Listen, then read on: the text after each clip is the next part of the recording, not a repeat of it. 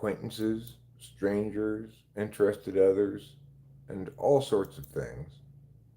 Today, I'm going to teach everyone and show everyone how to have a pleasant time. Teach everyone. The number one rule about having a pleasant time, of course, is that you be in the right readiness to chill. You can't be all agitated and ready to go somewhere and do something and expect that to work if your goal is to have a pleasant times are not necessarily exciting times, and they might very well necessarily times. Regardless, pleasant times are worth having. Why? Well, number one reason is because of their overall pleasantness. Hi, Daniel Berry Sports Highlights. Happy Friday to you. Happy Friday to me. Happy Friday to everyone. So I'm going to mute this and I'll put on the closed captions. We got the athletics game over here next to the live stream chat. So, naturally, we can watch the game. I will provide valuable commentary about the game as it's going on. Hello, Danger Chris 1915. Mulati. Who's at Mulati? Are you somebody who changed your name recently? I don't remember any moderators named Mulati. They've changed it. What was it before? No, like, look, everyone's name is now at. So it's at. Oh. Yeah, Well, so. what's my name?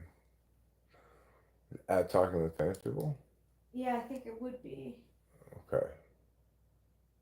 I don't like Oh, this. so this is using their like tag. So mine would be at Rachy116. Hmm. Well, now we know what your ad is, I guess. Your name's at Lemon Melon. Moo is a pain receptor.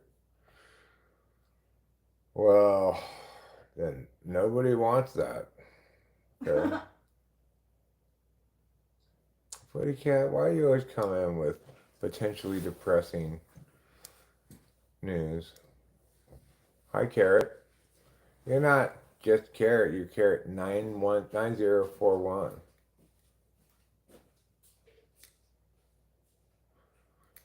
Oh no. You don't want my I don't want my number shown. Well, good news, Carrot. There's zero chance I'm gonna be paying any attention to it.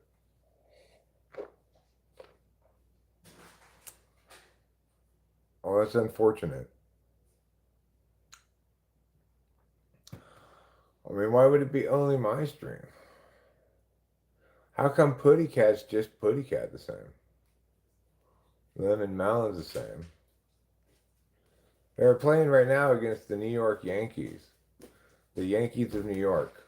The Bronx Bombers, you might call them. The Pinstripe Petulance.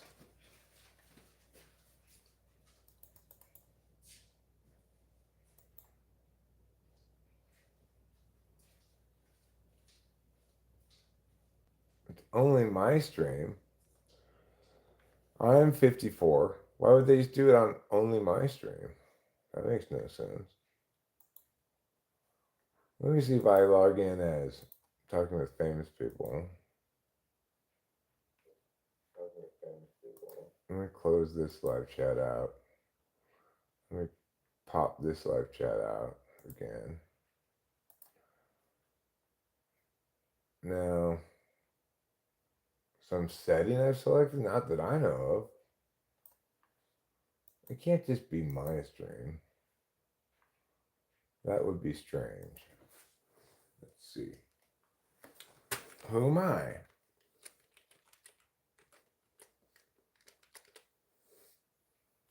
I'm at talking with famous people.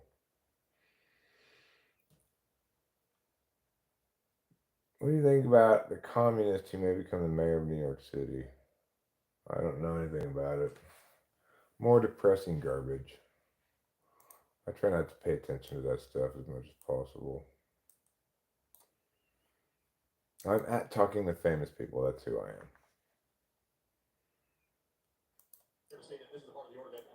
I could put this down a little bit low so I can still hear it. We are down 1-0 on a solo home run by Jazz Chisholm. What a terrible name to name your son, Jazz. It's almost like you've got to introduce yourself by saying, "Hi, my name's Jazz." Terrible name, terrible name. Nobody should name their son Jazz. Rachel is in the bathroom, I believe. Oh, so it's not just mine, Mulati says. In another chat, it's the same thing. So just everybody deal with it.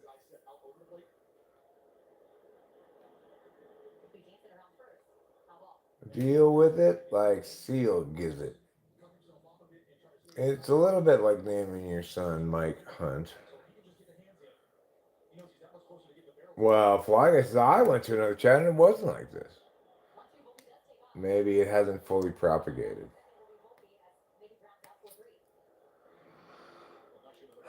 So, how to have a pleasant time? Well, the number one jumping off spot for a pleasant time is pleasant conversation.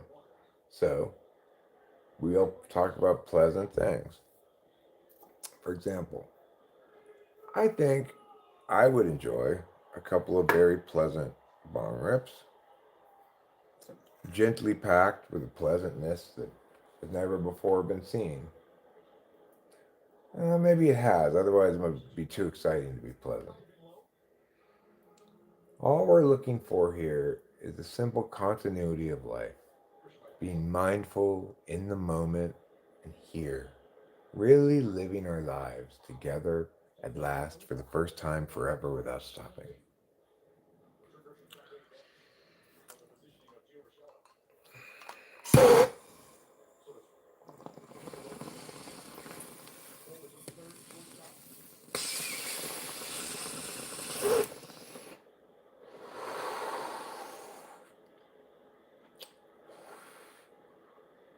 I mean, it doesn't make any difference at all in terms of how I interact with the chat. Maybe I'll call D3 Mulati, but I'm not going to just add numbers like Fly Guy is just going to be Fly Guy. I'm not going to pay attention to 2997. Another time says, hey, Eric, what you going to do? What they going to do when they come for you? Well, I don't anticipate them coming for me.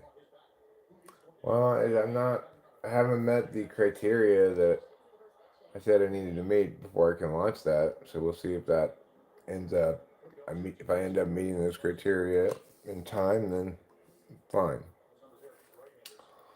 But this is a pleasant time we're having, Putty Cat.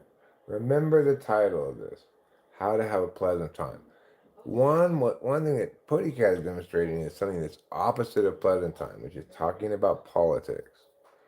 So we can do more to eliminate things as contrary to pleasantness than we can as necessarily establishing a definitive pleasantness. Throw it home. Oh God, 2-0. Come on, guys. Come on.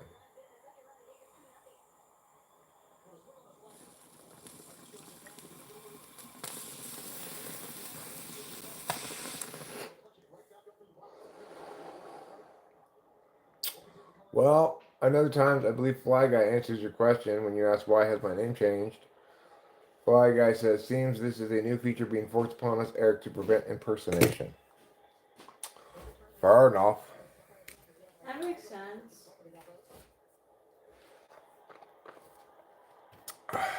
Probably a good idea.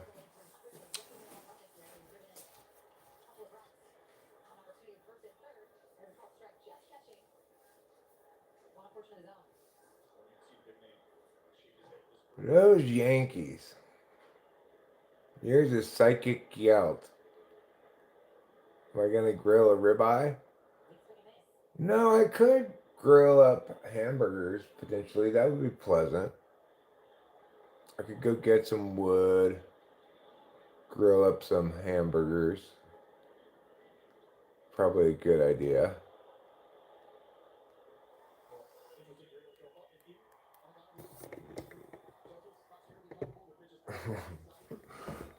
Luckily, I didn't name myself Mulati. It's true. I'm happy to just be at talking with famous people. I'm sure I'm Eric Strauss, 1423, whatever.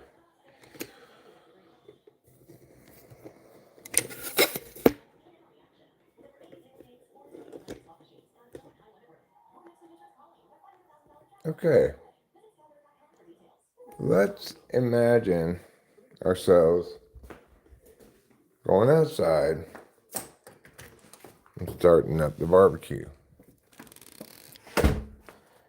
What are we going to need to do that? Well,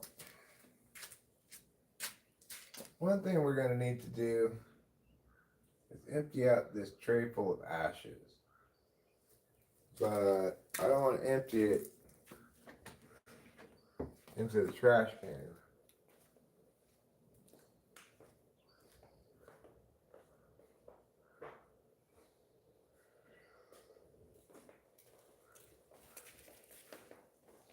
So I will empty it into this trash bag.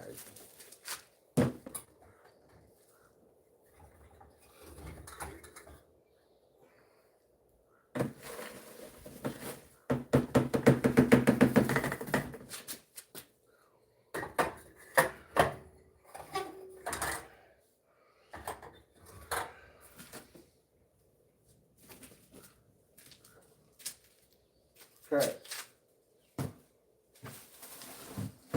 Now I'll take this bag, warm it out like so.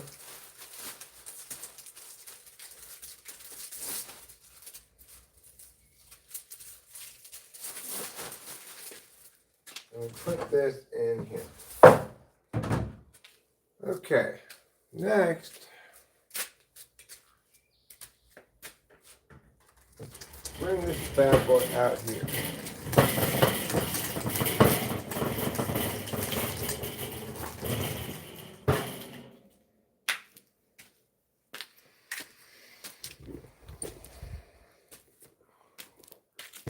So there's a nice spot for it. It's away from the house, so don't get the house like sit covered or whatever. Get away from any plants. It's nice and safe. It's a good place to put it. I can put it, a little bit more over here. And I want to just reiterate just how much I'm demonstrating pleasant core here. This is what they call pleasant core.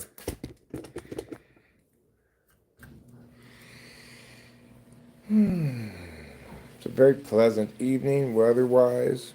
Good evening to do a little barbecuing.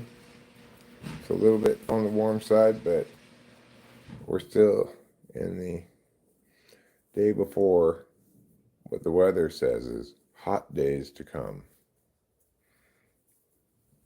Hot days to come, huh? Alright, well, I'll keep that in mind when I'm scheduling my coming. So,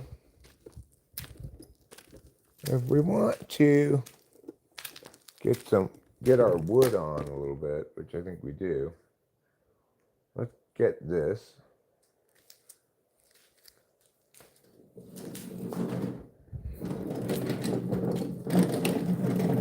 And let's go over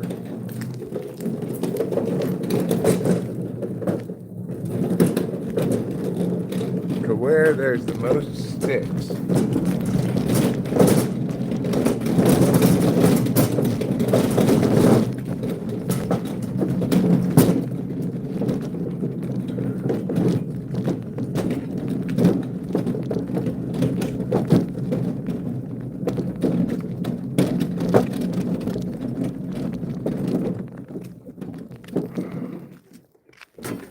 Okay, so Mostly, I'm going to get some small sticks, but I want to get some bigger things as well.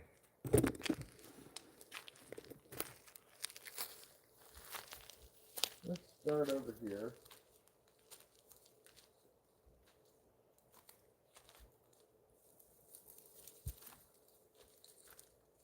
There seems to be a lot of sticks over here.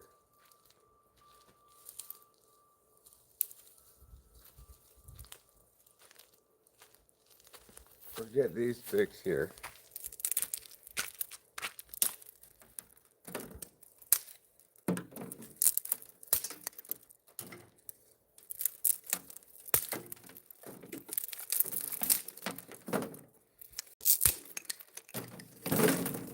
Alright.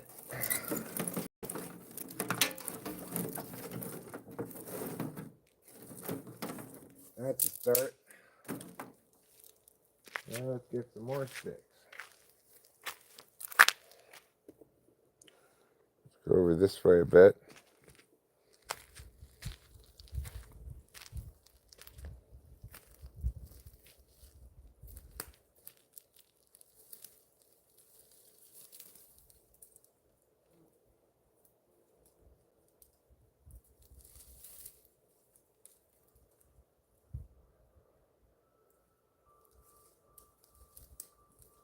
I don't worry about that anymore.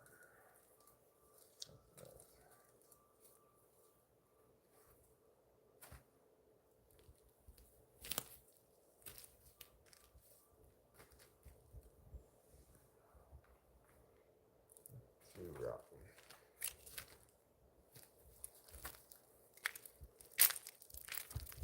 Okay, well, see, I'm getting some sticks here.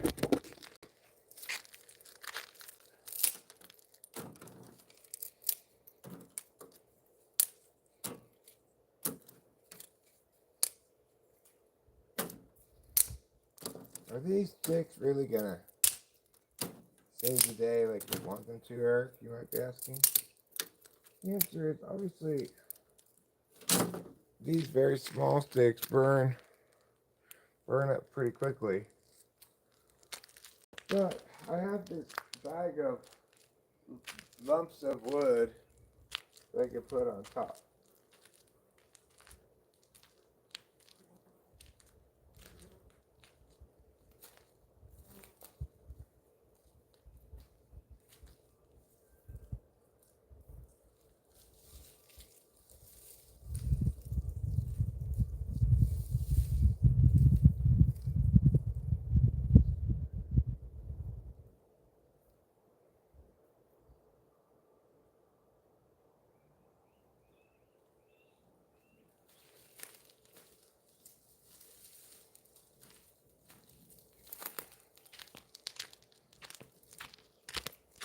Hey, watch out, bug. Of course, very feasible there be a lot of snakes around, but only some such snakes would be rattlesnakes, and the other kind of snakes, I'm not worried about them at all.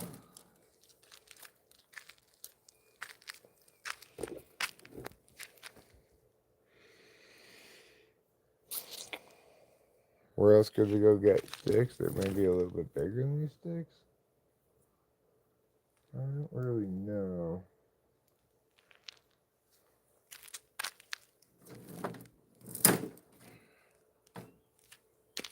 You could get more of the same size sticks. I agree that I would like to have more bigger sticks. Alright, well, let's go over to the other hill.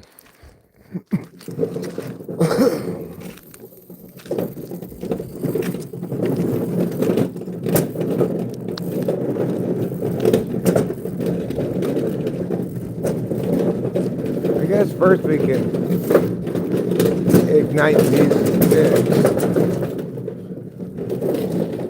That's what we'll do next, okay?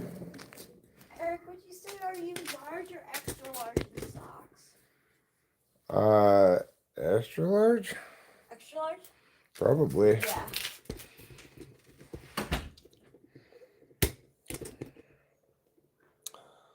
How to have a pleasant time. That's what we're doing today. We're having a pleasant time. We're filling our hours with pleasitude. What's better than pleasitude? Well, there may be things that are better than pleasitude, but when you're in the mood for pleasant core, nothing's better than pleasant core.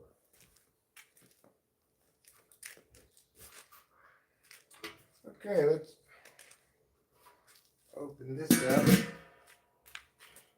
See, we've got a little bit of leftover charcoal wood from last time.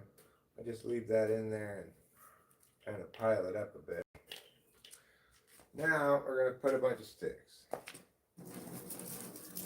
going to try to put all of these sticks.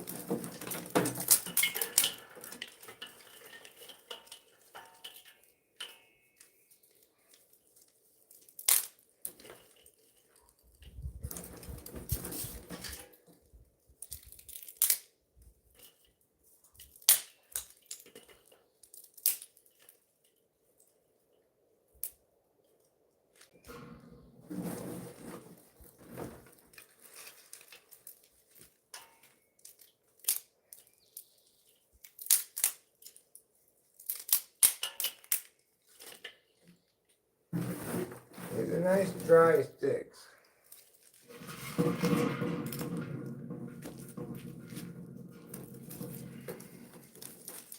They'll burn up lickety split.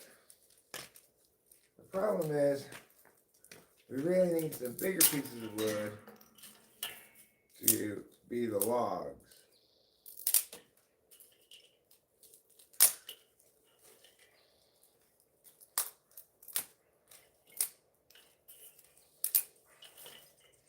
Alright, so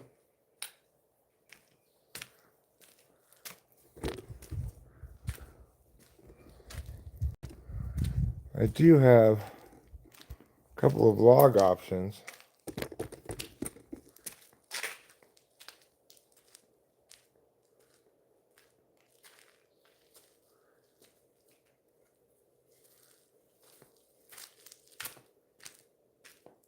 This is a fine log option.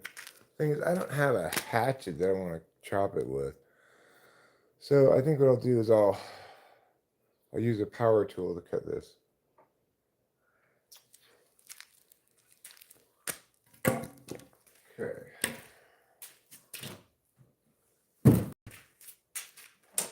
This doesn't go here. This needs to go somewhere like in here.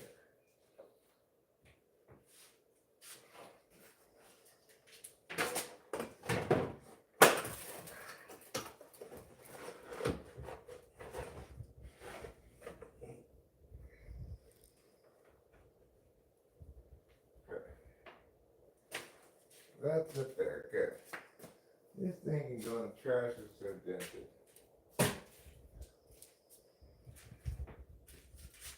And these gardening things can go someplace else. Alright, now I'm going to bring this table out. This table is where I'm going to cut logs out of this log.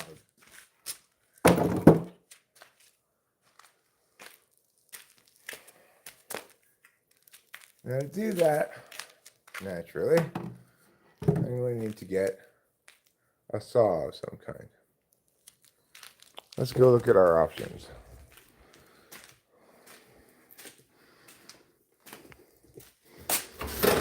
Let's be silly and see how it goes with a handsaw. Might not be so bad.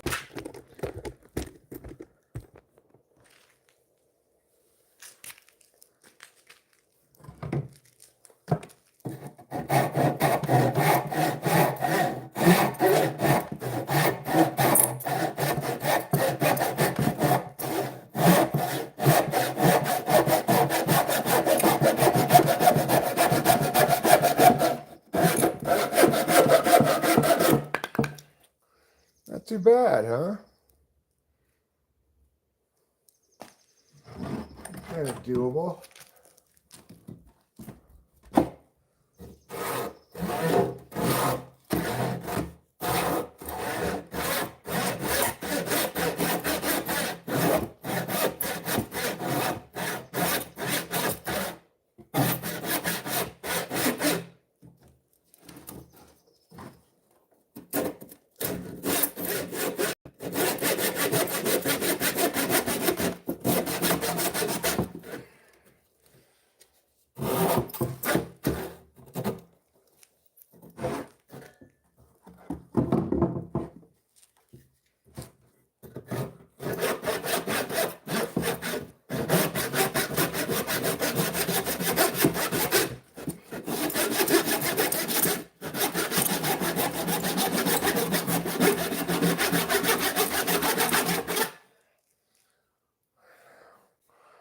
Whew. A lot of muscle work. We're supposed to let the tool do the work, right?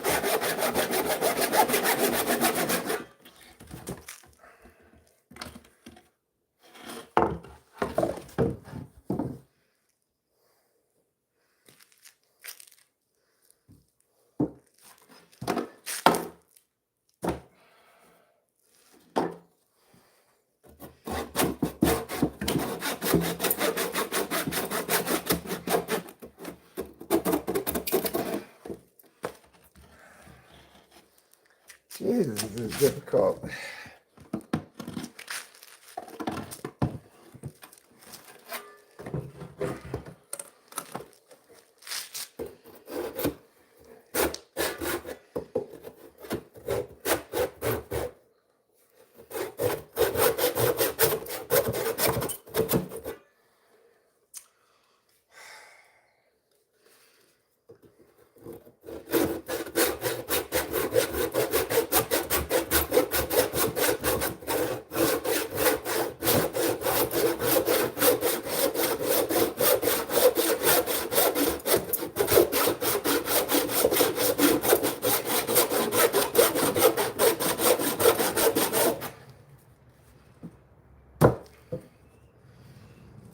Wow, what a tough piece of wood.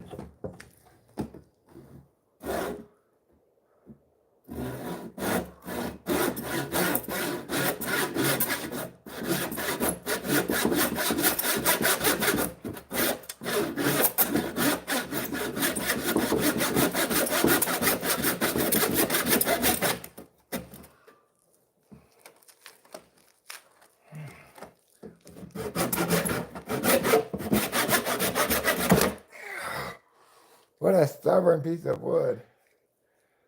Oh, well, that's a lot of work. Next piece I cut off of that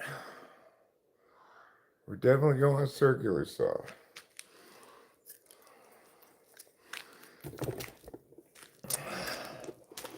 All right.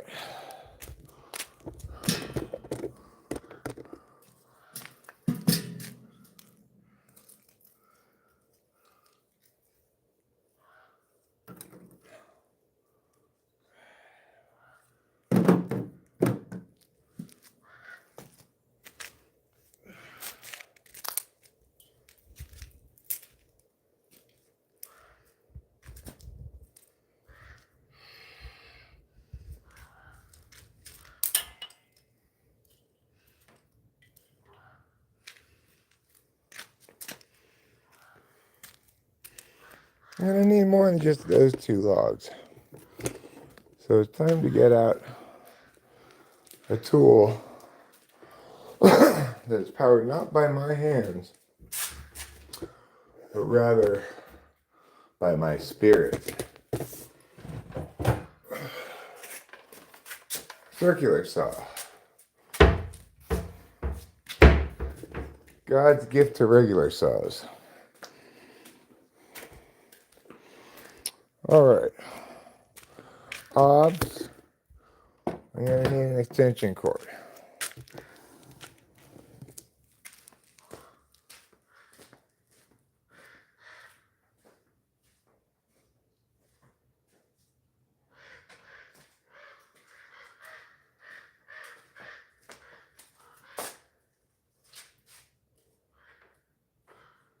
Alright.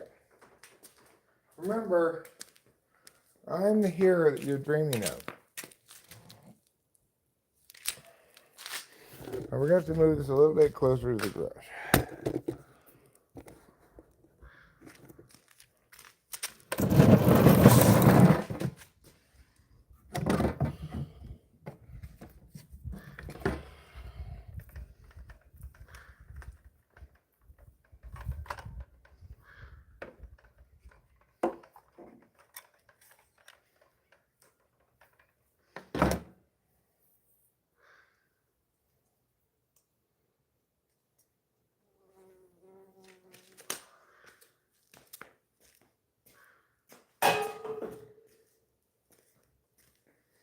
Okay, I'm going to mute you guys as I power tool this because nothing pleasant about listening to me power tools. I mean, it'll just be a moment.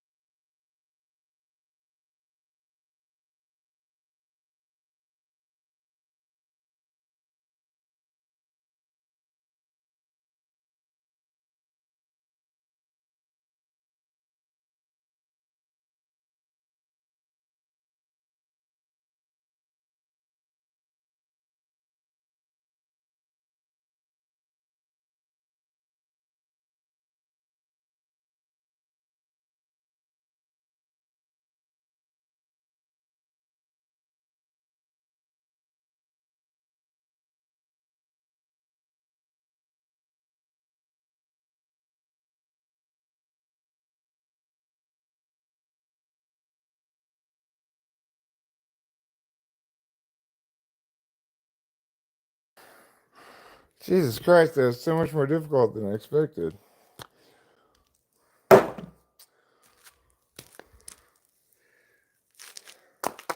These things are obviously hardwood, so there should be enough logs.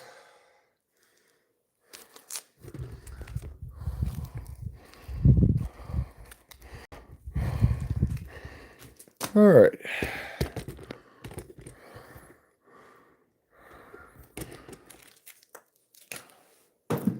Now let me get a torch.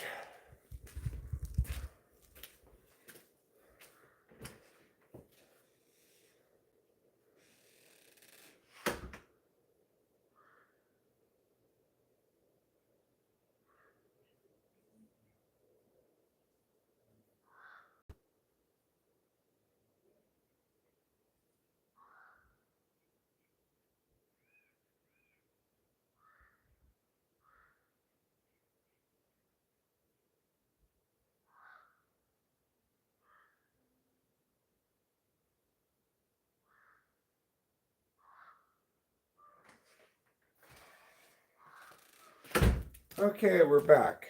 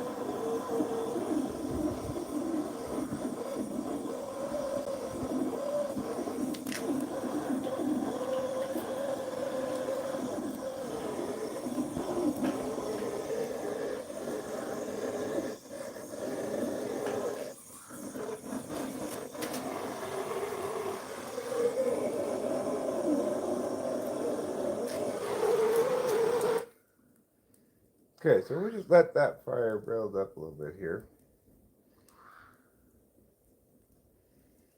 And I don't really have a pair of long barbecue tongs. It's something I need to get.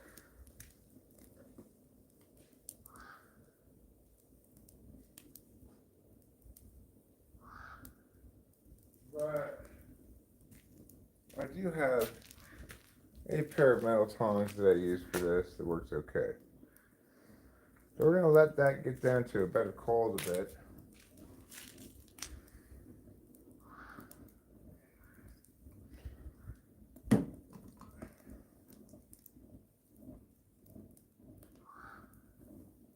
That's a good way to get rid of stick litter. I'm sure it's not a burn day, but we're not doing a burn, we're just starting a barbecue. And you'll notice it didn't require any lighter fluid or anything. Just a pile of dry sticks and a blowtorch.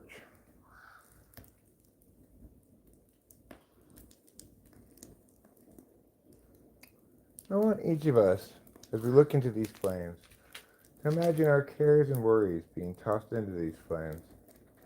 Our anxieties, our regrets, our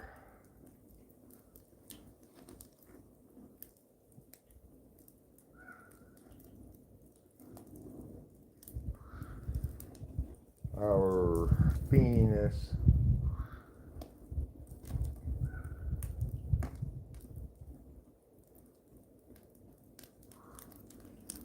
our fears, anxieties, because I said basically all the things.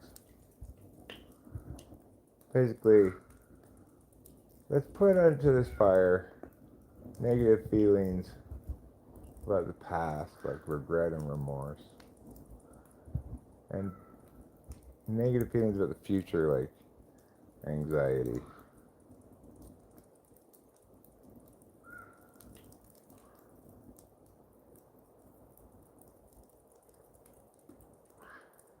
Okay, so now we're getting those sticks pretty well burned up.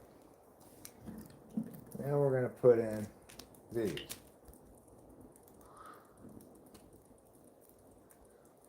This represents negative feelings about the past that are not normative. Being embarrassed about something you said, put your foot in your mouth or whatever. Regrets and about paths that you should have taken or paths taken that you shouldn't have. Things with non-normative concerns. That's what this log represents. Into the fire you go.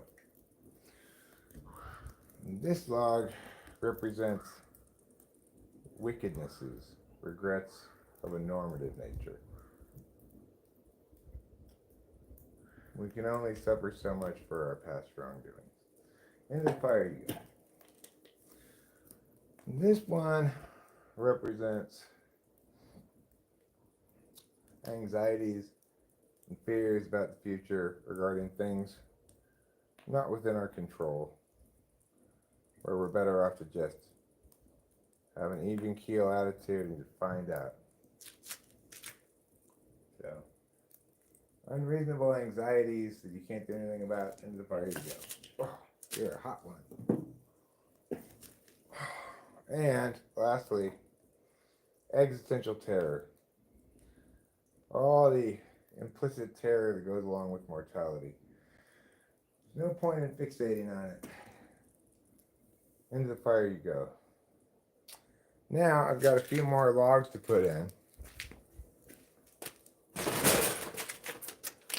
These can be put in memoriam.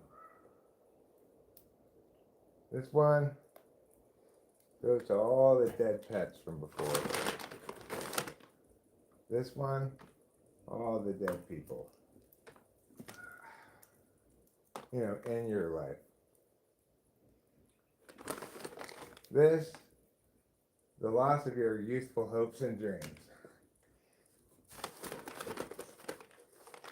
And this, any unreasonable optimism. You know, no reason to be needlessly scared, but the future's kind of scary. There we go. We've done our ritual of pleasantness. I hope you enjoyed it. Now we're going to put this on top. I'm going to let those logs catch on fire. I'm going to put this back in the garage.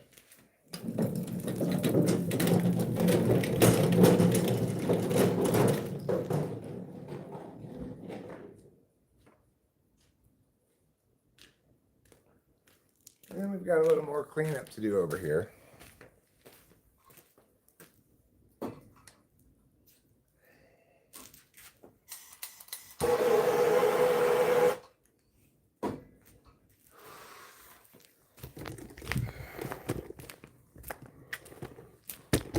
We're going to unplug this. I need a new circular saw blade.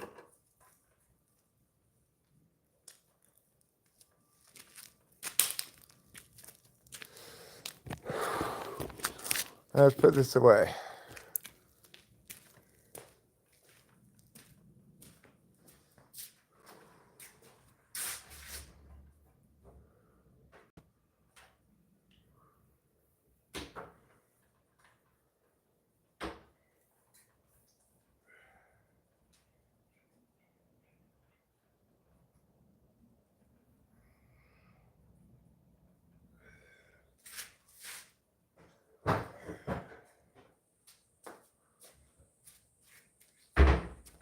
Okay.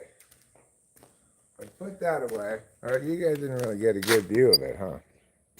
I am so sorry. You've missed out on so much pleasantries. this log.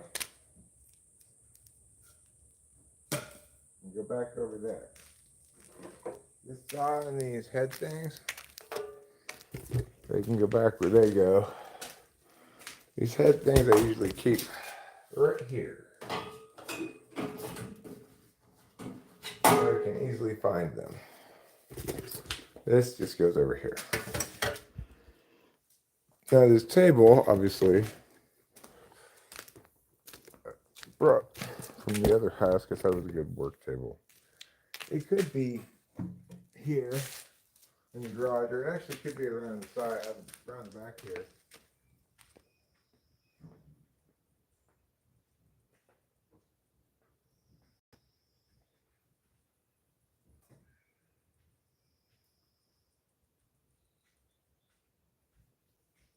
That's a good place to put that table, actually. I'll leave it there. Now let's unplug this.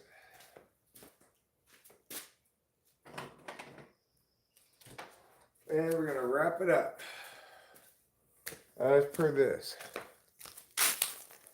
Oh yeah, that's some good wrapping.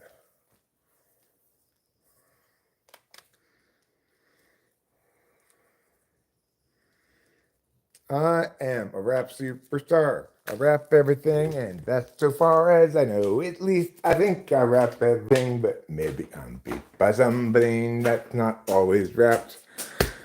Like, for example, this or that. Whew. Wow, that was a lot of hard labor just to start a fire. Next time I'll cut through that wood with my angle grinder and a cutting disc. It'll be faster and easier for sure. Did you know that I love you? I was just wondering. Right now I was saying, I wonder how that Rachel lady who I live with feels about me. I hope positively. It is. Look who's here, everybody. It's the delightful beauty of the South. Hello. Considering you don't even live in the South, that's pretty impressive. Yeah, I know. It's central now. But maybe my twang will come out. Yeah, I think you were born to be a Southerner, you just didn't have your chance. No, it's true.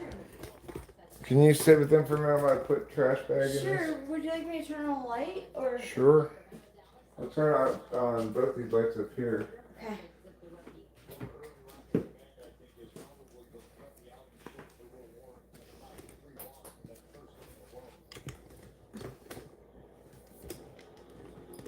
Hey D3. Hey Winston's mom. No, we're not from the South.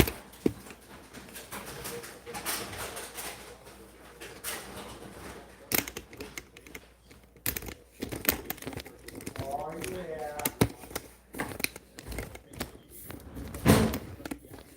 We got some trash, got to be some grass.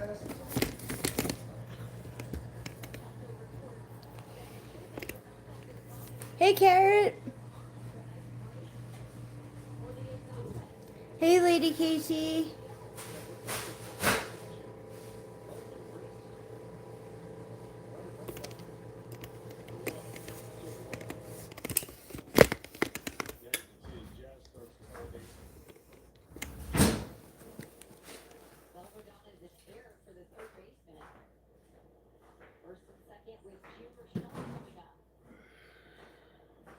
I think we can get another bag of trash on top of that one in the compactor. Oh, look at you. So, I don't know, were you party to hearing about all the controversy about the changed names? Well, Were you here when we were talking about that? no, let's. There's just, a lot of people are like, I don't like that. Yeah. But I think that you're right, that they're trying to make it so that bakes don't come around. Right.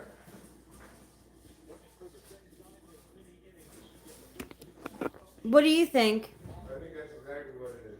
Yeah. We're talking about how the names have changed. No, I'm not going clubbing. I don't really go clubbing. Clubbing's not my thing. I like to dance. And if there's a DJ at Grove House, that's different. Yeah, it's just like dancing. It's not really a club. They just open up the floor. They take away tables and open up the floor to for people to dance.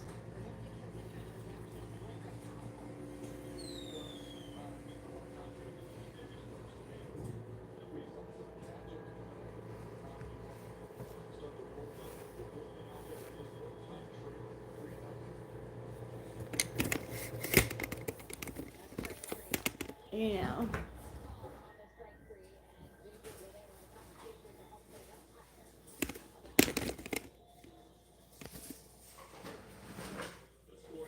Now that's some compacted trash.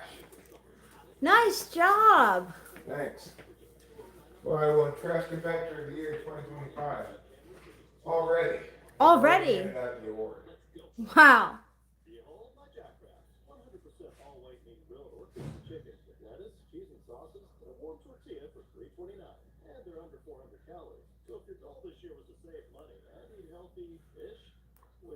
No, we don't have sparklers 4th of July.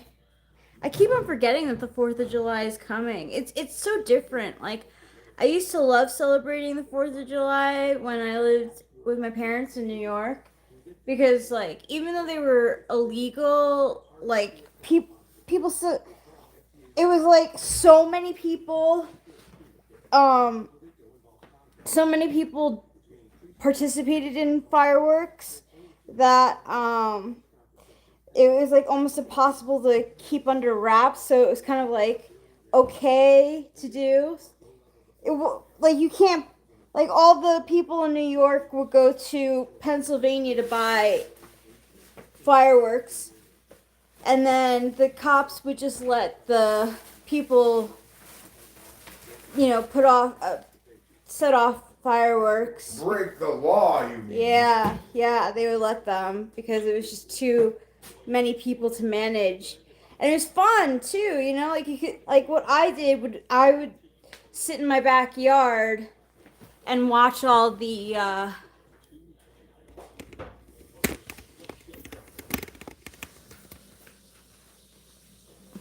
Yeah, I do have a lot of hair. I need to wash it. Like I was thinking about washing it today, but washing it takes so long. I'm such a lazy bum. No, I'm not gonna transplant my hair to Eric. Eric's perfect the way he is.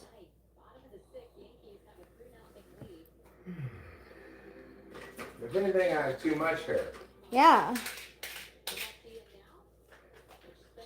Well, it's only a 3-run lead. Oh no, I didn't know.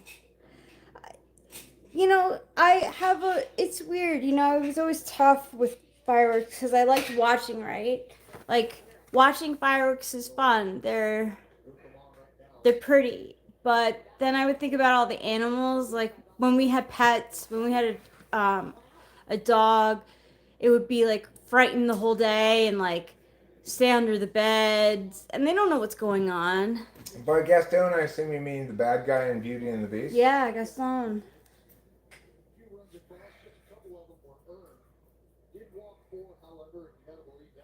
It's true that killed by a firework is not what you want in your obituary. Ideally, it would be, 99-year-old man dies saving hundreds from building fire. That'd be good. Yeah, that would be good. That'd be a good obit. As this incredibly empowered 99-year-old man sprints into the building and carries flaming baby after flaming baby out of the building. Yeah, it's tough, Carrot. Like, they're so pretty, and, like, I don't know, there's something patriotic. Like, it brings me back to, like, when they originally, like, set off the fireworks for 4th of July because they had won their freedom. It's, like, patriotic. But it really, like, the poor animals, they don't know. Dick Van Dyke, can I see an empowered elderly person? I think people named Dick, they last longer in life.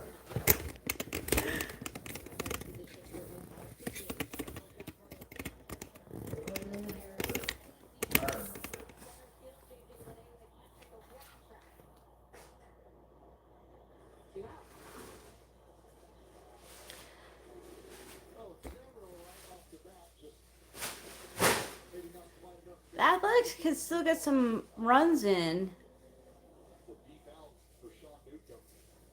It's only 3-0. Oh my gosh, fireworks on the beach is so nice.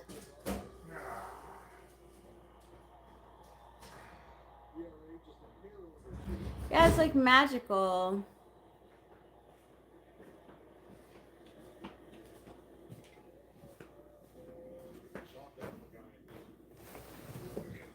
Trash.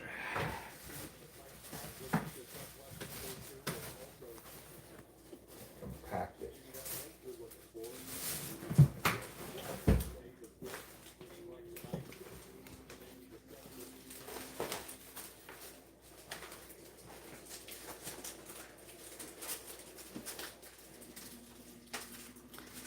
I would be fine with holographic fireworks. They don't have to make the big noises.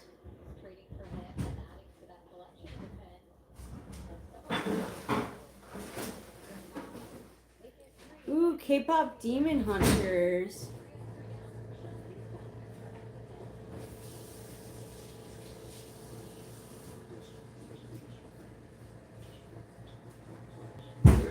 What do you guys think about nuclear fireworks?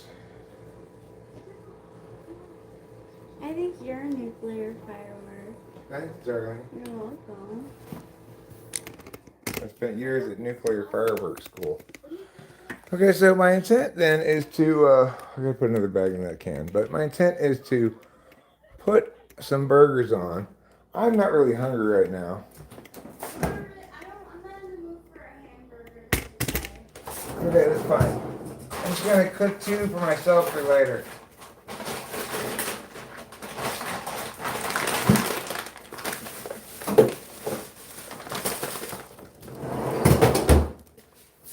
Alright. I need one more thing. Perhaps two more things. I need this.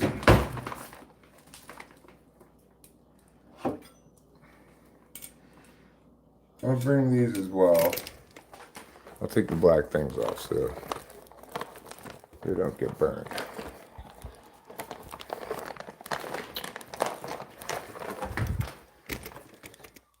And for this section of tonight's How to Have a Pleasant Time live stream, we're going to show everyone and enjoy a shared experience of making a couple of hamburgers on a wood fire up near Yosemite in the summertime, right before things get real hot up here. Real hot, I say. Hotter than the devil pumpkin in the sun. Why does the devil have pumpkins, you ask? Because every time someone says, hey, do you have any vegetables to put in the stir fryer cook here? He always says, I've got a pumpkin. Because nobody wants pumpkin, obviously. Gonna do two of these birds right there. We'll put the birds down.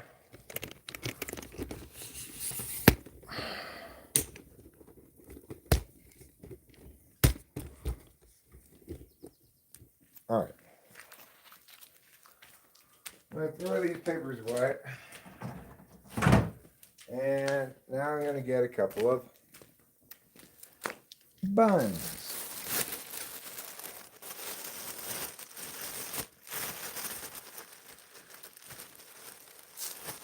As with human butts, each bun is actually two cheeks.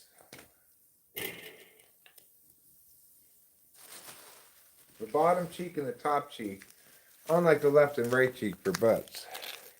There's a little bit of a difference there. Now I'm going to put these on direct flame with the intent of flipping off them.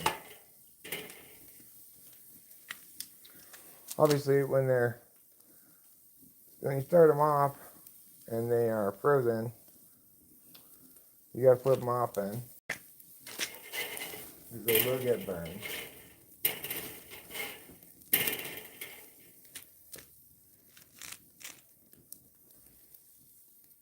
But once they ease into being cooked a bit, then they'll start dripping grease on this already very hot hardwood fire. And we'll get a nice sizzling sue, they call it in the cooking of barbecues business. I mean of hamburgers.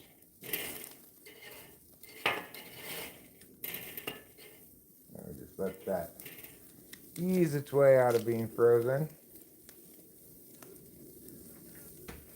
and into all tomorrow's hoorays. I love you. I love you too, darling. Thank you for loving me so much. I love you just as much as you love me. Oh, thank you. Probably more. I don't know about that. Well, I believe it. I'll take it. But I love you more too. Okay.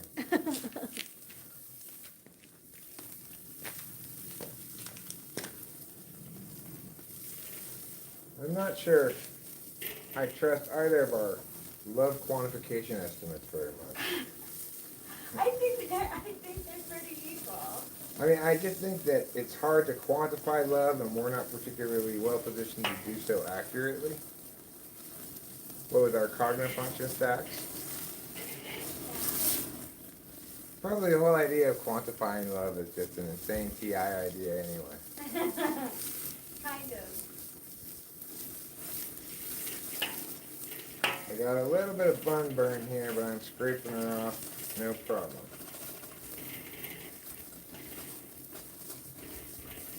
Ironwood says Eric loves you more, Rachel.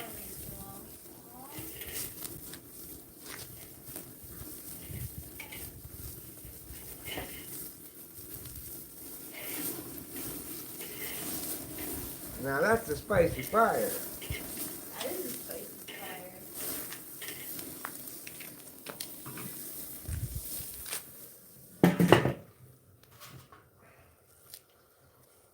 We'll just kill that with kindness, aka a lack of oxygen, for a little while. Let it chill out a bit. It's getting too big for its britches.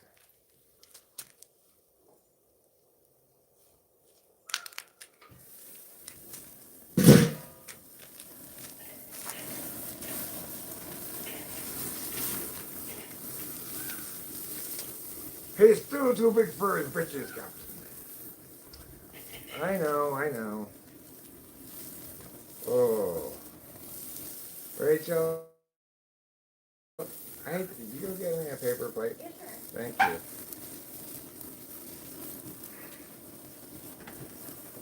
These bad boys are done. I'd like them to be open, but what else? What abs McGavs is what I have to say about that.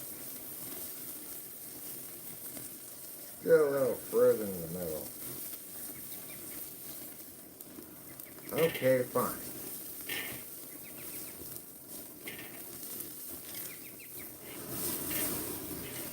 These are done. Wee-hoo! That's a heck of a fire we got going there tonight. That's some hard wood, whatever it was that was burning. Thank you, darling. You're welcome. You're a wonderful angel. Hey, I think you're a wonderful cherub.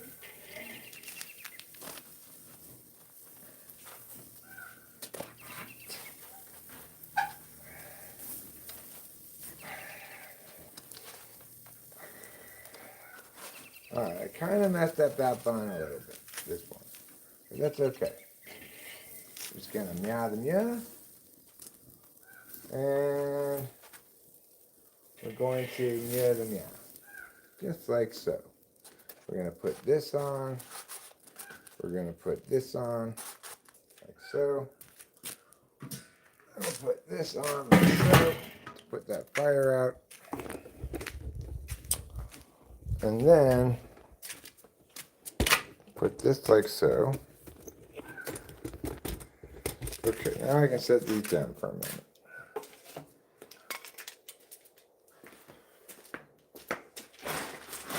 All of these things go back into the kitchen. Let's go.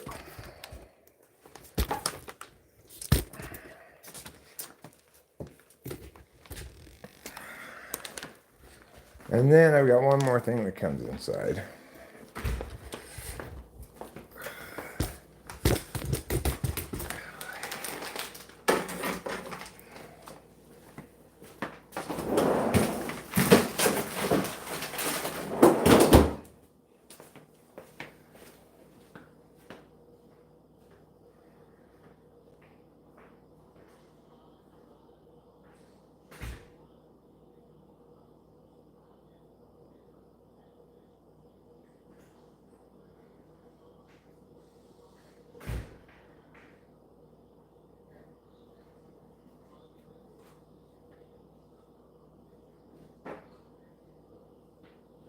What is this channel about and who is famous? Well, this channel is about a broad number of different things. Generally speaking, it's hosted by me. I'm going to spend more hours across the board being in front of the camera than Rachel will, but she also live streams quite a bit, often without me. On the same channel though, you know.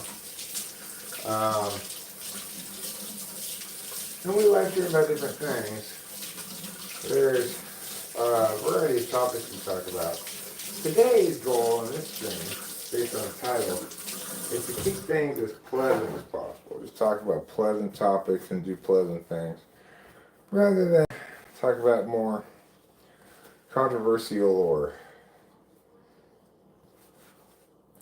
annoying Eric-y topics, you know. The thing is, I tend to kind of argue with people a fair amount if they're coming and say wrong things. And so accordingly, some percentage of streams are what you might call wrongness correction streams, where I mostly I'm explaining why yeah is wrong and yeah is wrong. Other times you get streams where I mostly am like playing songs and stuff. Other times you get streams with Rachel just chatting about, you know, public figures or meowity meow, meowity meow. You're famous, it's about you, right? That's who's famous, it's you. It's you and everybody we talk to here. I'm talking about famous people. I actually don't want to eat this right now. I meant to put ketchup and mustard on it. What's Fly Guy's plan? Yeah, your self-love is justified by the fact that you are a wonderful person. And remember, most importantly perhaps, there's nothing wrong with you. I know, crazy sounding news, right? Everybody else is telling you what's wrong with you all the time. Well, I'm here to tell you there's nothing wrong with you. How often have you ever been told that? Has anybody ever been told that in their life? I mean, I don't think I ever was until I was one day. By this guy who introduced me to that saying. It blew my mind. Wait a second. There's nothing wrong with me? Oh my God. I've definitely been operating under the assumption that there is something wrong with me this whole time. But inadequate as I am. Well, good news, everybody. You're adequate as you are, and your worth isn't linked to your utility. Isn't that wonderful news?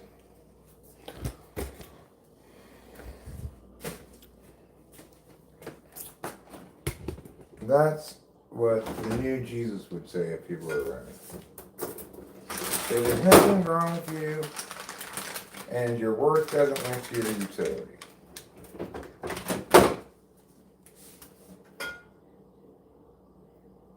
I'm going to drink the last of these. I don't like the 805s. They're not good. But I do like these Coronas. Alright, each burger deserves its own cheese.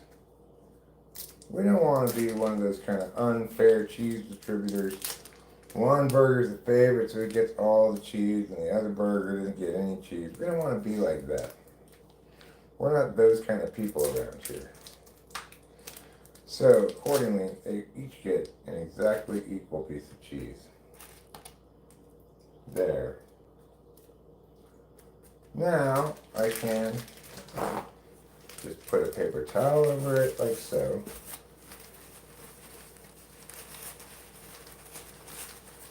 And I'll just stick it in the fridge for later when I'm hungry.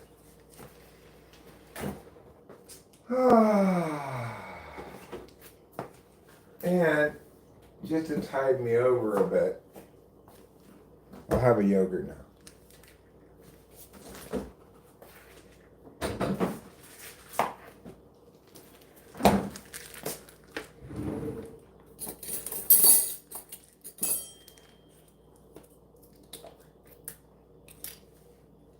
Yogurt has almost a drink-like quality to it as well. It's almost thirst quenching.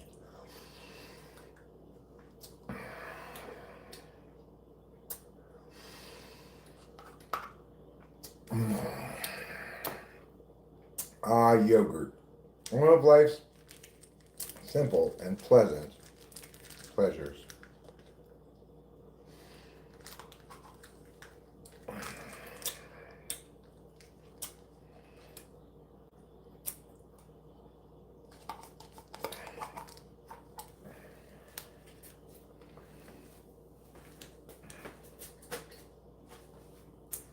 The great thing about these things is,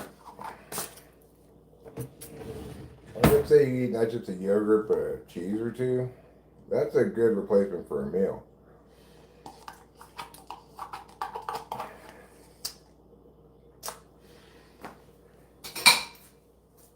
By doing that, you can delay having a meal for hours sometimes.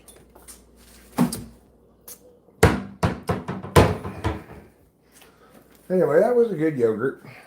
Nobody can deny that nobody can deny that nobody can deny. That was a very good yogurt that nobody can deny. I deny it. I'm anti-yogurt man. Oh no, anti-yogurt man's here. Well, as an anti-yogurt man, even you can enjoy the pleasantries of tonight's live stream, which is focused on being pleasant. Hi, Sean's Ghost. Oh, yeah. Yeah, it was pretty complicated technical stuff. I had to barbecue a couple burgers. I had to make a yogurt. Open a yogurt and eat it. I think you did a great job. Thanks. Those things just don't do themselves, you know.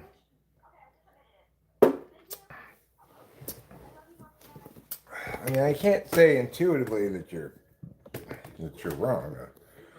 It would seem as though relish and yogurt are fundamentally against one another. But the same is true for mustard. You don't want to put condiments in your yogurt.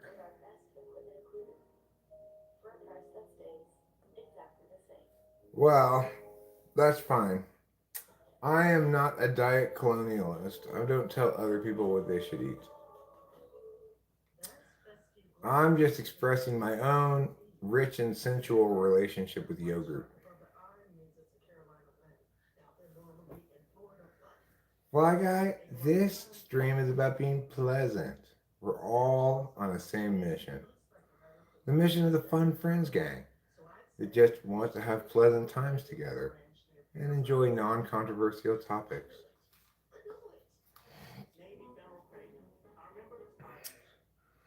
Well, you know, if we didn't milk the cows, eventually they'd stop producing milk until they had another baby. And, you know, they might prefer that. I'm not sure. I haven't really done any polling of the cows. Once those cows don't produce, then they produce hamburgers, which is the other thing I made for dinner. So, thank you, cows, for your valiant service. I'm of the mindset that it's fine to eat animals that we raise for the purpose of eating, cows, pigs, chickens, tilapia maybe, but I don't think we should eat wild animals. Just leave them alone to do their thing.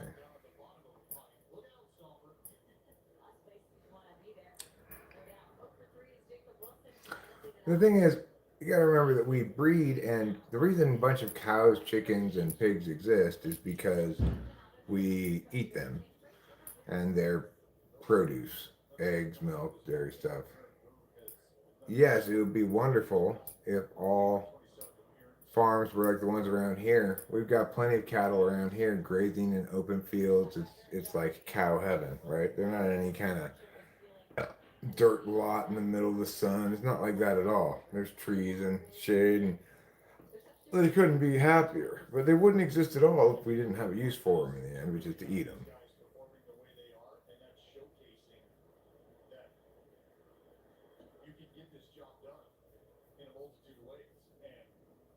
I mean, they're big edible herbivores.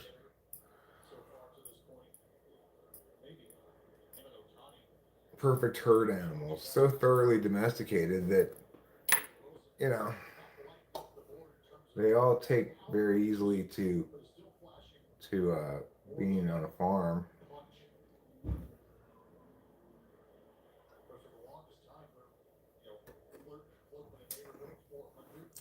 I mean, I think it's fair to say that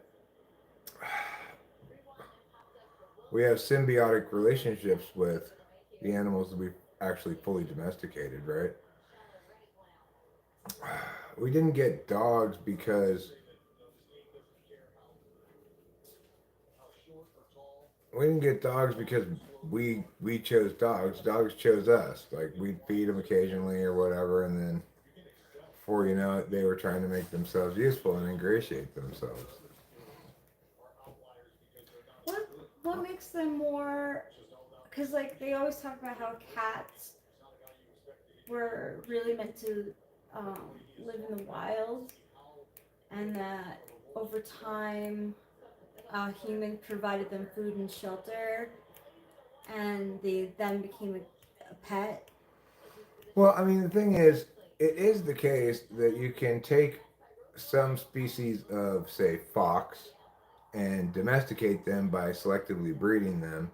And it is the case that you can take a species of cat and domesticate them by selectively breeding them, perhaps breeding them into a smaller general form. But the bottom line is, as I understand it, house cats were always house cats to the extent that they're a distinct species, and they're obviously very much aligned to exploit certain kinds of relationships with humans. I think when you talk like that about domesticated animals, you're failing to recognize that it's a it's a mutually beneficial relationship.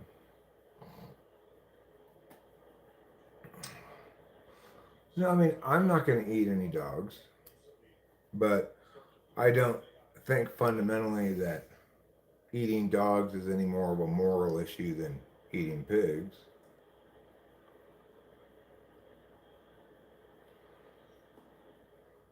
And while it is the case that I think humans have a positive obligation to do so in as humane and caring a way with animal husbandry, rather than just factory farming and stuff.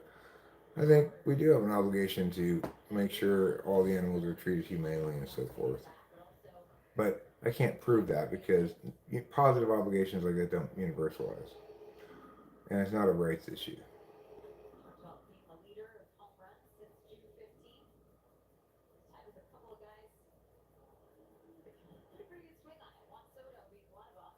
Right. So, I mean, I would not want to eat a dog, but it doesn't mean nobody should eat them.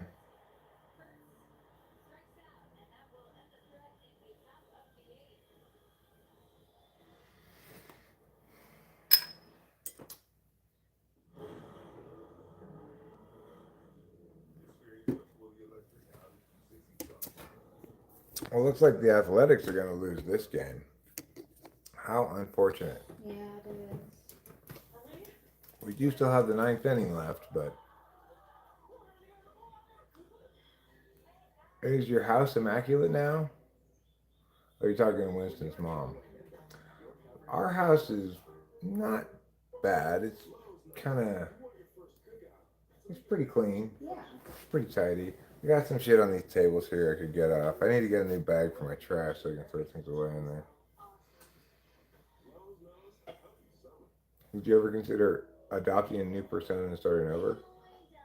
Well, I mean, if Winston's mom were to do that, unless you were to change who she is all the time, I think it would be relatively clear in fairly short order that she was Winston's mom. She's got a rather distinct signature of chat behaviors.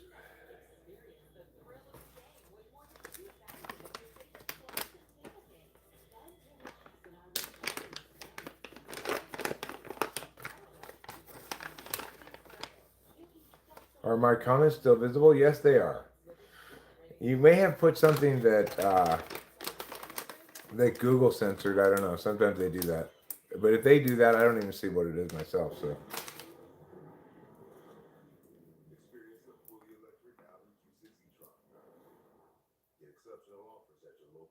like, there'd be no chance of me trying to get a new identity and starting over. I've got over 10 years put into this channel, you know?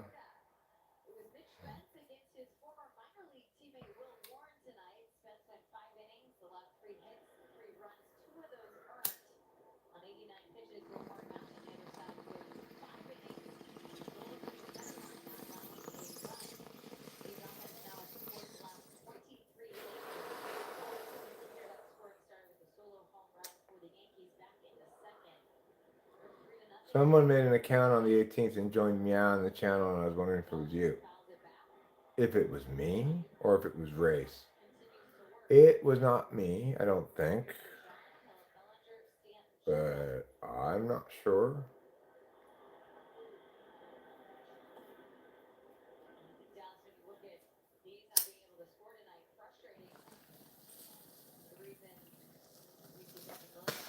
I appreciate that, race lover, because sometimes I do get people come in and assume that I'm doing it and get mad at me, you know, even though I got nothing at all to do with it.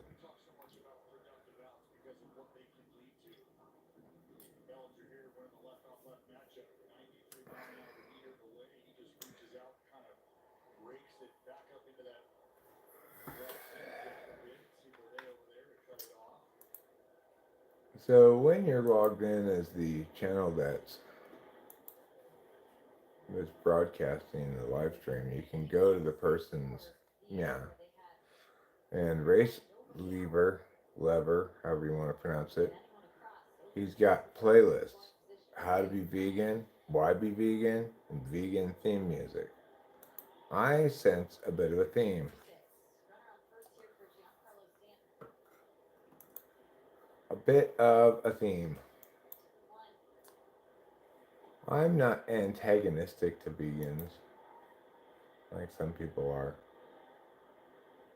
I think it's good for you, you know, good for the environment by and large. I mean, eating chicken is actually the best for the environment, but in terms of environmental impact per useful calorie, whatever, apparently eating chicken is the best thing. But you may be prioritizing either animals or health, either one of which is a perfectly reasonable argument. It depends what you want to prioritize, right? If you're prioritizing not killing things, not killing animals, then you'd want to be full vegan. If you prioritize the environment, you might have a different outcome. If you prioritize health, you might have a different outcome. But people view lots of different things as healthy. It's hard to say what is. Kind of dependent on the person. It's hard. Veganism, you like lose a lot of your B vitamins. So you have to like vitamins deficiency is like definitely something that vegans have to look out for. But like I did it because of the animals. Like it really, like I don't like I like cruelty-free stuff, and I don't know. I thought about it and I was like I do care about animals. Well, Reese Lever, that's an iffy proposition. If you prioritize humanity's well-being, you're going to want to be vegan. Um, I think there's a lot of assumptions that go into somehow it would be in humanity's best interest for everyone to be vegan because humanity doesn't have a best interest, right? Individuals have best interests. It's not necessarily in my best interest to be a vegan. And if you're saying that it's best for humanity for me to become a vegan, well, I that again is very complicated metric, and trying to calculate all those impacts is going to be very much. You can pile your impacts that you cherry pick, and I can pile mine that I cherry pick, and then it'll be a wash. So that's why we don't determine what we ought to do that way. It's called utilitarianism.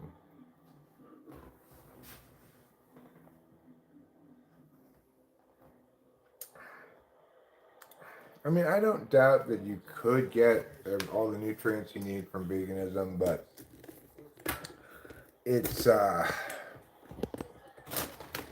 it's not the most efficient way to get the calories and nutrition you need in you.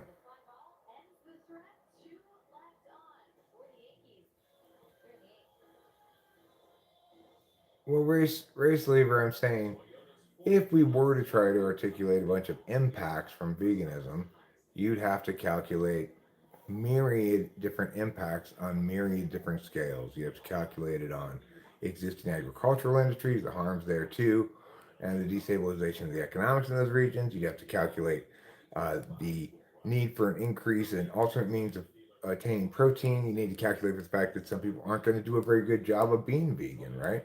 Even if they do it successfully, they won't get their full spread of nutrition because they're not good at being vegan and they're accustomed to eating meat. There's a lot of complicated things you'd have to go into to try to measure the impacts of that. So you can't say that people should be vegan because it's good for humanity because you simply can't calculate those impacts out to prove that. And I could calculate myriad unintended consequences that you've not even thought about that would cause negative harm. So that's not how we justify things.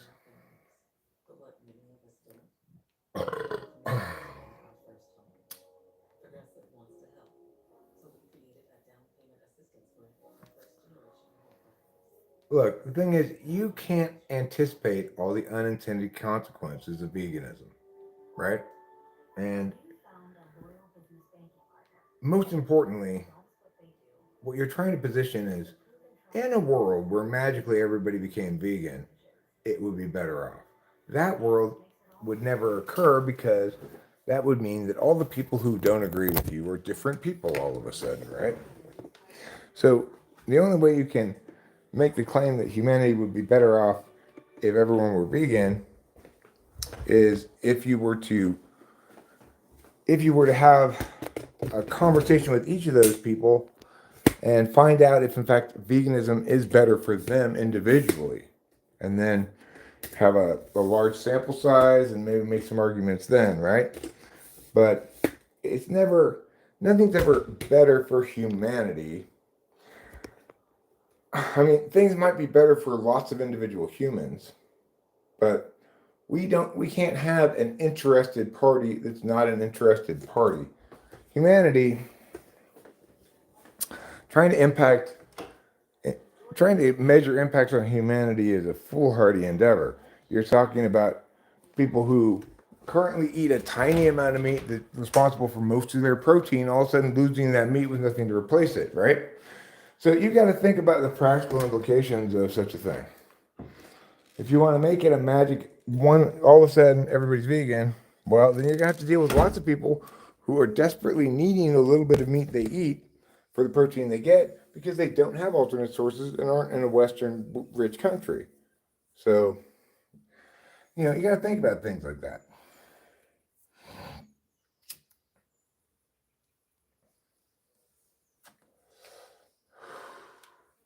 People have a lot of time and generations invested in certain ways of life. Around here, for example, a lot of ranches.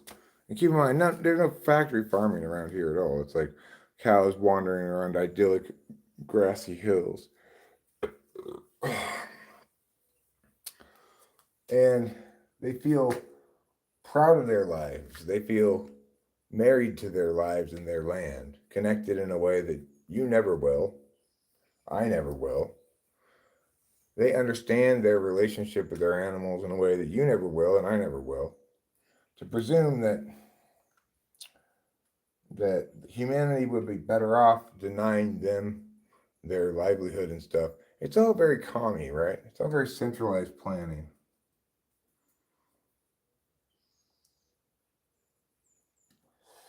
That's a subjective choice, race lover. A real subjective choice is like your favorite color. Nobody can dispute it, you know, because it's subjectively the right choice for you. That's all that matters. But to make a claim that it would be in humanity's interest for everyone to be vegan, that's not a claim that can be justified with subjective data. In other words, the fact that it would be better for you that way somehow, or that you think it would be better that way without justifications, is not enough to embrace that as an outcome or a conclusion.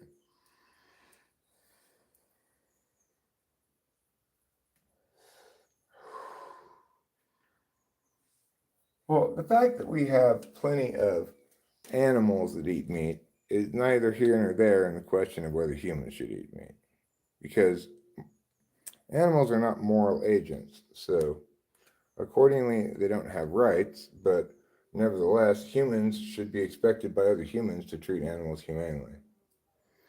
And that's not something that I can exactly prove. It's one of those things that because it's not based on rights, it's a matter of whether something appalls the conscience, causing suffering just to cause suffering.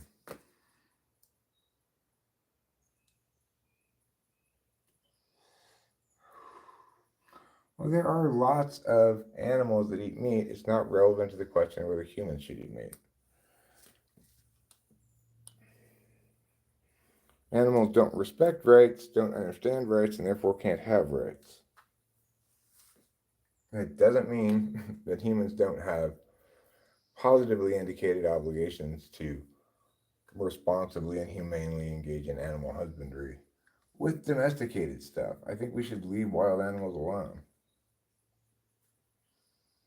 Well, I'm sure it's very easy if you are, uh, you know, in a Western society and you have disposable income to craft a perfectly healthy vegan diet. I think that it's indicative of a level of privilege that sneaks not only into your advocacy but into your arguments to conclude that everyone in the world could do that just as easily. And to presume that what may be generations long lifestyle of eating habits and say fishing from a local river, etc., that disrupting those has much greater harms to those individuals than you're allowing there to be.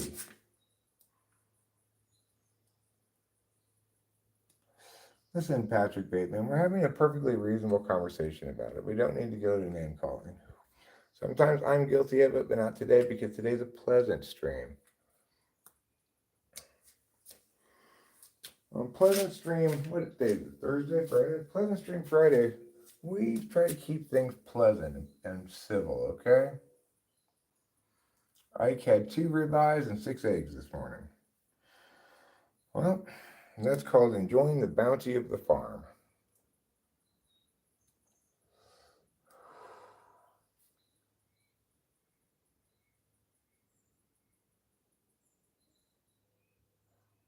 The thing about veganism is it's a perfectly legitimate personal choice. I can understand multiple justifications for why an individual might want to do that. But it does not universalize. It is not the case that on some normative level, others should follow suit. And that's important to remember.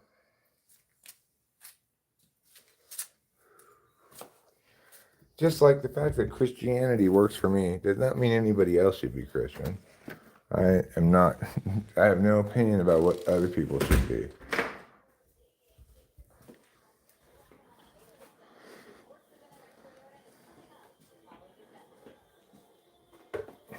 Maybe if I had, I don't know, either a little better FI or a little more absolute value TI, I'd be more inclined to make the effort. But it's also the case that I know for my own body, I need a lot of fat and protein to just stay the same weight. I have a very high metabolism, and it would take substantial diet adjustments for me to successfully get all the food I need and be vegan. I mean, if it was vegetarian and I could use dairy and eggs, no problem. But veganism is an additional level of challenge, right? Cheese is so miss cheese. I miss cheese. Well, race lever. It's my hope that the animals that I eat did not suffer, that they had good lives before they were slaughtered. And it's important to remember that those lives wouldn't have existed at all if we hadn't bred them for that purpose. So that's why it's important to make a distinction between eating domesticated animals, which that's kind of the symbiotic relationship we have with them, right? We will feed and raise them, make sure they're healthy until it's time to slaughter them. And they understand that's their job. Cows go back to the barn all by themselves. You didn't have to chase them back in there. When it gets dark, they all move back to the barn. And they all anticipate, expect, and get all the various things that's required for them, like food, water, salt, milkings if they're filled with milk.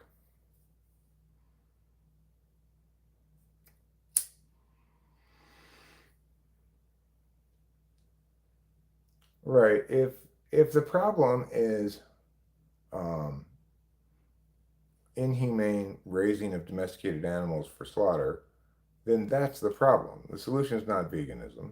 The solution is legislation regarding that and some sort of regulation of those industries. So it's not the case that I should refuse to buy liquor for as long as people out there are stealing it. That doesn't make any sense. Accordingly, just because some parties use perhaps inhumane methods of raising and slaughtering animals does not mean that you should stop eating them. It means they should stop doing that. We have to keep the responsible agents separate, right? Who's actually responsible for doing this? It's not the people who are eating the meat. And it's not the same thing as, say, ivory, which is always going to be bad because you're killing a wild animal to harvest some part of it for your amusement or whatever. With domesticated animals, it's a different story, and they're being raised for the purpose of being slaughtered and eaten. And it is important that people do that in a responsible, humane way. But the end consumer can't be expected to research every brand of meat they might buy and find out how it was raised. I'm not saying vegans are lame. I never said that. I think it's kind of impressive, really. But, you know, what I do think, and I think this because it is correct, is that it doesn't universalize that we shouldn't tell others that they should be vegan. That's not correct. We can't know for them whether they should or not.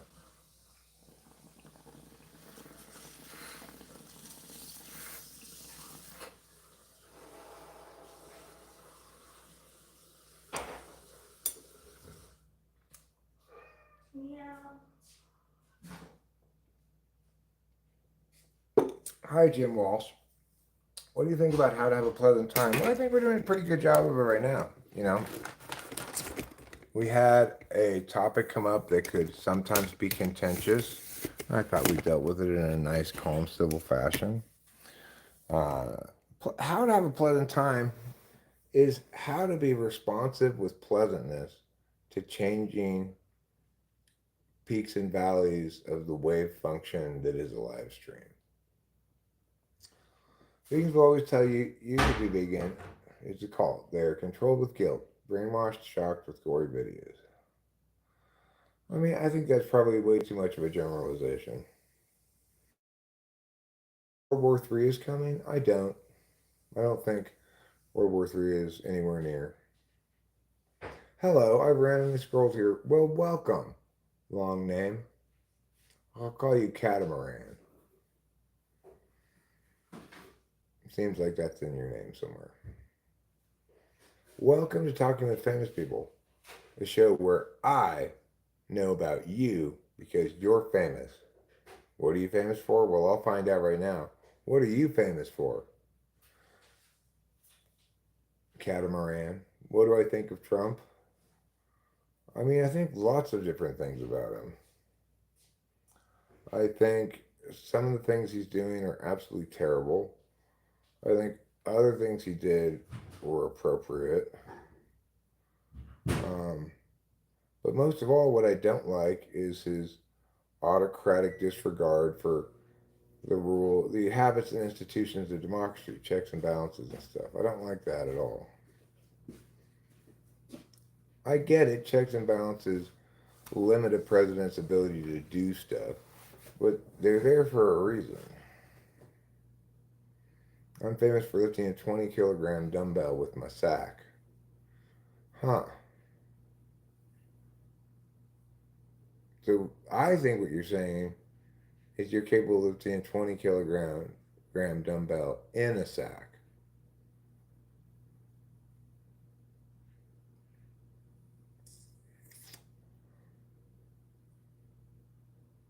Well, like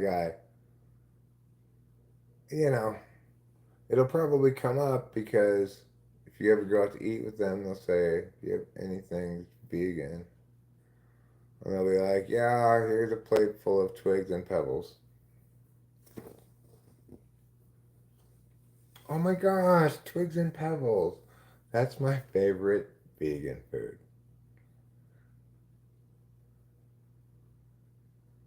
Yogurt. Yeah, well, yogurt's good stuff. It's one of the many things that vegans miss out on, I guess. They can't have yogurt. They can't have cheese. Last thing they need is for us to pile on. They're already suffering from all these dietary deficits. There's like almond milk yogurts and stuff that are pretty good. Hmm. Yeah. Almond milk, huh? Mm-hmm. Have you ever eaten a duck sausage? I don't think so. If you eat cheese, okay, so then you're not a vegan. You're just a vegetarian. Vegetarian's a lot easier to do than vegan, I think. Yeah, it is. It is. It's like I think when you're vegetarian, you still like go to McDonald's and have French fries. You know what a lot of people don't know is almond milk is made out of pork.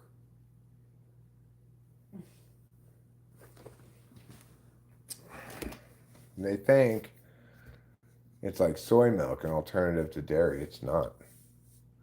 Almond is the Norwegian word for pig. Did I miss the vegan fun? Macrobiotic diet for those people who think being vegan is for the weak. I don't think it's for the weak. I'm just saying, I totally respect that some people might want to be vegan. I can understand many reasons why a person might want to be vegan, mostly linked to a sense of maybe hypocrisy. Like, I know, for example, I wouldn't want to have to kill the thing that I ate, but because somebody else does it, it's fine, right? Because there's some distance between it. One might view that as hypocritical in some sense. But I just view it as specialization. It's not my job to kill those things.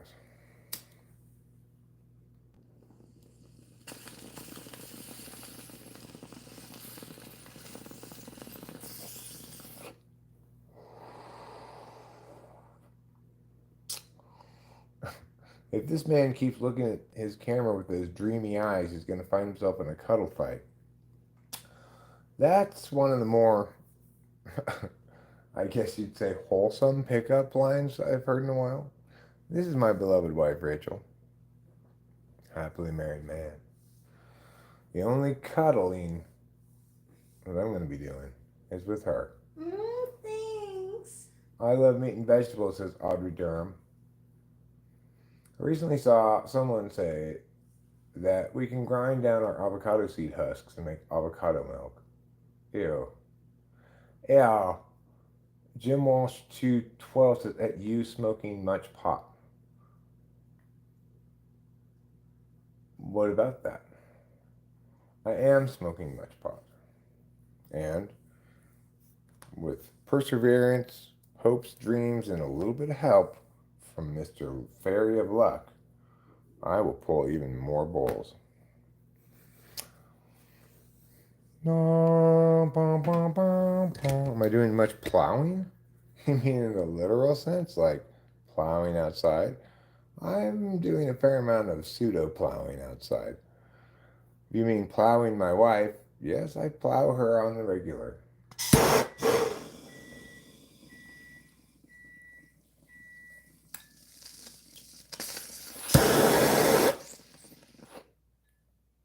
I naturally use my plow.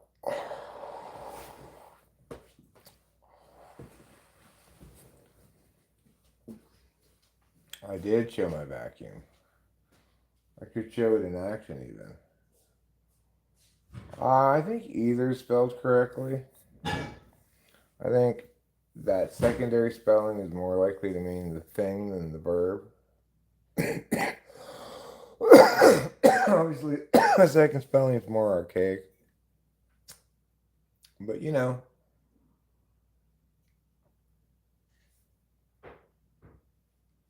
deaths have been reported from people on strict macrobiotic diets. What are strict macrobiotic diets?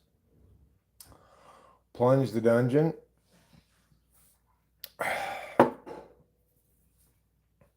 You mean enter the temple of delight?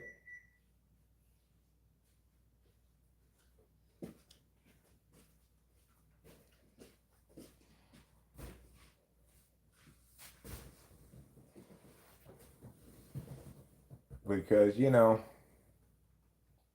one of the wonderful things about being married, at least to Rachel, there are diets that don't have microbiotics. So I don't even know what has those things in it. I just eat whatever. I don't think about what it has in it. Except I'm trying to think about sugar and eating less sugar as much as possible. I don't have real good self-discipline about it, but I think I might apply myself to the matter, you know. I also like to take vitamins, but I don't always take them. Your stomach has them and needs them to digest food. Do I do I get them when I eat yogurt? Are those microbiotics or macrobiotics?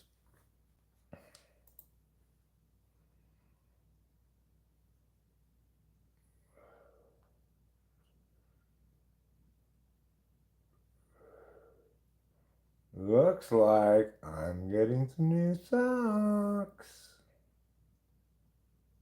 Yep.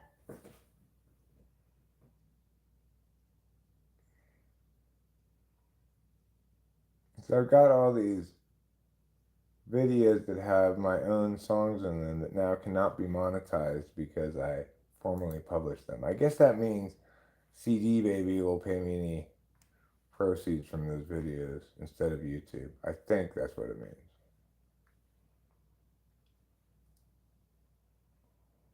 Okay. I'm gonna continue watching this in the background with the mute on. My strength has been returning.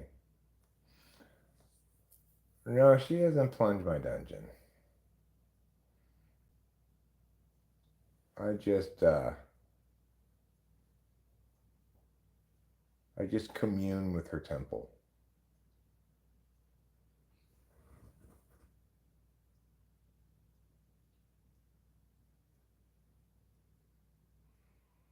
My dungeon doesn't need a lot of plunging. I don't imagine she'd want to. I don't really want her to do that. It's not a bad idea to massage my prostate a bit in the shower occasionally. I'd really do that myself. If you really want to know all these personal details. The bottom line, Jim Walsh, is that butts are for poo. Okay? Just keep that in mind and everything will stay a lot cleaner and more hygienic.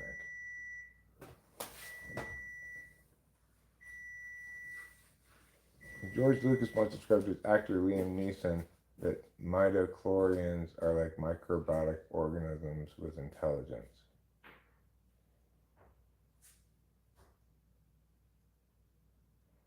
Well, no, they're not exclusively for pooing. For those of us with a prostate, which comprises the male half of our population of people here, it can be a good idea to get up in there and massage your prostate occasionally. But it's because it helps, it makes a difference.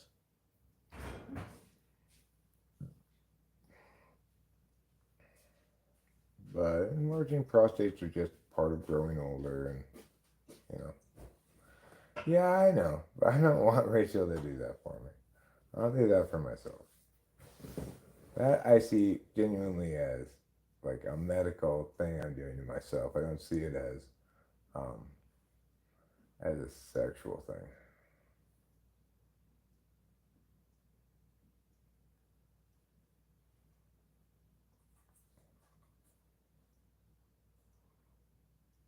I have a drumstick that I ordered for that purpose. No, I just wing it. I can tell when I'm making a dent in it, you know? Uh, Basically, it gets really tight, and if you push on it a lot, it loosens up a lot. Kind of like a muscle, I guess.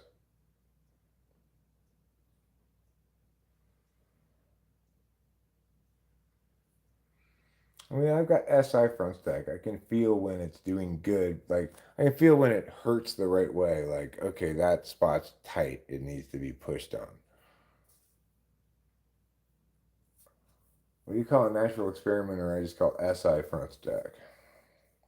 SI front stack people figure they can use their body's own input to figure things out.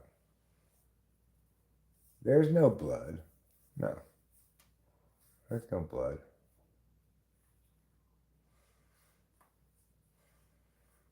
It's very much like my loaf, where it gets tight, like it is right now. My loaf, it's easier to get. I just use this massager thing and blah blah blah blah blah blah blah blah blah, and that's good.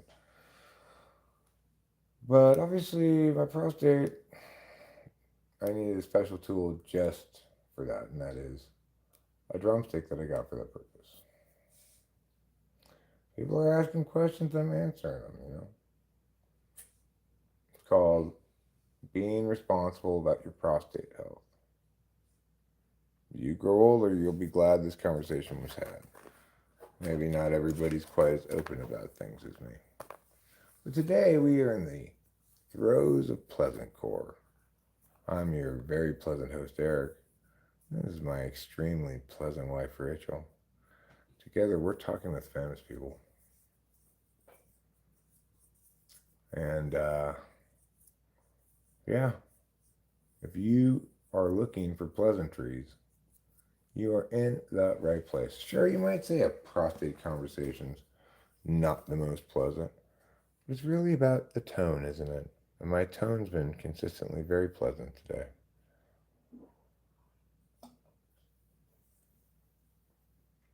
I credit the Klonopin. Klonopin plus Prozac plus a couple Addies. It's a good recipe for pleasantness. Tone is key, right? Don't pay attention to what I'm saying, just how I'm saying it, and how much I like you. Because you know what? One of the things I like about you is whether or not you agree with me, you give it serious thought. You're a smart guy. I'm impressed. And I'm so proud to have you around the channel. How's that? How's that for being charming? Is it a little bit scary? I've had people tell me that before. Like, oh, that's totally working on me, even though I know what you're doing. You know, there's a few people here that I really like a lot around the channel, but, and you know who I'm talking to. You're my favorite. You know why. We both know. Anyway, regardless, you're all fantastic. I love you all very, very much. I think right here we've got some of the smartest, most attractive people I've encountered in the world outside of my own life. So I'm impressed with you. I hope you're impressed with yourself. And all right. And that stuff ridiculous. It's FE, I guess. NI? Mostly just FE, I guess.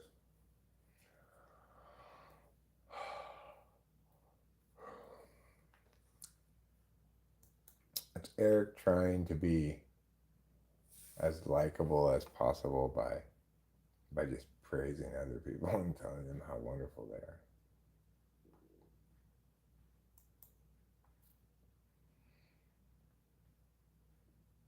Especially if I were to be specific, you know.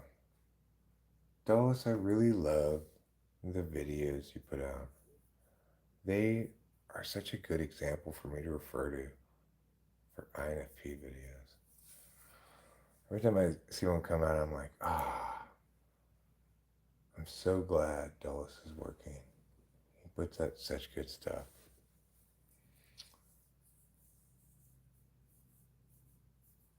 That'd be even better, right, than I'm being specific about stuff. Well, especially, it'd be even better if I had a specific video with a specific point. Did I ever mention that I really loved that point you made in this one video where you said, yeah, I don't have one at hand, but if I did, that would be probably the ideal way. If you want to be conniving, I guess. See, I think of that as being conniving if you're doing it to get people to agree with you. Right? Jackson Smith, 2674. Sir, back. And I hope you are having a very gentlemanly and wonderful afternoon.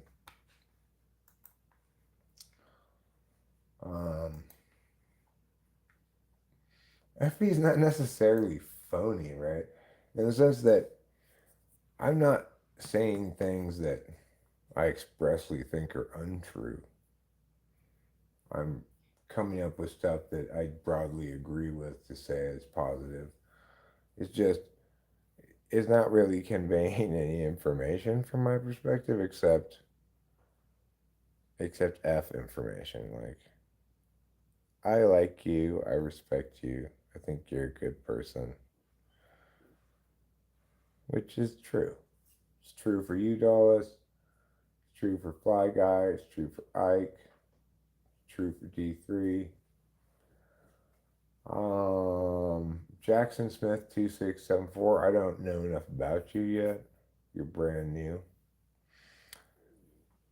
You're brand new, like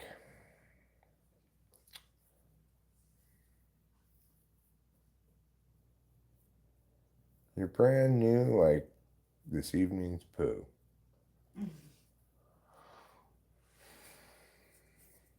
But in your brand newness, you have a wonderful, shiny newness to you. You bring novelty where otherwise there'd just be familiarity. And that makes you really special. And it makes me really like you a lot.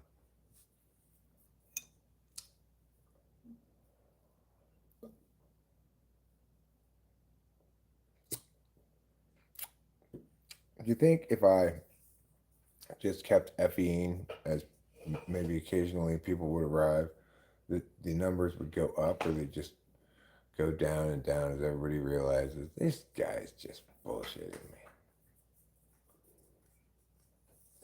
I don't know. The thing is, when you promise pleasantness, some people might say you're promising something that's easy to deliver. It's much more challenging to provide suspense, a story that sucks you in, or something compelling. But I would say pleasantness is one of the best ways to experience life. Like most things in life, you could think of it as a frame.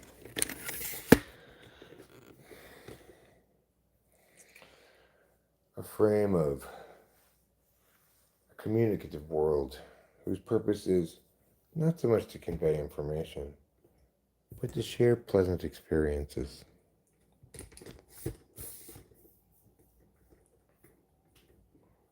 Some pleasant experiences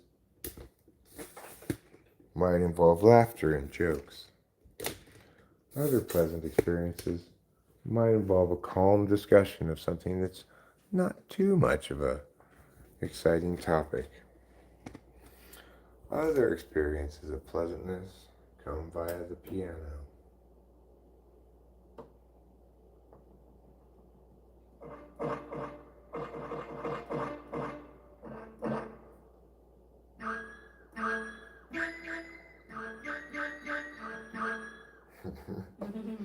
I like that one.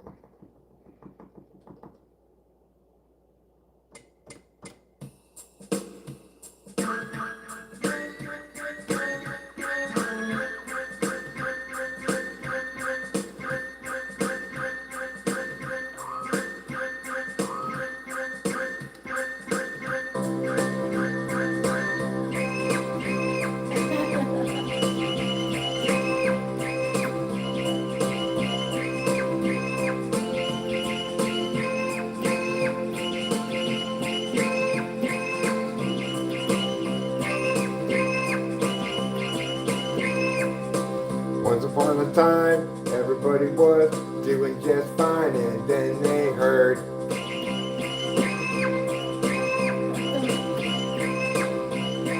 everybody said, "What's going on? What's that sound?" And then someone's like, "What sound?" Everyone was quiet. Then it was like,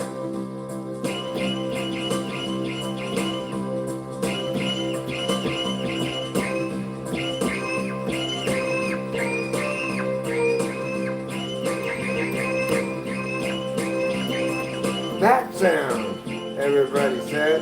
"That's the sound I'm talking about. Could you hear it in your head? It sounds like somebody screaming." "Oh, that sound. Yeah, that sound."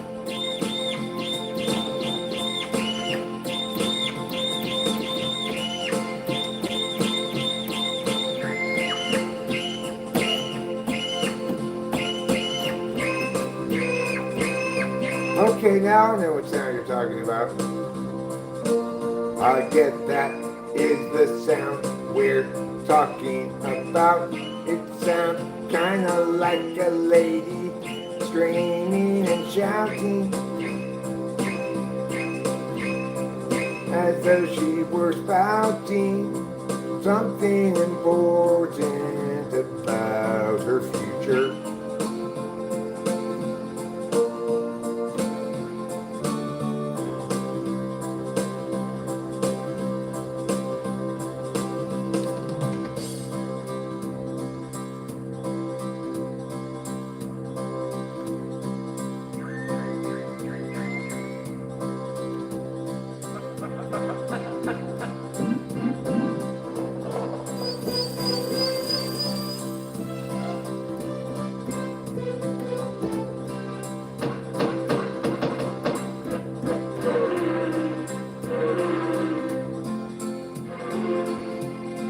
All of a sudden they've moved to beside a very busy road. Cars driving by like a super fast toad.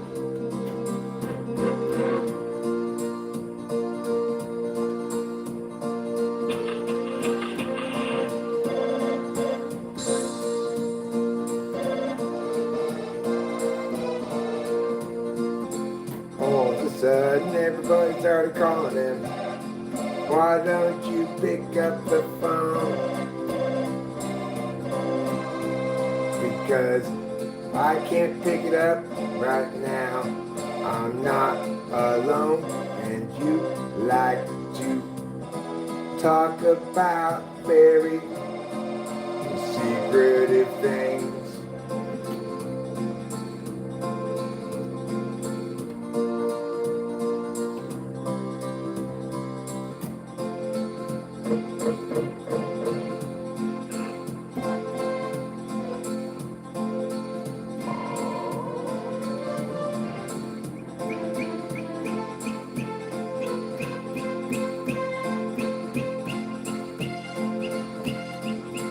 Oh great, now you've attracted a bunch of birds. What are we gonna do with all of these birds? They'll fly over dropping some turds. Nobody wants to have bird turds on them.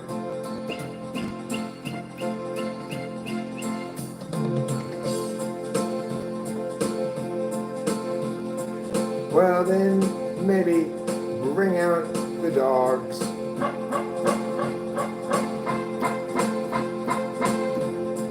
Yes, go ahead and bring out the dogs.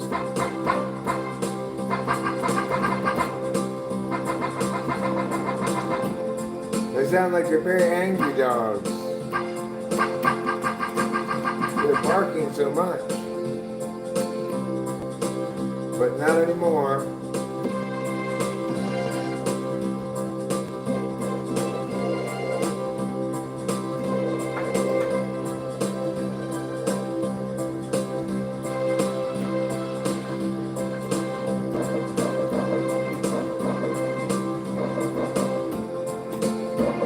Now it's raining. And there's a lot of thunder. It doesn't sound that much like thunder, but you'll have to trust me that it is. Oh, now it's a rain shower.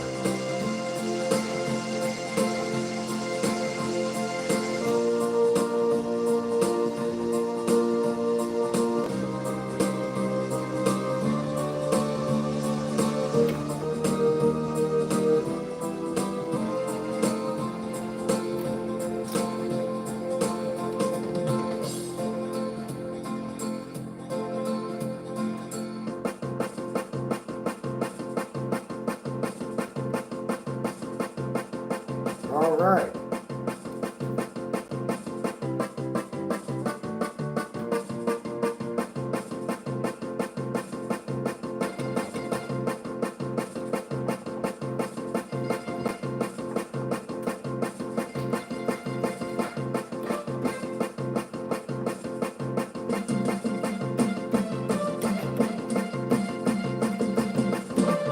Why is this got melody with the tongue?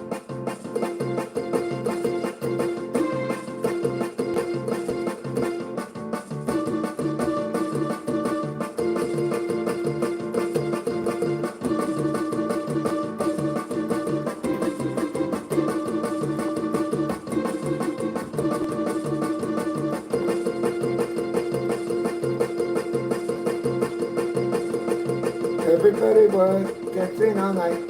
1, 2, 1, 2, dance to the right. Everybody was dancing all morning. Everybody saw that I was mourning in the other spelling of the word. Don't come around here if you don't want to dance.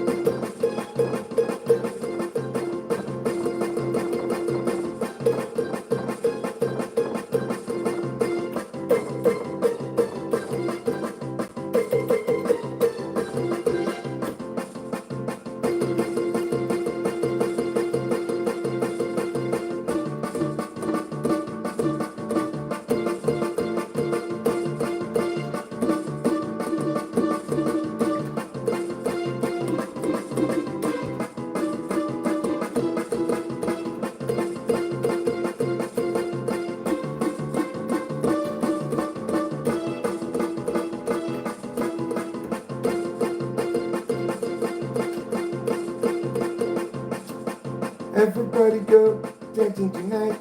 We're gonna have a fabulous time. We're gonna go dance where we danced before. I don't know if you remember where we went. It was down by the quarry that we used to go to back in high school. If you don't remember the way to get there, you can call me and I'll send you a map. An old-fashioned map that I took a picture of with my phone, because that's a secretive way. Nobody gonna get it today because it's not a physical map.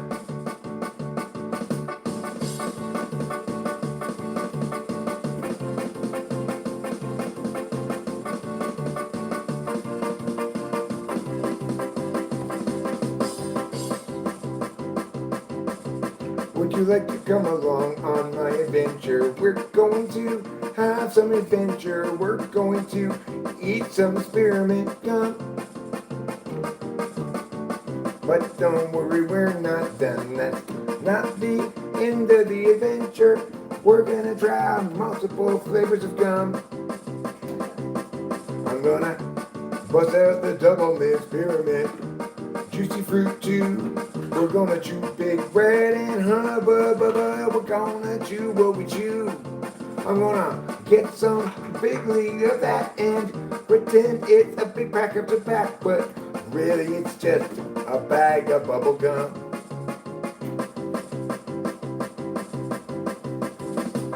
Chew, chew, chew, chew, chew, chew, chew. That's what you have to do. Beat these gums inside of your mouth. I said a chew, chew, chew, chew, chew, chew, chew. That's what you have to do. Put these gums inside of your mouth.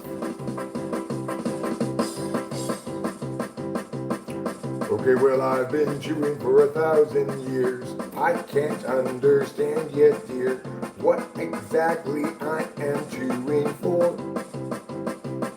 You're trying to explore the culinary options provided by gum, and you'll never successfully do that if you don't chew some. I'm not saying that doesn't make sense. I agree. If I didn't chew any, what would my input matter? It would be nonsense. I mean, maybe not nonsense, but surely it would be guesswork, because I wouldn't have come early to do the actual chewing of the gum that was needed. You make a good point. That's why I never repeated any conclusions that you told me regarding the gum that you chewed. I knew that you couldn't possibly know which gum it would be to do, because you hadn't tried all the different gums. You couldn't say which was the very best one, because you were comparing against an incomplete set.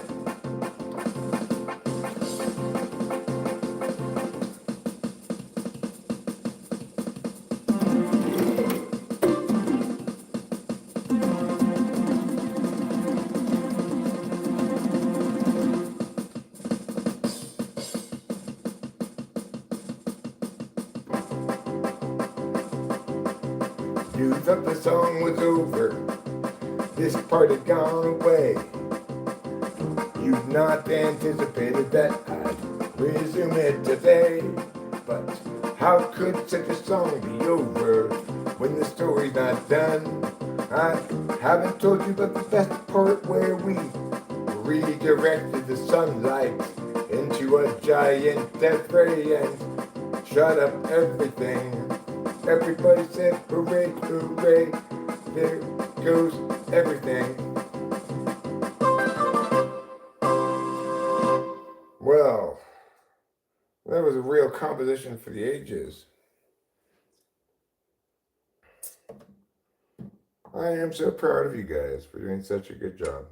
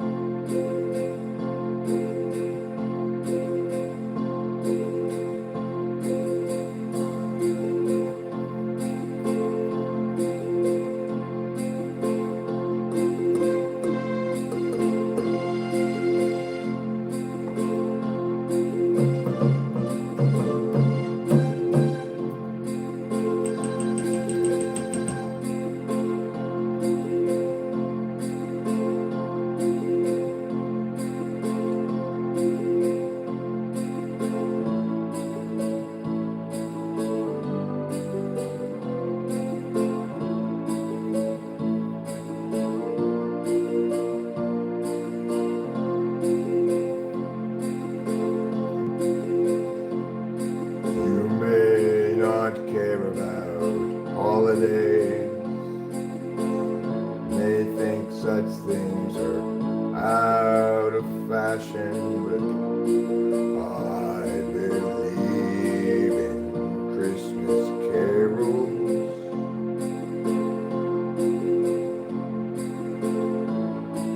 And if you think such things are past their prime, I'm not going to dispute that it's right.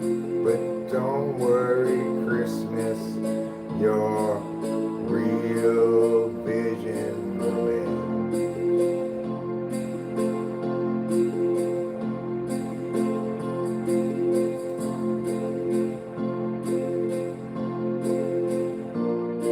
If you don't believe in Santa Claus,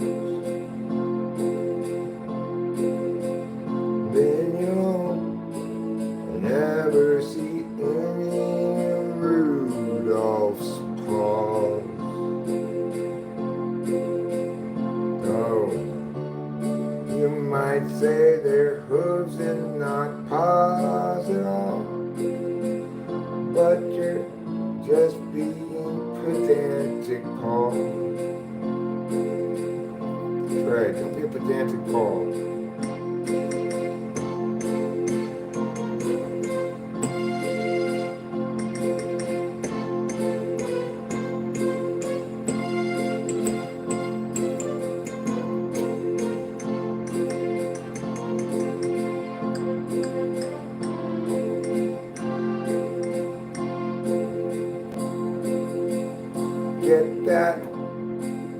Get that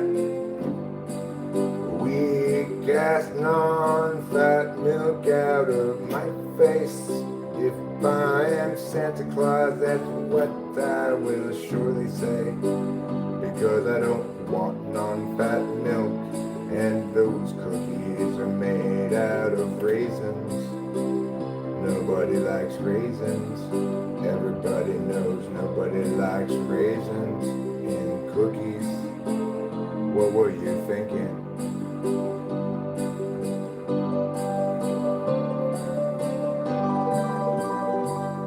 Merry Christmas, everybody, and to all a good night.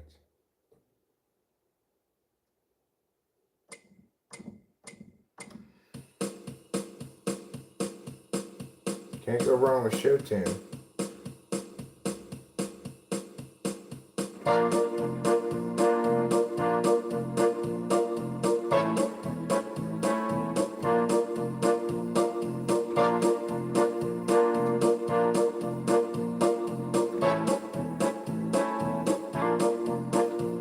It's time to get ready to go there, Margaret. Can't you see we're in a real big hurry? I've got to pack my things, and so do you, my dear.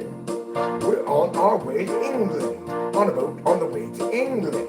We've got to pack a bunch of gear. Don't just leave that here.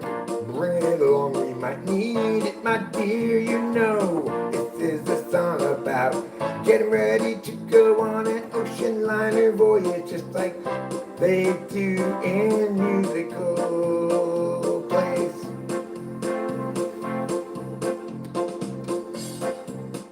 Well, all right, Bertrand.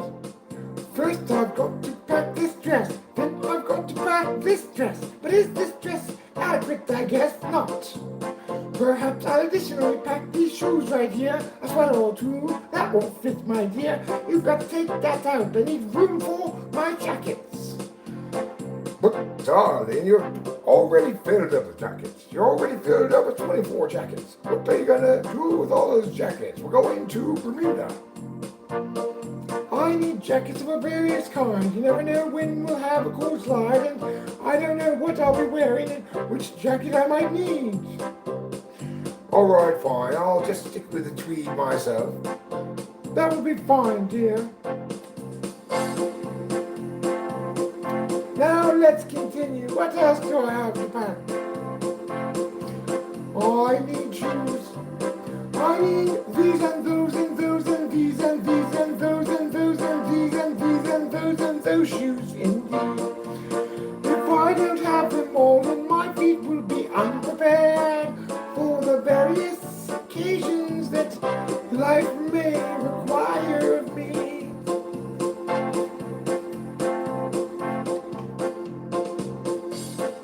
I say, darling, should I pack this brush? Let me look at it, Bertrand. That old horsehair brush? I dare say no. But I've had this brush a very long time, that's why it's in my show tune rhyme. Can't you see that I like my brush? I'd like to bring it along if it's not too much of a rush and too much of a packing. It's not very big, you can see it's no bigger than a sack of, say, I don't know, 2 slices of bread. It's definitely bigger than 2 slices of bread in a sack. I don't think you should bring it along, in fact. You can just brush your hair with your fingers in the morning. If worse comes to worse, I'll get you a bone comb. I don't want to brush my hair with a bone comb.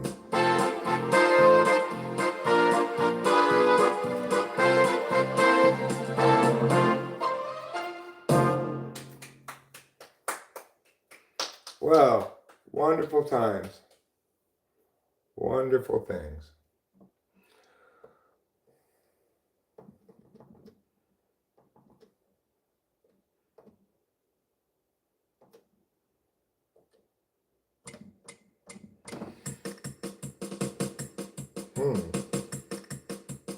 That's a pretty busy beat.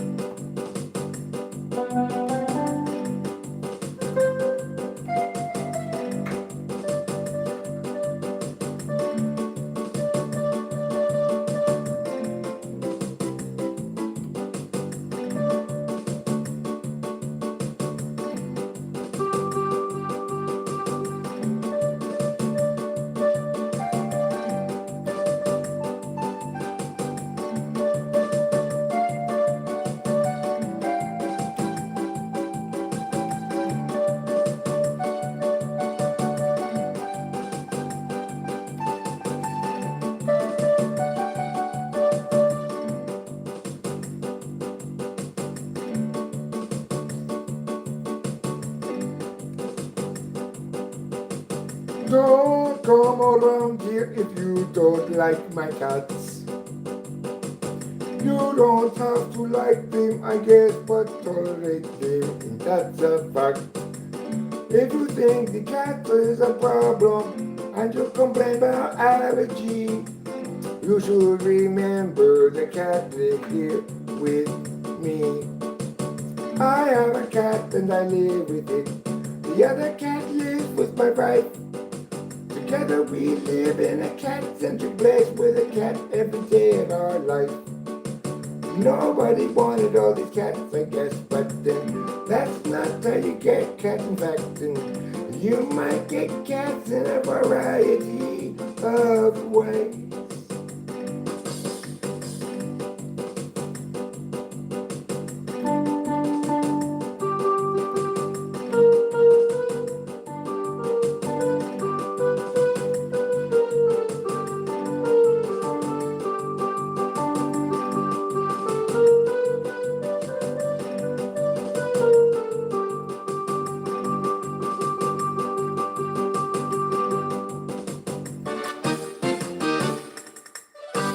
That's a weird kind of beat. Kind of tricky beat to play with.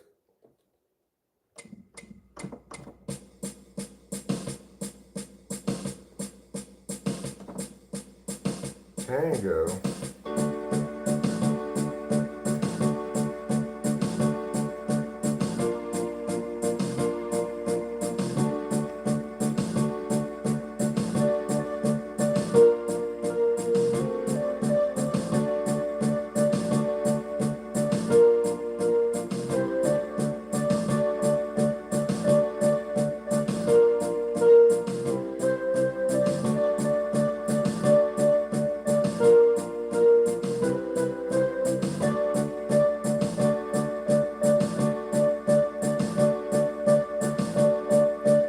Even robots like to tango. Don't take it away from them. Even robots like the tango. Don't take it away from them. Tangoing robots have a very steady approach to the tango, I guess.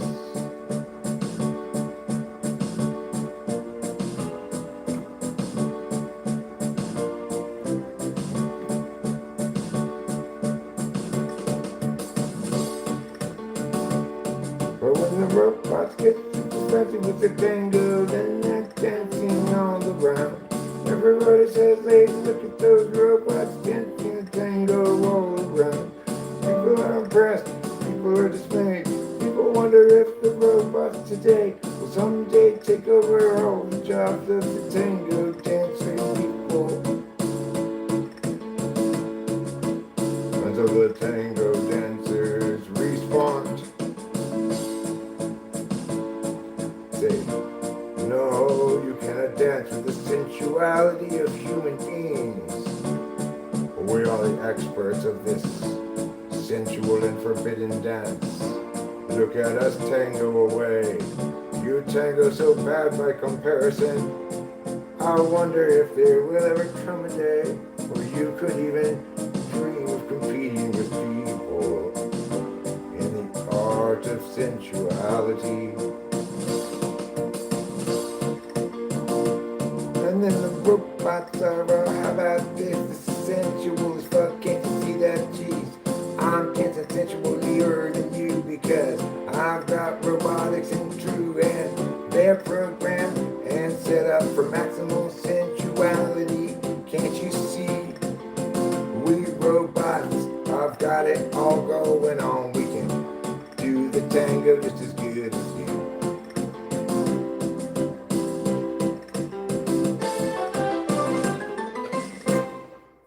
Thank you. And that's the story of the robots and the humans competing at doing the tango.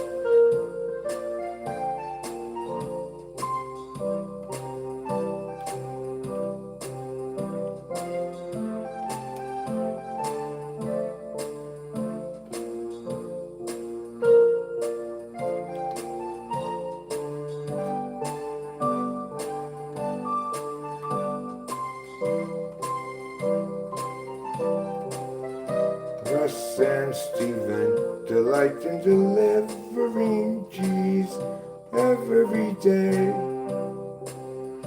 And the dairy that employs them ensures they earn quite reasonable pay. American and Swiss too, he'll bring them all to you. Steven overseas from his desk, he's a lead. He oversees the G's.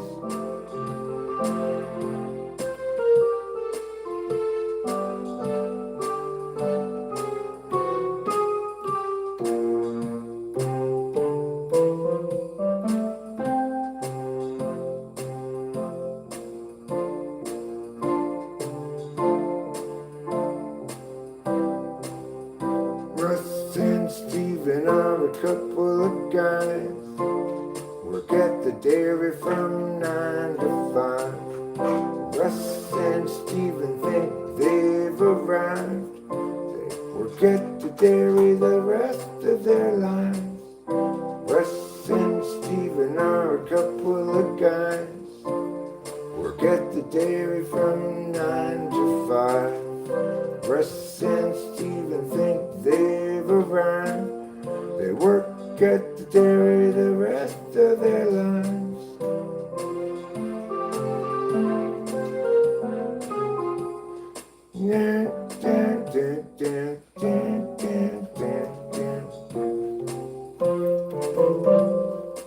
Ah, too hard, even super slow.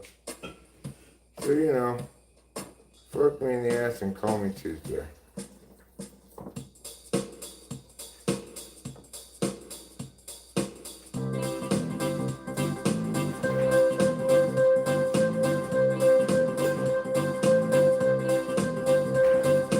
If you wanna be okay in life, listen to this reggae jam. If you wanna be okay in life, listen to this reggae jam. If you wanna be okay in life, this is a reggae jam that'll make you okay.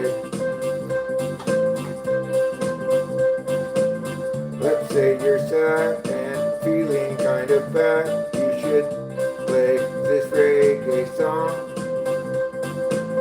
Let's say you're glad and you feel so happy, then you should sing along. The reggae people of Jamaica certified this song as reggae authentic, even more than Bob Marley.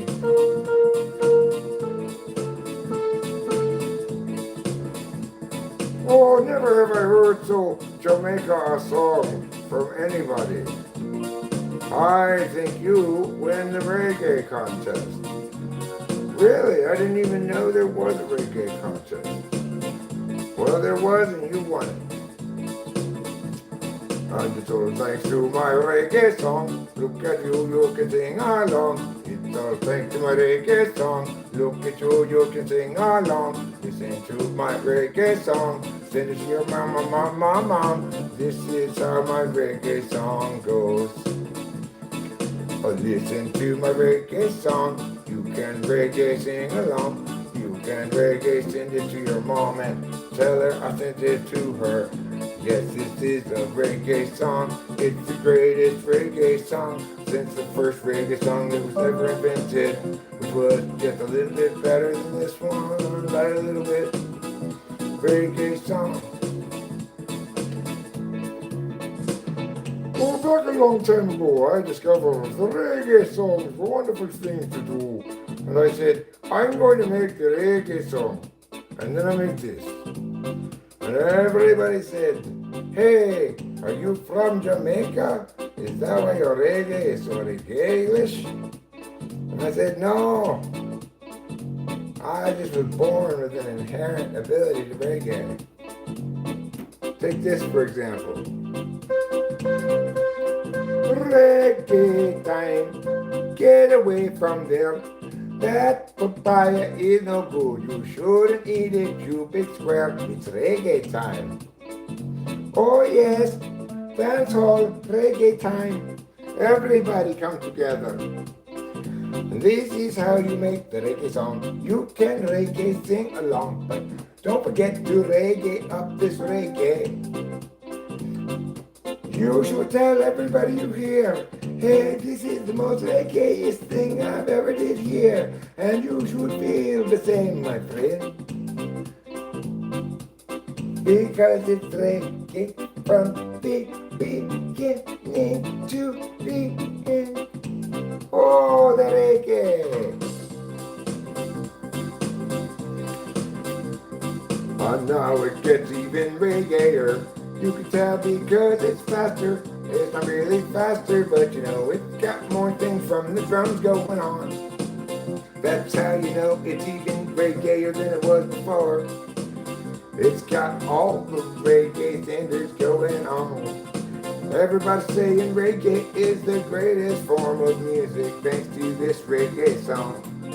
Oh, reggae! Everybody get your surfboards and your marijuana. It's time to have this reggae song.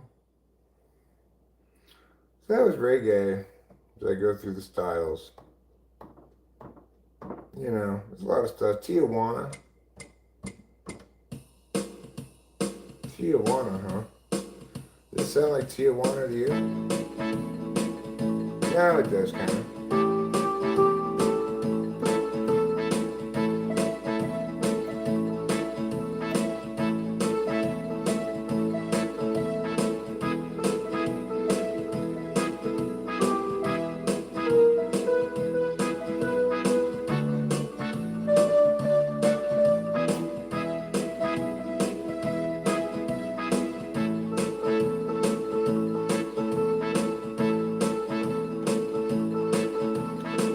you wanna go to Tijuana, you need to go across the border. I'm not sure you'll be particularly welcome there. I suspect they've got a lot going on, but with all these deportations of wanting, I wonder if they really want you there at all.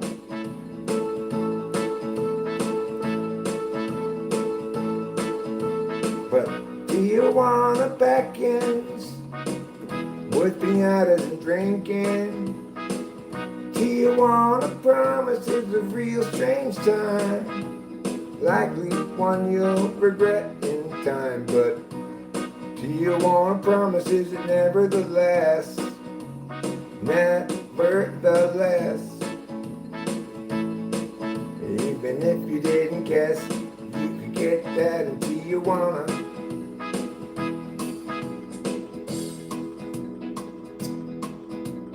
Oi, oi, oi, oi, the gringo no come around here, buying piñatas and piggy banks. What is wrong now? I thought we enjoyed each other's weird cultural reductions. But now, oh, where the gringos go? We got a whole lot of different brown people who employ in Mexico. Well, where all the gringos go? Where do they go? Well, the gringos don't really feel particularly safe in old Mexico these days.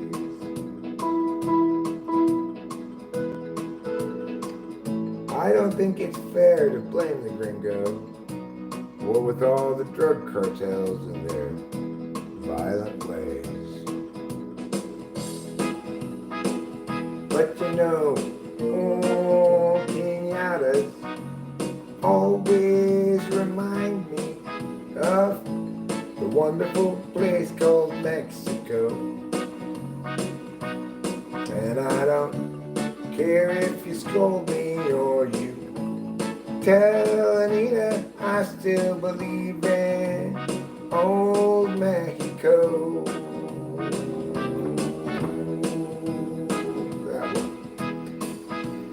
Old Mexico is older than me. It was born in the year 73 AD, when the Spanish conquistadors first arrived in Mexico. Hey, we're here pretty early. We could come back later. And then the native said, yeah, why don't you do that?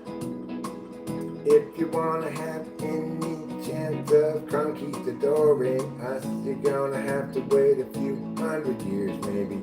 I don't know, till the 14th or 15th century.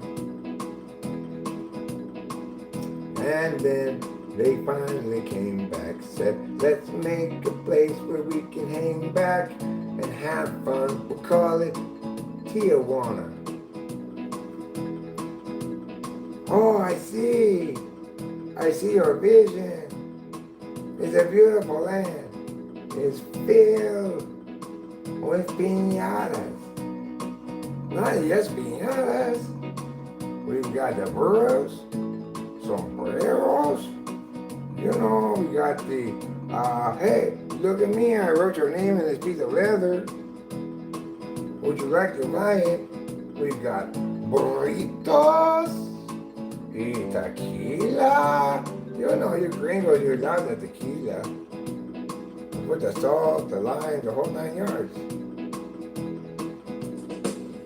Yeah, but you see, there's a problem. You're gonna kill me, or if best case scenario you don't, well then it sounds like a kidnapping is what I'm enduring. Until the ransom is paid, and even then they might kill me before they send me away.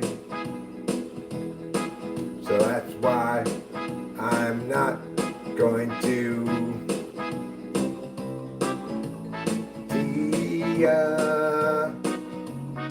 wanna.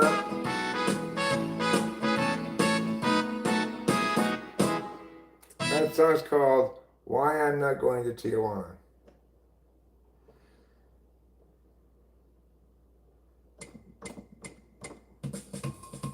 Oh, that's a fancy beat. So fast. Seems like it's a little fast.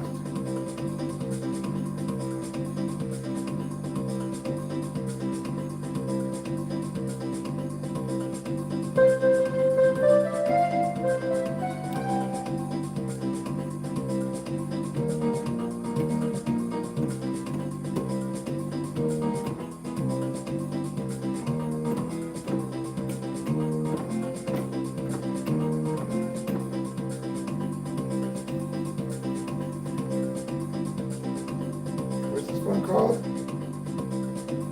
Brazilian Samba.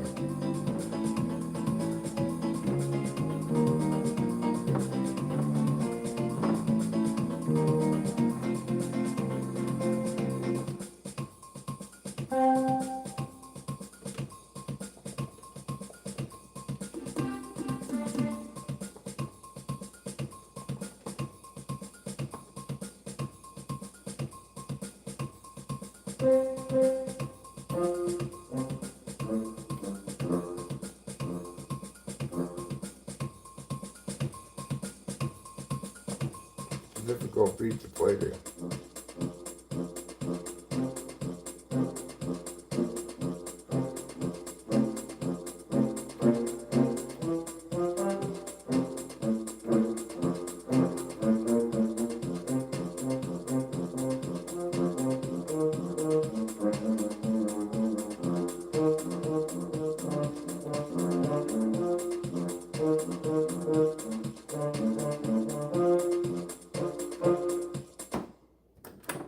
That's enough song playing.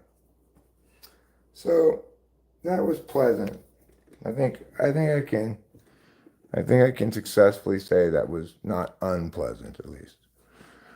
I wouldn't say it attained any greatness beyond pleasantry, but that's all I'm aiming for tonight.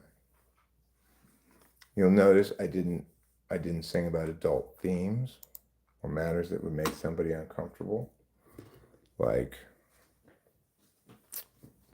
you know, death and shame and murder and stuff. I think you know what I'm talking about. I'm talking about the death, the shame, and the murder. It goes along with every pioneer woman story. A lot of you may not understand that I self-identify as a pioneer woman for very good reason. I live on the Pioneer, and my womb is filled with children. Somebody filled my womb with children, now what I'm gonna do? How did my womb get filled with children? 3 or 4 or 5 or 2. The doctor says it's quintuplets, what am I gonna do? My uterus is all filled with children. Who'd put them there? Who would to do?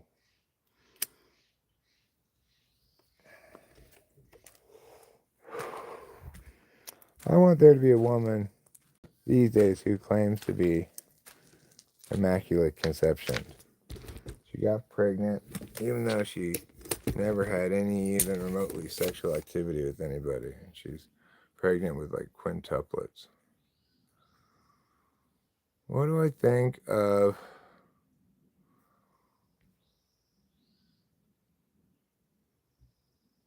Kronos, Saturn? Eric, who do you think you are? Kronos, Saturn? Why do you have such a powerful computer? Do you render something? I don't have such a powerful computer. You must be talking to somebody else. I've got a very old computer. I'm not sure what its power is.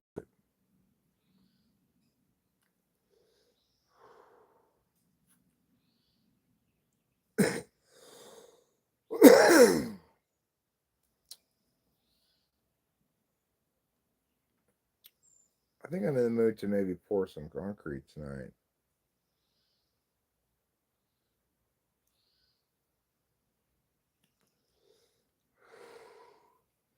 Problem is I don't have sand to mix with my Portland cement.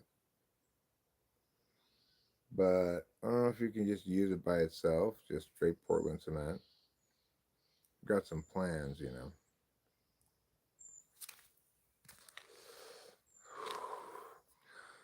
Siege was my main gig for a while.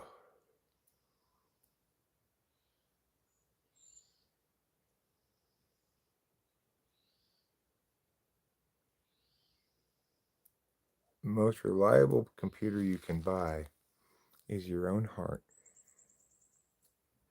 Nothing will be more honest with you about how you feel about something than the emotions of the heart. And if you want to talk pleasantness, what could be more pleasant than being true to oneself? Hey, this is who I am, and I love me.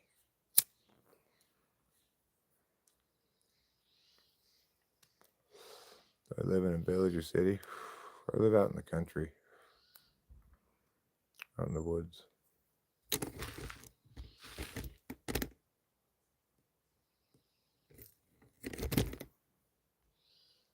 We live in a neighborhood where our neighbors aren't super far from us, but there's no fences or anything. It's just woods all around everybody's house.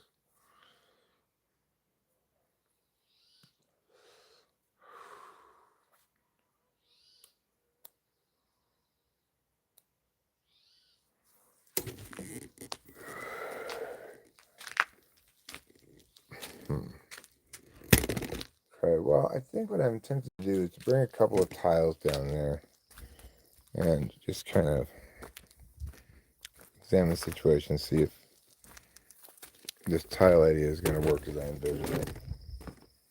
Proof of concept, as they say.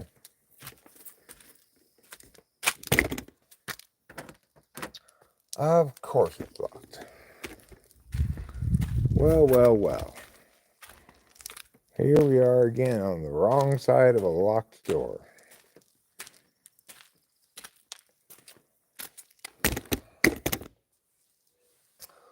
That's fine. By bringing me over here, I can just go ahead and put on the boots. I was going to put on my other flip-flops, but that would have been dumb. I might as well just put on my boots. Why, thanks so much. How kind of you, vacuum lover. Country living is the best.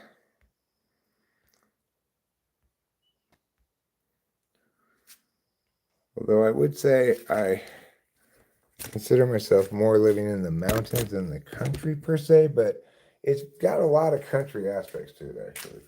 A lot of people around here have livestock. And it's officially an agricultural community such that, like, you can't complain, you can't file noise complaints over noises that are normal agricultural noises. In other words, if your neighbors have a rooster, TFB.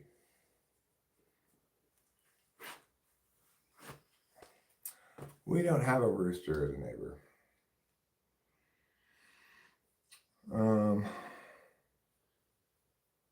We don't have any noise problems back here. Beautifully quiet, except for the natural animal sounds.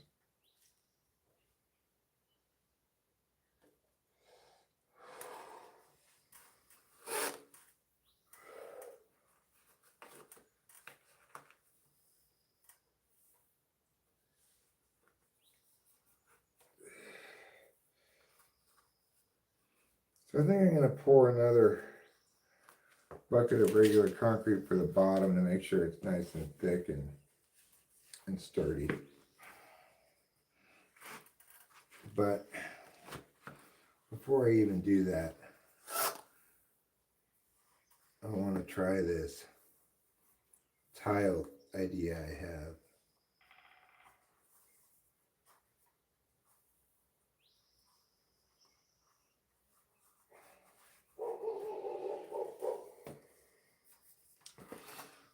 All right.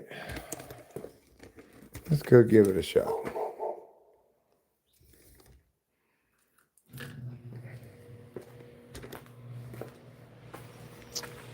I think I'll bring this and need this for this portion of things, I suspect. Get this. I'm going to get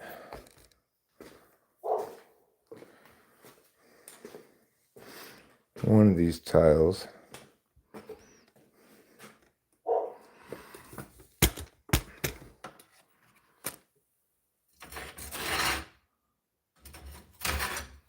Got these broken pieces of tile. They might be good ones to start off with. And we've got these full pieces too. Got quite a few tiles in here we could use. Wow, thanks again. It's very kind of you. Hopefully I attain my goal today of pleasantness.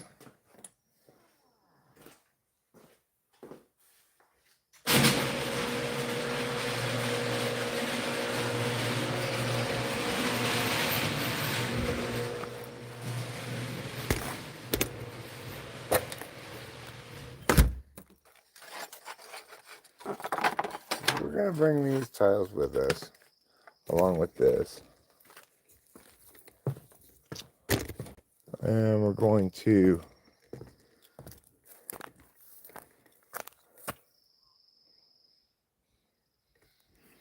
go down this way.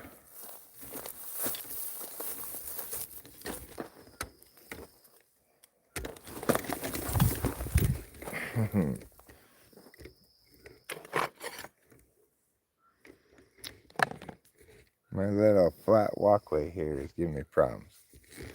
Okay, that's fine. If we look in here, what are we going to see?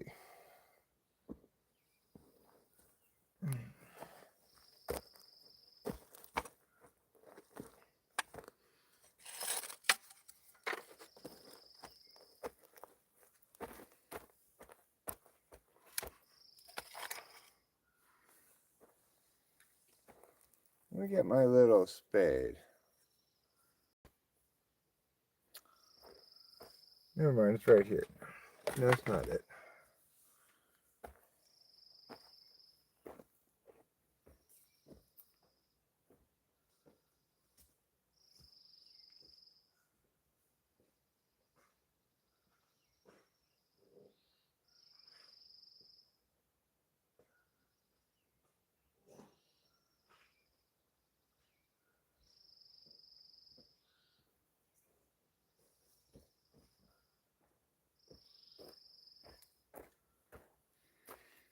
Okay.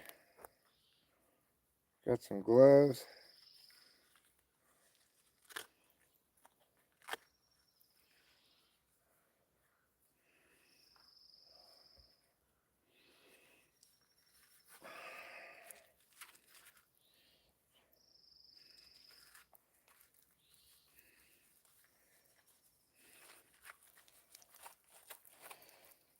All right, so let's go over what I'm envisioning here. Well, like I said, I might pour another thing of concrete down here before doing that. I got a pretty good pour here, but you know, it's got to support a lot of water, so.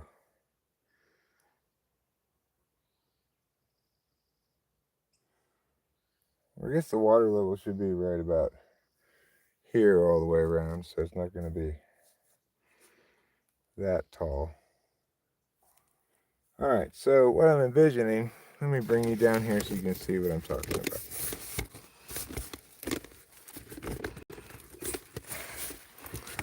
Let's start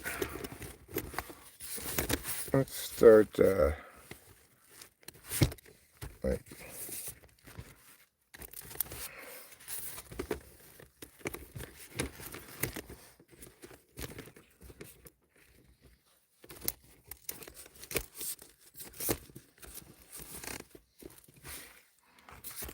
so let's look at this spot right here, for example.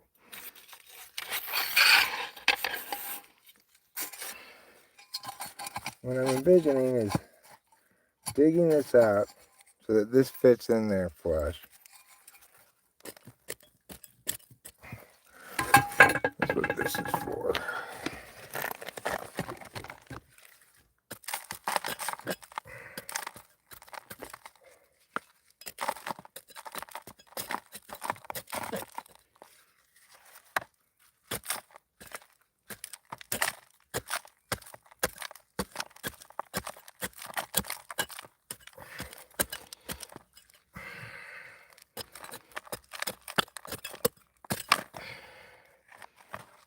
So put these there.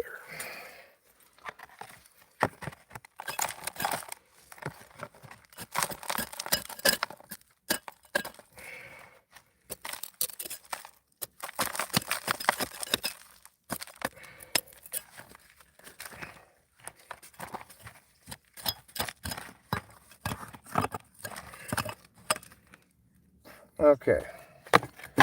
Let's see if this fits. Getting there. Get right there. Right there, maybe.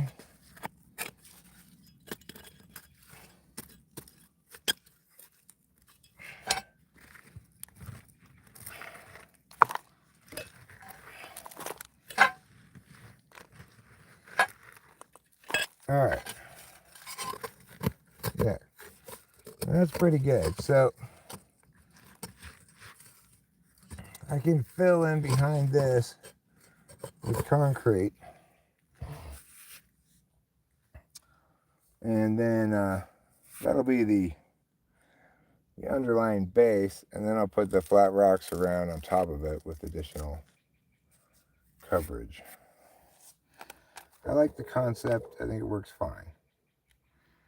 Once I get this one locked in place, then I can clean up around here, get these stacked up all the way to the top. It'll be good. So I guess now what I need to do is pour more concrete.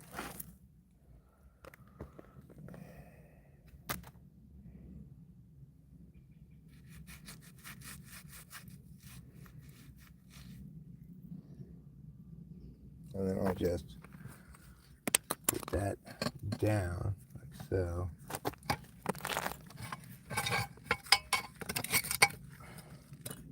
Oh, I see, that's the concrete part.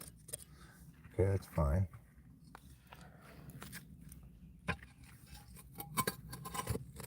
And I'll just fill up right there.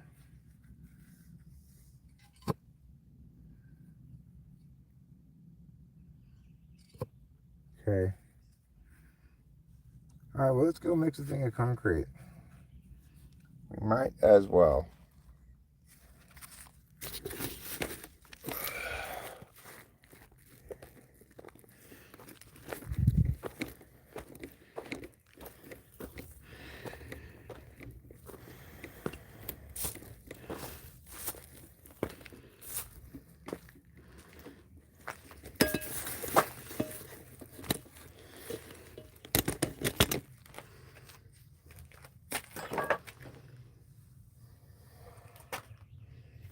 All right.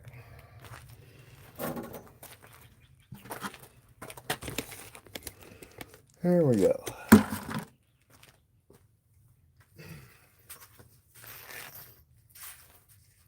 The plants are really good watering today, so they're doing fine on water.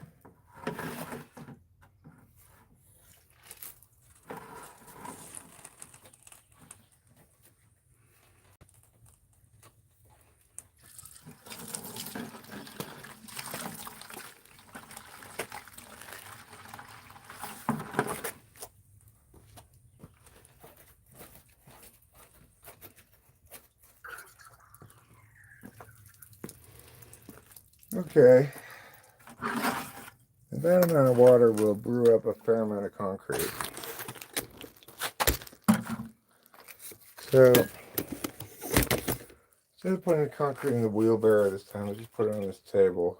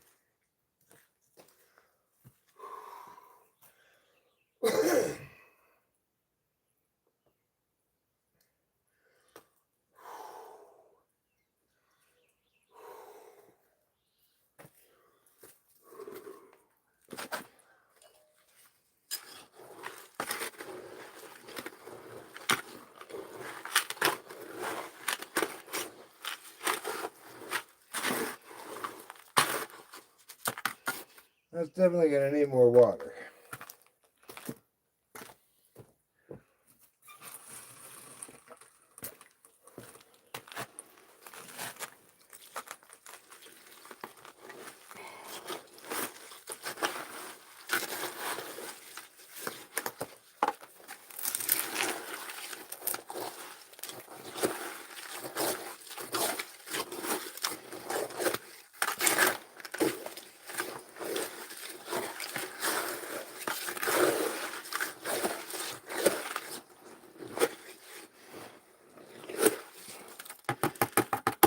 Now let's get the mixer in here.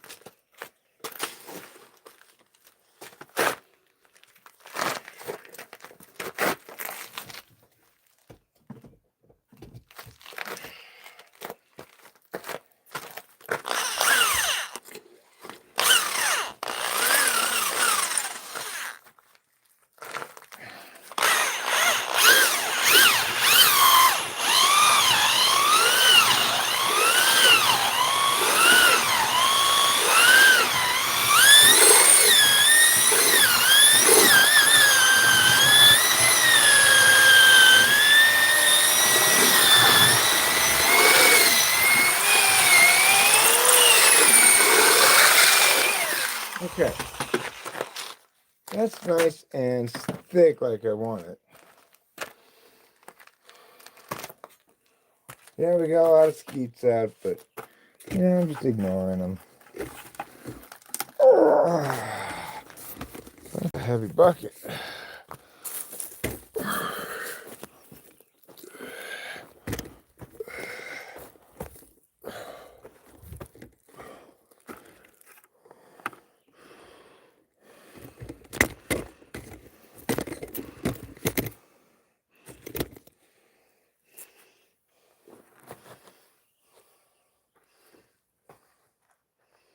Okay.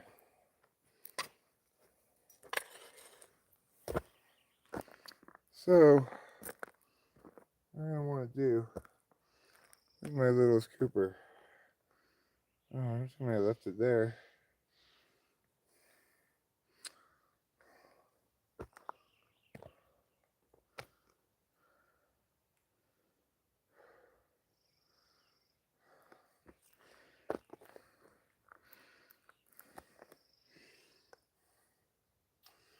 Let's see here. I got a lot, so I'm going to pour some. Might as well pour some right here.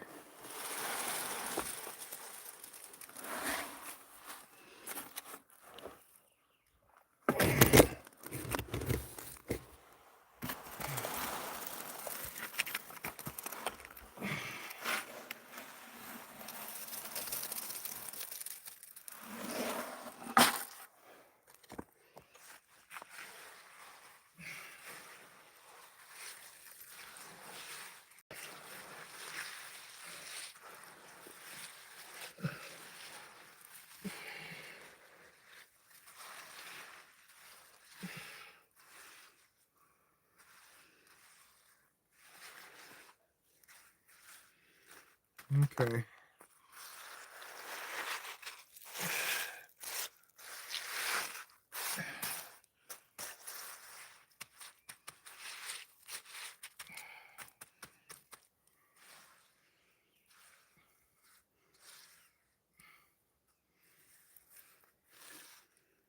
Okay. So that was good. That's have accomplished there with that pour. Now it's time to get back behind this thing. This is still very heavy.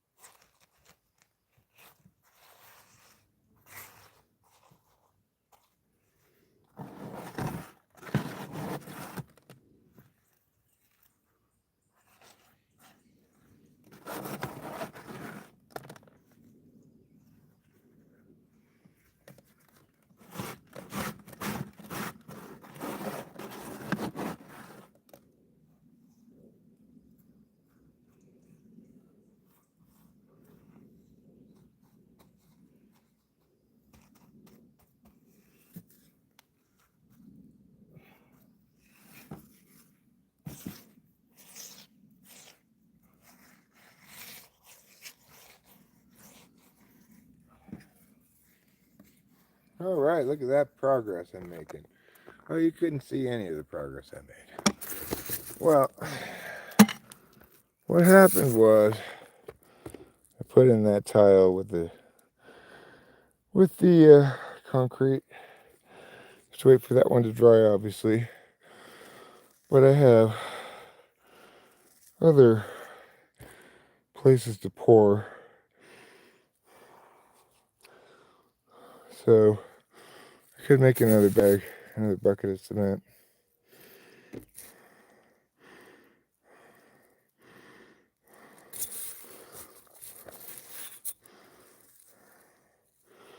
Could potentially put like this here too.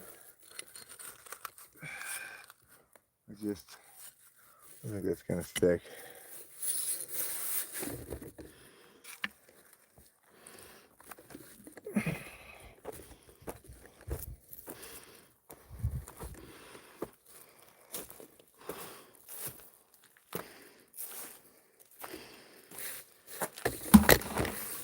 Okay. I think it's enough mosquitoes. I'm gonna call it. I made some progress. I proof of concept something.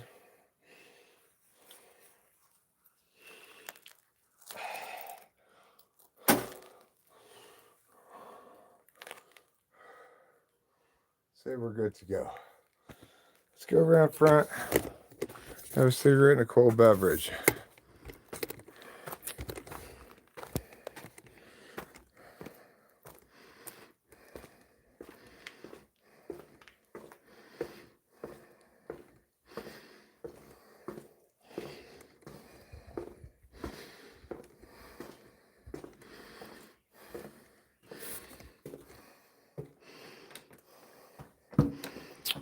That door is locked.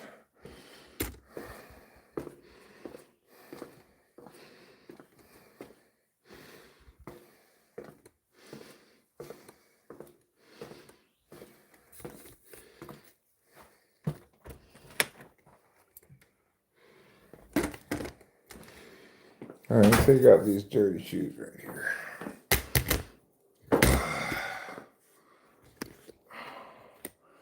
Dirty shoes, oh, dirty shoes.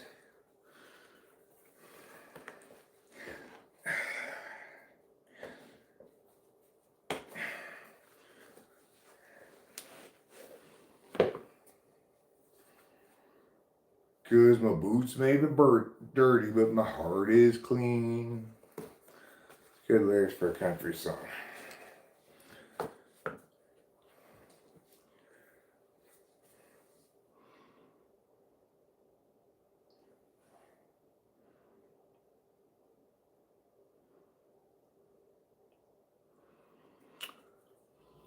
If your boots be dirty and your truck be old and your dog be riding in the back, then your heart be filled with youth and beauty, and that is surely a fact. Is it a fact though? That's an opinion, Eric. Opinions are different than facts. I don't want to play fact or opinion, okay? I don't like that game. It's a dumb game.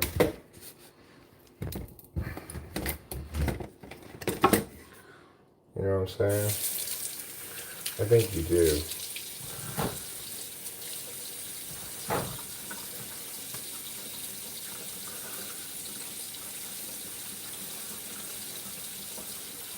Well, I gotta tell you, it's been a real pleasant time extravaganza.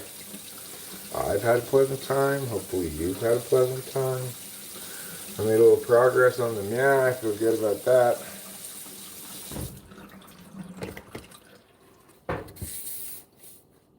It's weird how clonopin gets me to do stuff. Obviously it shifts me from anxiety mode into just, oh, let's just do something. Why not? All right.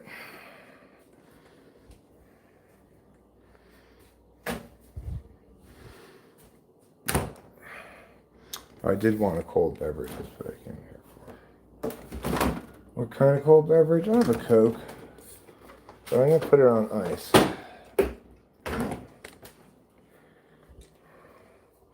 Like a real American. What do you mean you don't have any ice for my drink? I can't drink this without ice in it.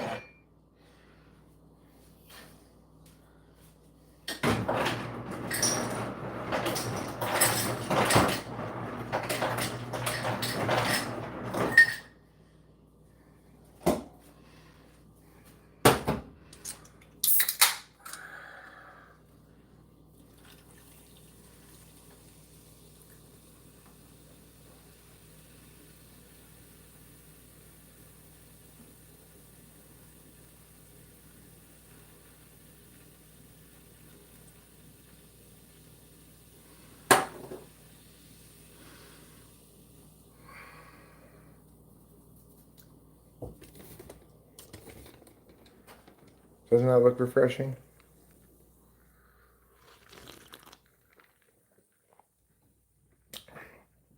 If you said yes, you're right. It does look refreshing. Fish are tasty? I'm not a big fish eater myself.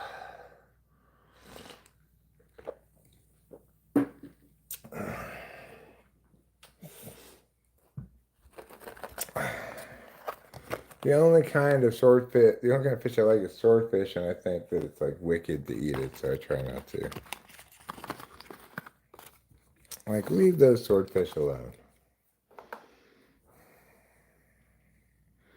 Hey, teacher, leave those swordfish alone.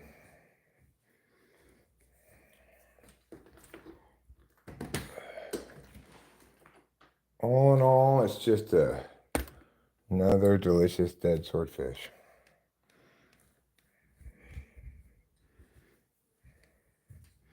Sean's ghost dislikes sushi. Well, I think it's fine or whatever, but wouldn't it be better if they cooked it? It's almost like we're doing this because you can. That's a dumb reason to do things.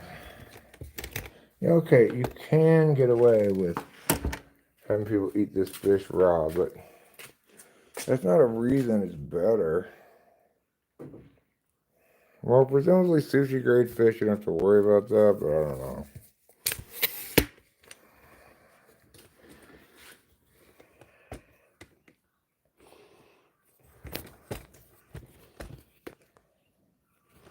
All I'm saying is a pretty obvious thing. No matter how fresh and delicious the fish is, wouldn't it be better if you cooked it? And the answer is yes.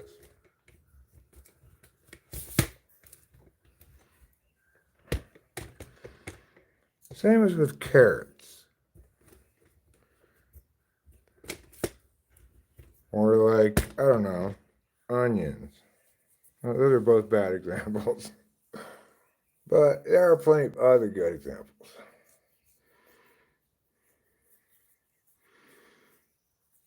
Things like rice. You could eat rice uncooked, but it wouldn't be very fun. It would have a lot of chew per calorie.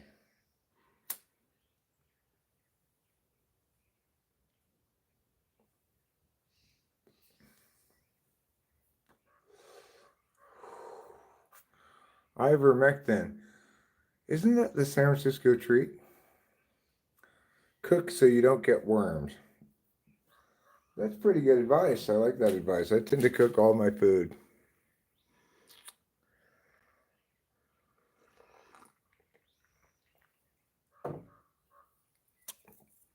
Of course, I never cook my own sushi, prepare my own sushi. So if I do get sushi, I'm just counting on the sushi people knowing what they're doing, you know? If they see little worms in the fish, they're not going to serve it to me, hopefully. Oh my God, there's little worms in this fish. Japan doesn't eat rice over 24 hours old. That makes sense.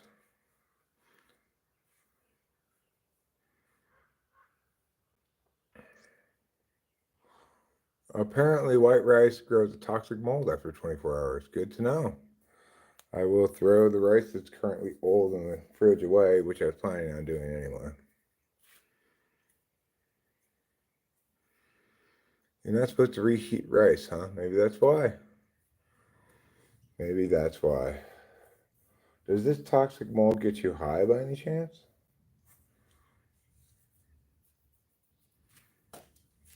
I live in Tampa. Never had smoked mullet. Well, I don't know what smoked mullet would be. Some kind of fish, I guess. It's been smoked. Probably what a mullet is. Besides the hairdo, I mean. Can you smoke the rice to make it rice jerky? And then you can eat it for longer? Probably. Has anybody ever tried to make rice jerky? I don't know. Good question. Well, I guess maybe you're the first to try to make rice jerky.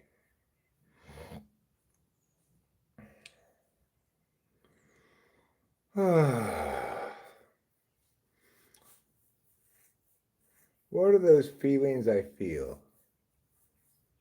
They're feelings of ease and tranquility. It's time for a chill day.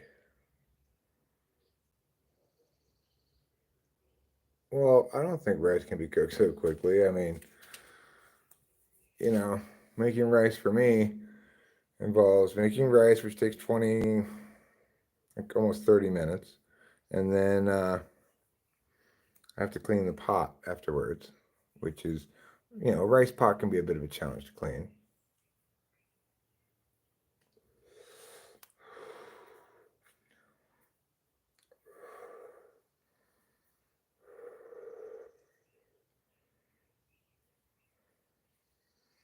It's a good thing that rule doesn't apply to uncooked rice. If you had to cook uncooked rice within 24 hours, then that would be challenging.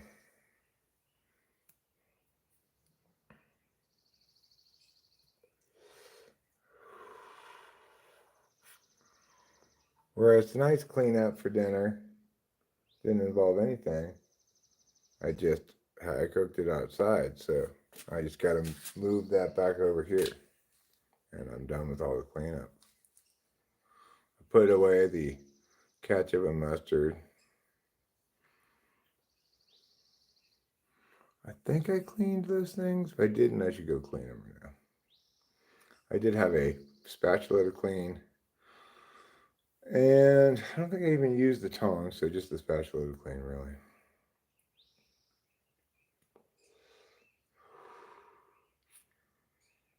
Well, I don't know. I cook it the way I was always taught. Granted, it's going to be a couple minutes longer at 4,000 feet.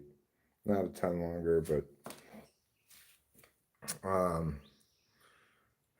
my mom always said, cook it to a boil, then reduce it to low flame and cook it for 20 minutes. So I figured out the boil for 1 cup of rice and 2 cups of water is 8 minutes on my stove. And then I turn it down for another 22 minutes, and it's done just right. Clean. What's clean? Have you been cleaning? That's nice. Nice to clean, huh? Make me want to do a little vacuuming. Seems to me I've got something going on in there that I'm supposed to be dealing with. Asians love rice cookers.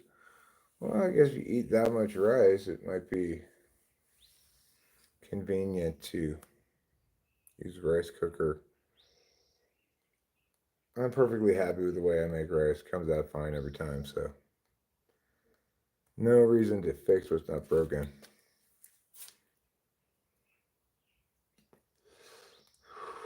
You got raptured. Have you guys tried these air fryers? They're super cool. I cook everything there. I've not tried one. Um, like cooking is one of those things where it wouldn't hurt to integrate something new into my repertoire, but it's very SI.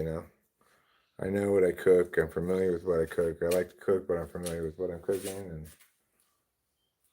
I only have a certain number of dishes that I like to eat. Occasionally, things get more complicated, like maybe occasionally I'll undertake a taco night. That's a big undertaking. That's a big mess maker.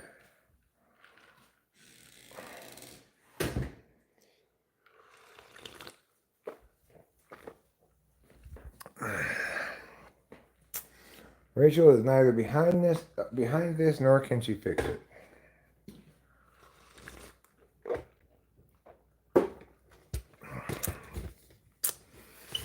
I think it's the YouTube.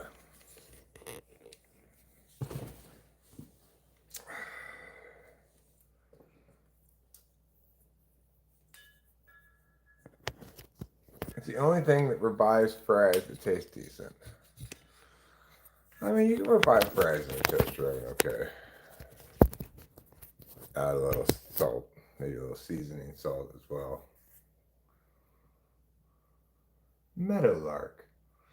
I know, Sage Meadow. Sorry about being less than fully civil when talking with you last night. I've regretted it since. I didn't need to be condescending and unpleasant. I'm sorry about that.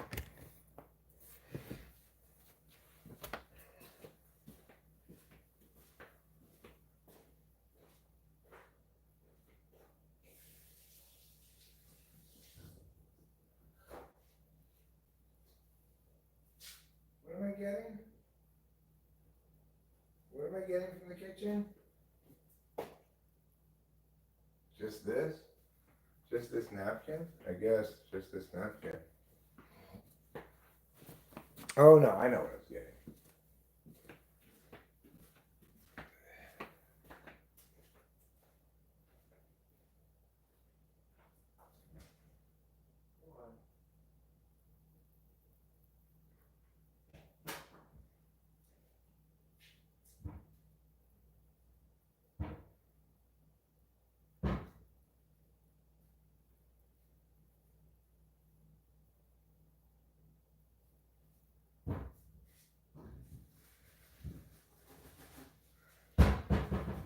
Alright, I remembered what I was getting. It's a miracle. Getting a trash bag for my trash can here. Let's get a little light going. Oh yeah, now I'm illuminated. Boblin Sixnin. Koi to you too. They're not going to be koi, no. There's going to be a goldfish. I might get a freshwater crawdad or two. That might be fun. But no koi, because koi fish are just too big for the pond that I am making. It's not big enough for koi. What happened here? Computer went to sleep. As usual with its wicked ways.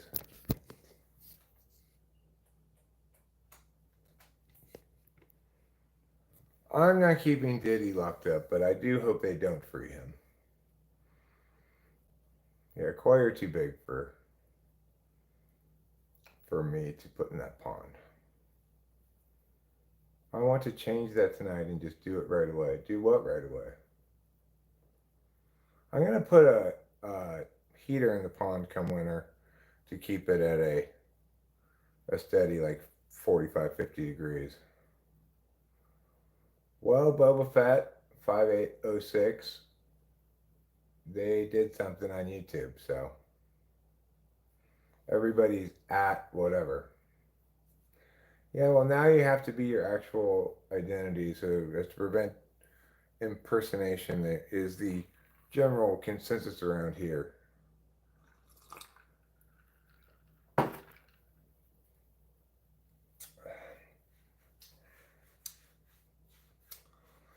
Some streams are affected and some are not. Well, maybe they just haven't, it hasn't propagated all the way yet, you know? I don't know why they do my stream unless it got a lot of dupe. Maybe they like kept track of how many fakers you get. I don't know. Who knows YouTube? YouTube's a mysterious oracle. Our magic can never understand.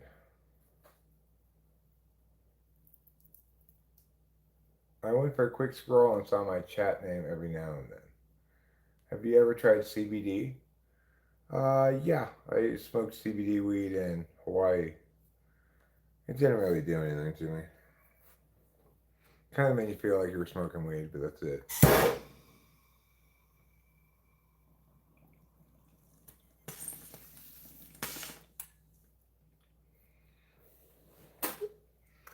It's possible, Fly Guys, but I don't think really all that many uh, bad things happen here. Why did CBD make you fail? CBD didn't make me fail. CBD failed to do anything.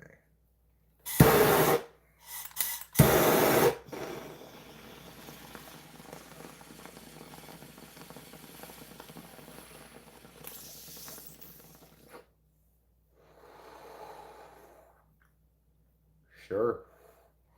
You can always ask any question. People don't have to answer.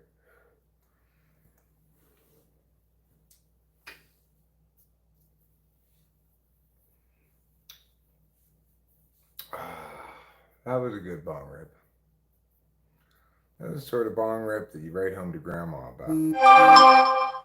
Say, good news, grandma. I had a really nice bong rip. Do I have a big red rocket? No. Not sure what that is. It's probably something dirty, but regardless, to the best of my knowledge, I do not.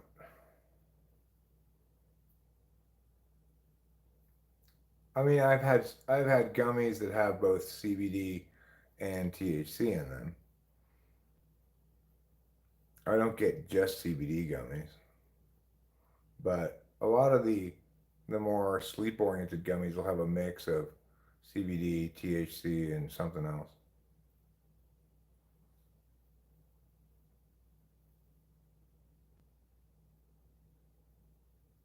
You have plant. I do have plant. If you mean weed. I like plant better than flower because it's not a flower.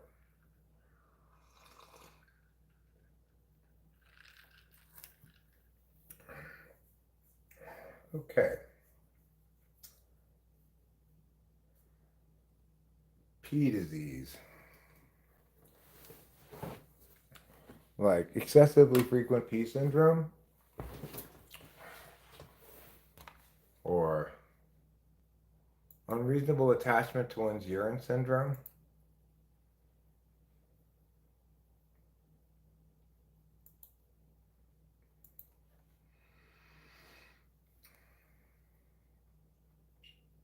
You know what I always say. When heaven gives you an angel, say, what's this?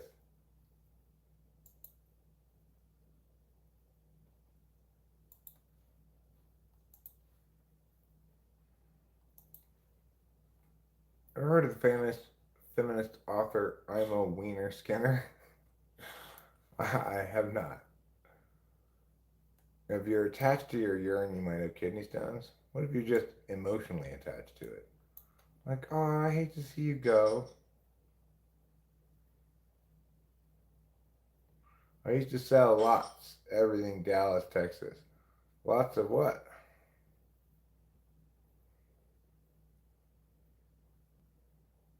Have I tried Delta 8? Yeah, I have. Those gummies hit different for sure. I went through a little period of time when we got those every time. And I had them at this one store. Then they ran out of them, and I don't know what happened after that. We stopped getting them.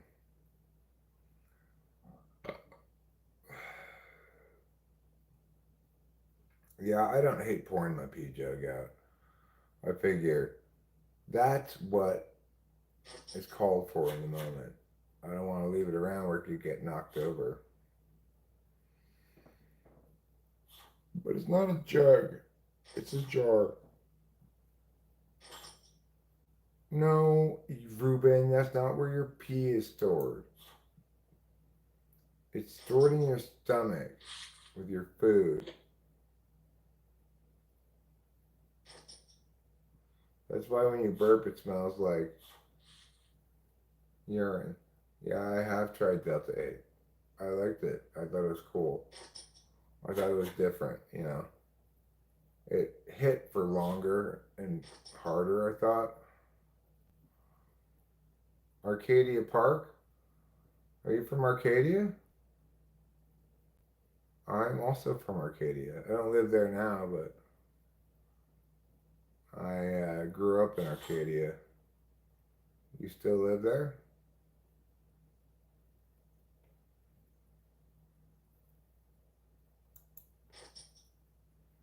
Good old Arcadia.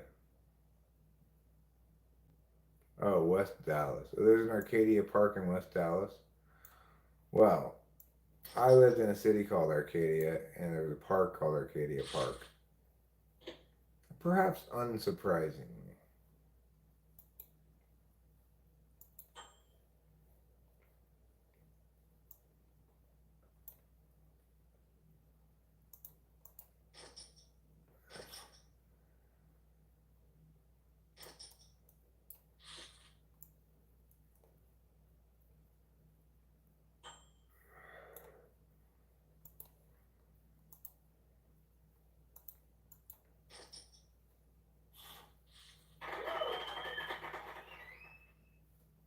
That's too small. I can't see that.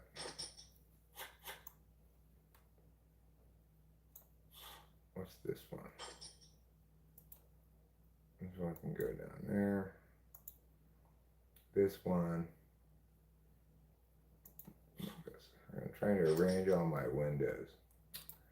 But see, I don't want you to do that. I want you to be big like this. Fine.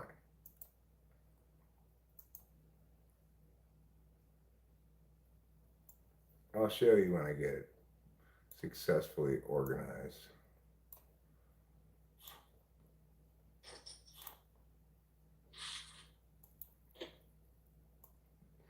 We're going to have to make the chat thinner.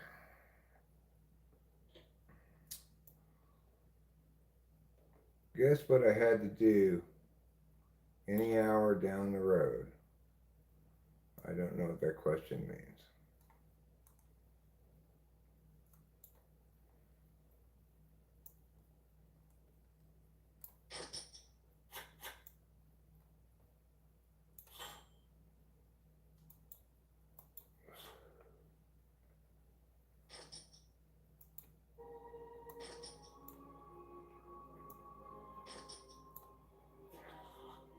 I've got Apothecary Diaries on in the background here. Got several things going on. I've got a live stream. I'm watching Apothecary Diaries episode 47.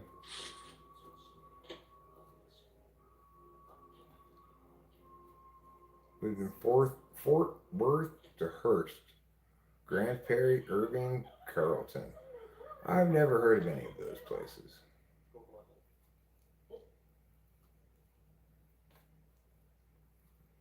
No Sage says, so true. Nothing is worse than the feeling of having to chug a drink to have to empty a bottle of pee because you have to go so bad. Well, I think there are some things worse than that. You know, like death by fire.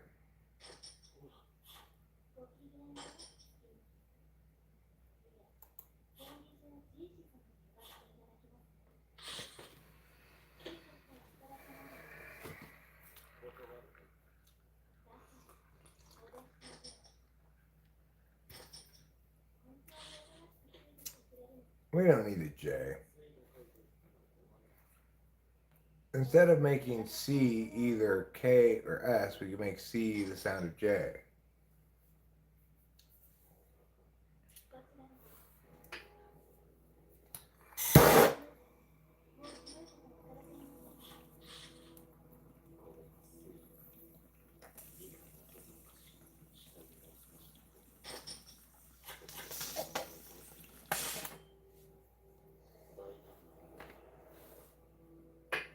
Instead of having one dot over it like I, it should have two.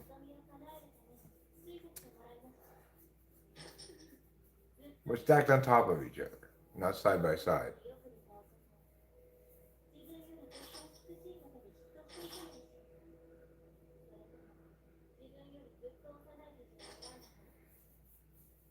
If you do find yourselves going up to any hills to fetch something, make sure it's not a pail of water, because that invariably seems to correlate with falling down and breaking your crown.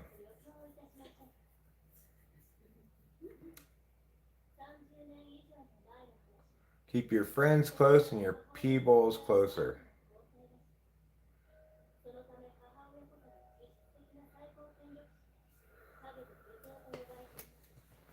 Apothecary Diaries is an incredible cartoon. It's not getting really the attention it deserves right now, but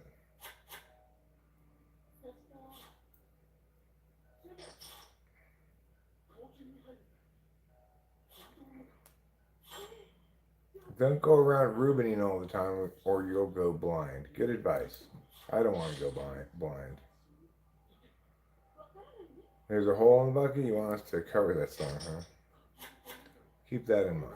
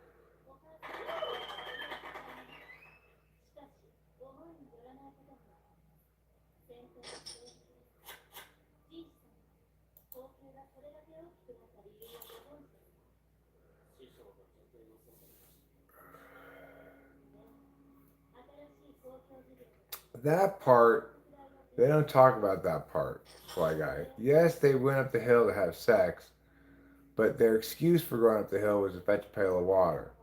They had sex, there was no problem there. They didn't fall and break their crowns then. After they had sex, then they fetched the pail of water. Then they fell down because they were, giddily with a glow of love about them, skipping down a rocky hill in a dangerous fashion. And that's the true story of Jack and Jill. They leave out the triple X parts because it doesn't add anything to the story, Fly Guy. Right, their legs were kind of rubbery from the vigorous and athletic sex they had.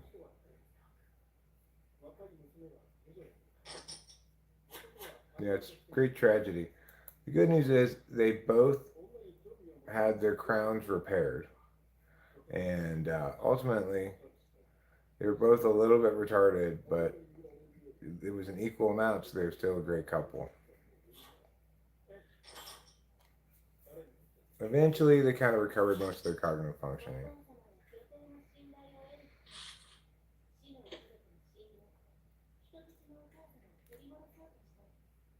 Jack and Jill went up the hill to have sex behind a big boulder. They wrestled around there on the ground until it was all over. Then Jack and Jill proceeded on top of the hill to get a pail of water. Thereafter, tragedy ensued.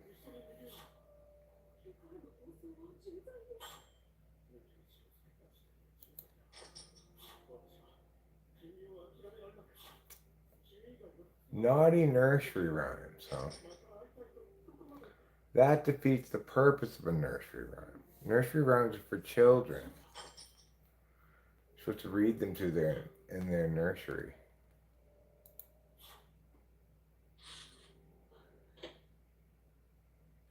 I didn't see it. Where was it?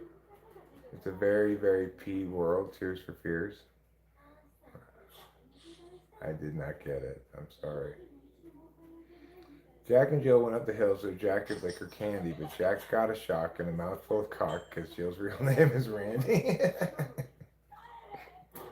That's excellent. That's excellent, excellent work, Winston's mom.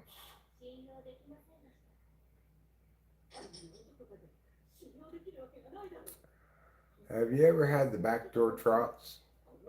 Not sure what that is.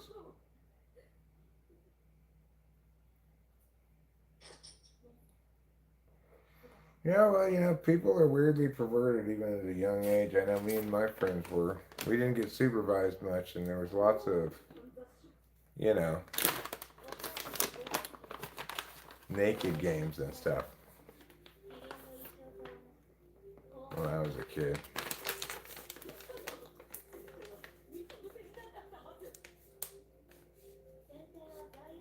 No thanks, I'll pass on diarrhea. If you guys are offering it.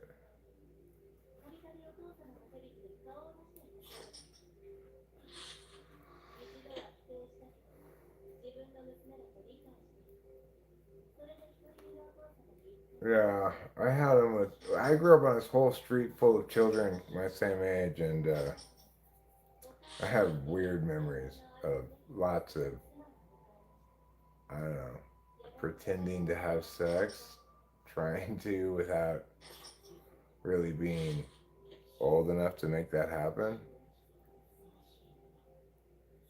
The stream got too pleasant, huh? You got spanked when you got caught. I think well, first of all, we largely didn't get caught because we weren't supervised very much. But when my mom caught me and Kelly, she seemed kind of embarrassed and told us to put our clothes on.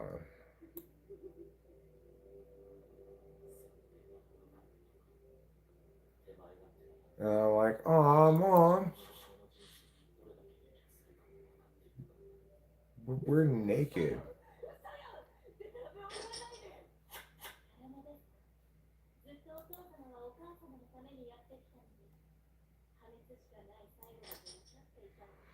I mean, the thing is, I don't. When I think back about those times, I don't think anything bad was happening. I think that everybody was respectful of people's boundaries, and kids were just curious, girls and boys alike.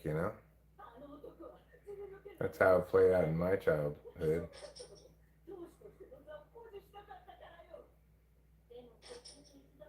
But I could conceive of other situations where it didn't play out like that. It was all in its own way innocent enough.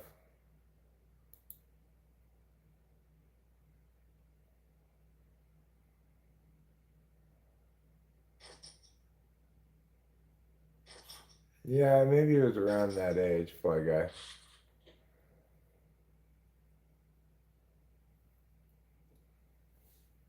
But I don't think anybody was scarred by the experience.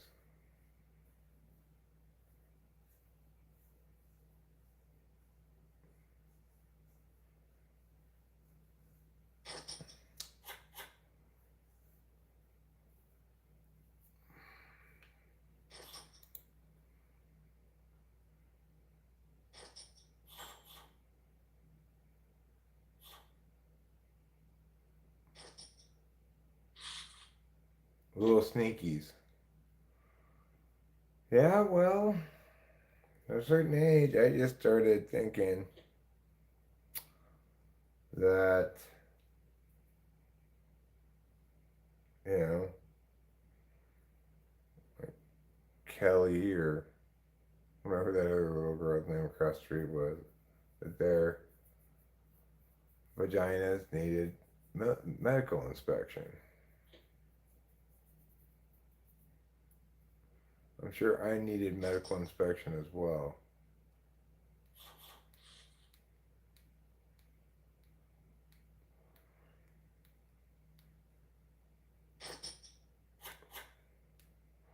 I just think I'm just talking about my own experience, that it was just an early expression of sexuality that we don't normally think that children really express, but it's kind of built into us.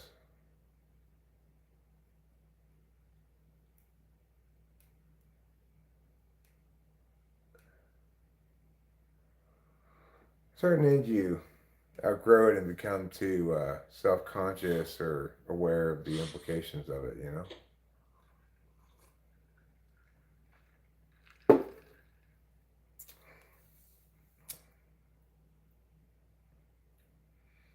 You thought women peed from their butts?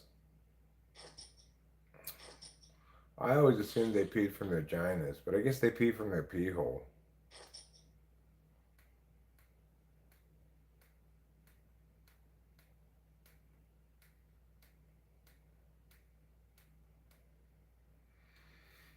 I remember I asked a doctor one time when I was young if women have prostates, and he laughed at me.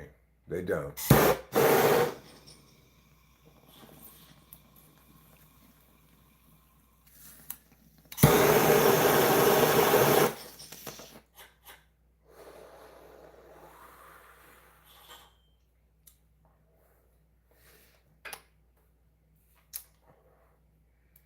He was like, that's not pee, that's gross diarrhea.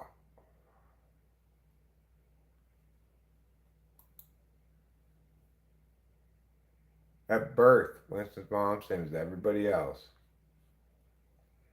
Everybody sees their first vagina at birth. It's a mess, but it's there to see anyway.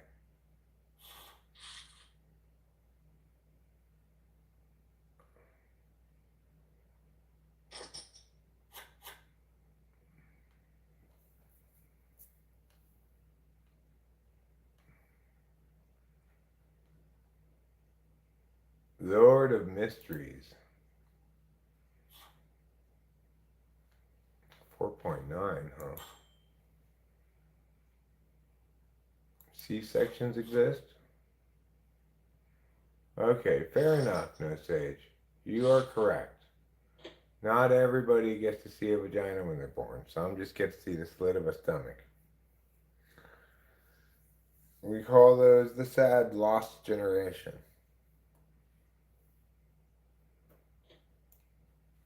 You were a butt baby. Oh. Does that mean when you came out you were almost all butt and the rest of you just was the rest of your body and arms and everything were all combined equal to the size of your butt?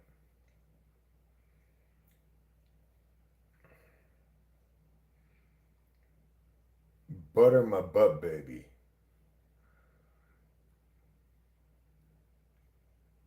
You know you want to butter my butt baby tonight, girl. Actually, I don't want to butter your butt baby. I'm sorry, but you've got the wrong lady. I don't even want to butter my own butt baby.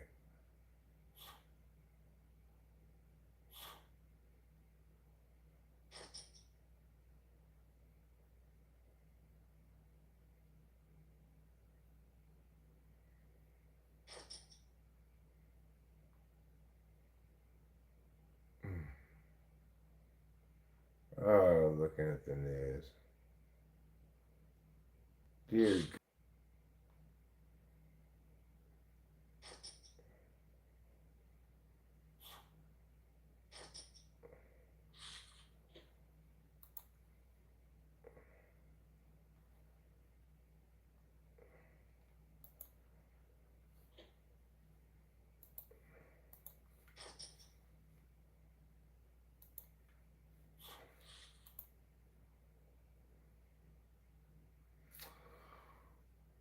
Hmm. I do sometimes. Yes, Casey Hayner. I do fart sometimes. When I do, it's because I'm adding just a little bit of wind to an otherwise still afternoon.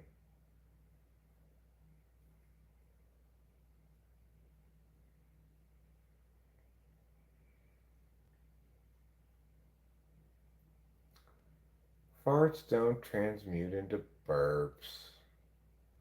How are they ever going to make the transition from one place to another?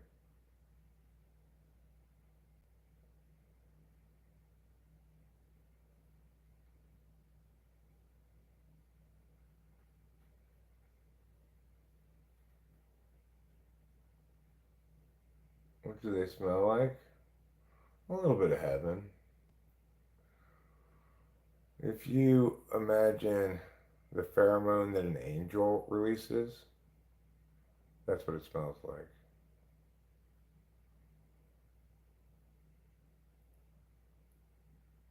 Okay, well, I suspect those are incidental linkages, you know, rather than causal linkages.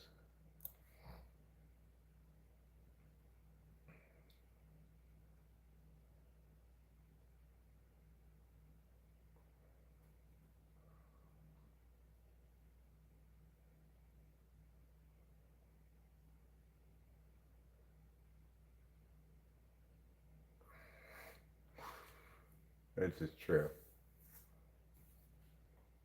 They're showing an old school washing machine and dryer like Rich one I have, and says, at this point, I'm willing to pay more money for appliances with zero smart features and just physical knobs, buttons, and controls for everything. I agree completely. Then, I'm old. Old as the hills. Every time I'm hungover in the AM and feel nauseated, I hang in there for an hour and get the shits. That's a good solution. Your breath takes a hit.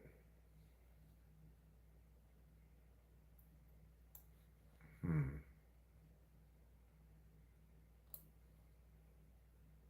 I'm sorry to hear that, or I'm glad for you. What's the correct response?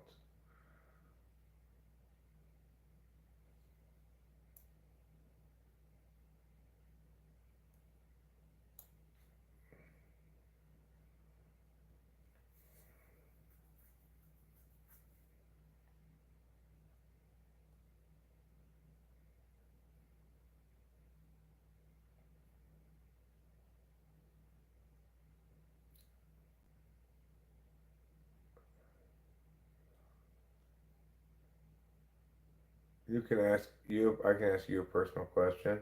Okay. Um, what makes you sad? I spent countless hours turning aluminum welding wire into this chainmail blanket. Why? I like having weight on me when I sleep, and I like to be cool. The heat dissipating properties and weight of aluminum are perfect for this. It's not a bad idea. It doesn't. You don't get caught by the chainmail. I think Casey Henry should answer my question. That's the most personal question of all. What makes you sad?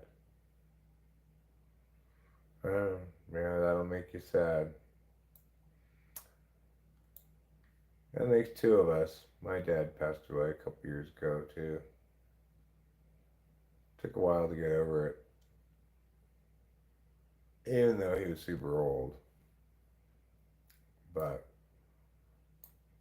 it was a challenging end of life.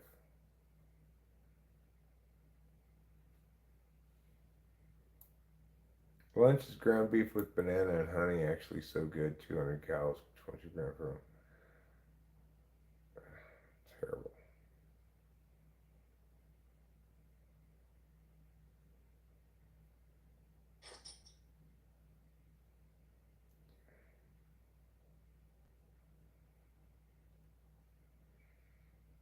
This one says every millennial out there. Something about the Bermuda Triangle.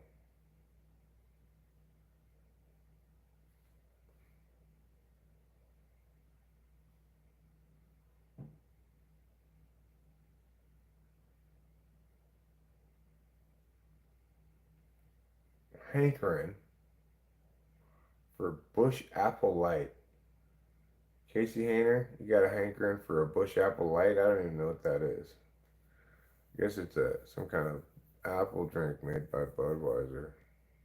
I prefer having another person sleep on top of me for great sleep. That seems like a bit of a balancing act.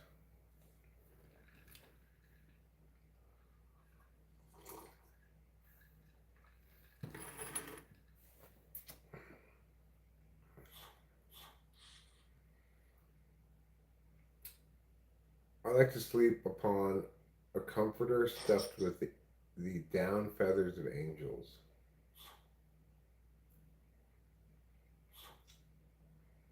Then I like to have all my sheets be silk made from the finest silkworm silk. And I like there to be 40,000 stitches per square inch for the most finely stitched, silkwormiest silk sheets ever.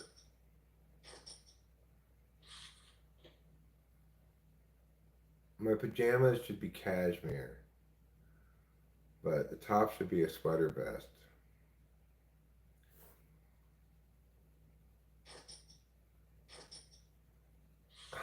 I don't care to know about those. I don't care to know about them. So, you know.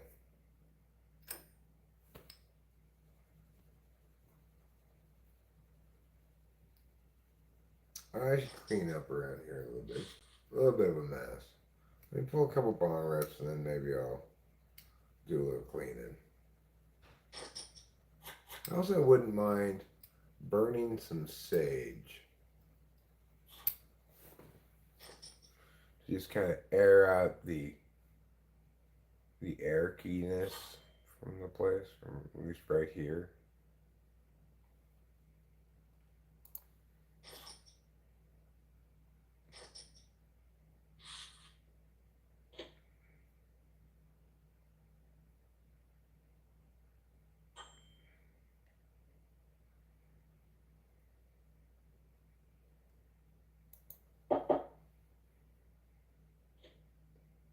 Cherries are even better.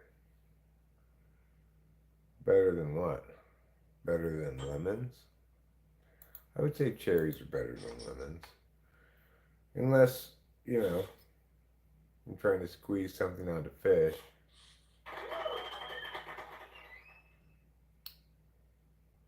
Casey is a gender neutral name, so I don't even know what you know what Casey has. I mean, it depends what Casey stands for. If it stands for Quesamaro, it's a man.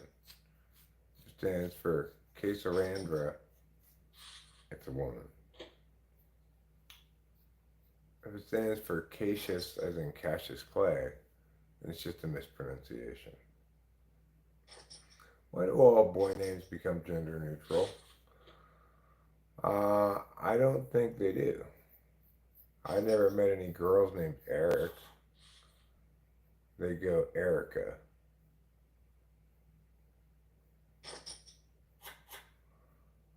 Um, I hope it's not something about your personal bodily functions that I have no interest in learning about. Hopefully, what you're doing right now is listening to this fine example of pleasantness and letting yourself become awash in the pleasantries. Your daughter's name is Taylor Scott. Scott is a boy's name.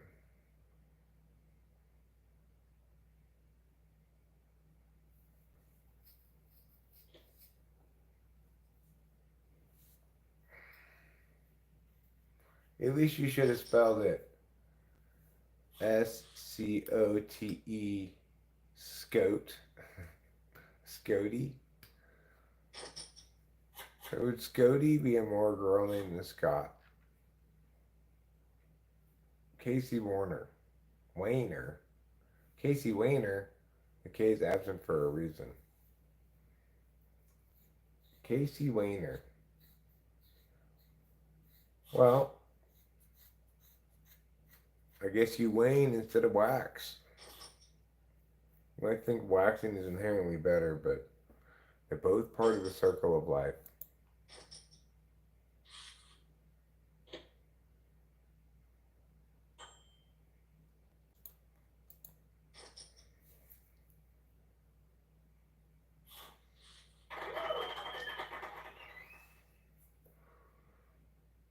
Physical store. We're gonna have to go to the physical store tomorrow, I think. Why, you might ask? Because. That's why. Because we're out of a lot of things. So that means going to the supermarket, getting some stuff.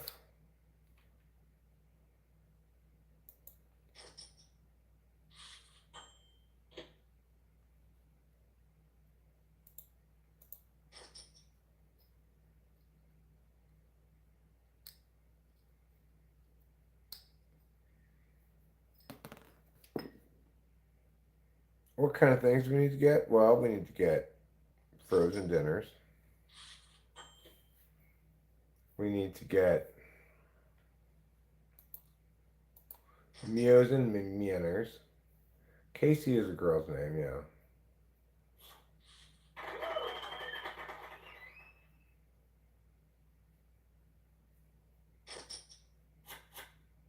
Hi, mutt free world.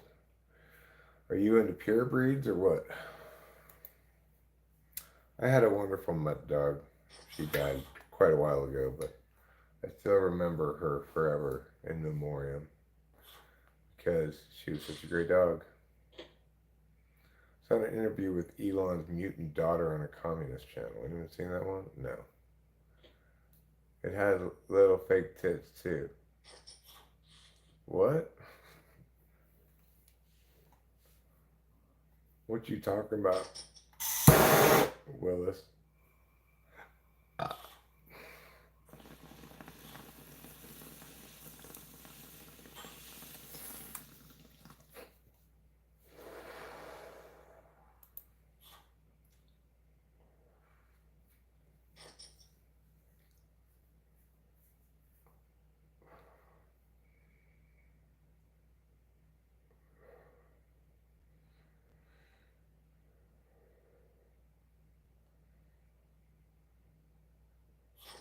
This bird is way too red.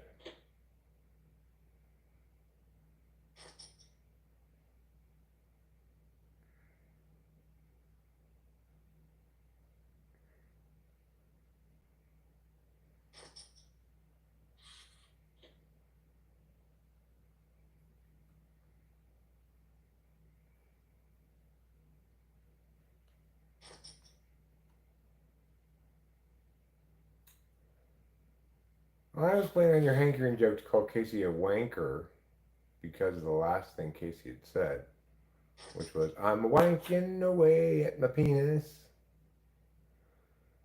Sick, says Boba Fett. I caught your joke. I had to blame Bob for my inability to toss the joke back in order to make sure you get that I understood your joke. Elon's daughter Vivian is everything he'll never be. Okay. Why do you put daughter in quotation marks?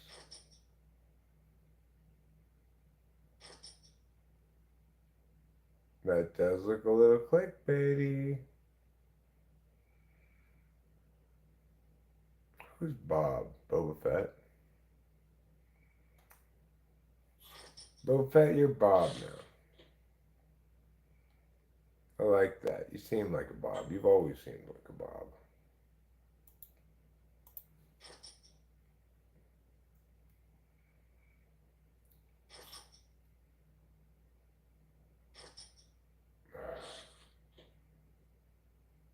so I got the straight, but somebody could have me beat with a full house, and it could happen. It's a trans thing, trans thing. Okay, well, if you want to hate on trans people, then go do it someplace else because they don't need you picking on them.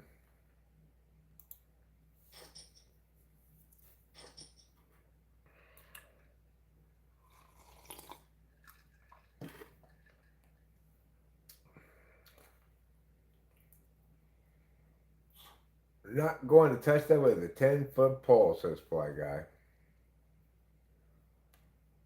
Whatever. The whole thing is like, not my business, not my problem.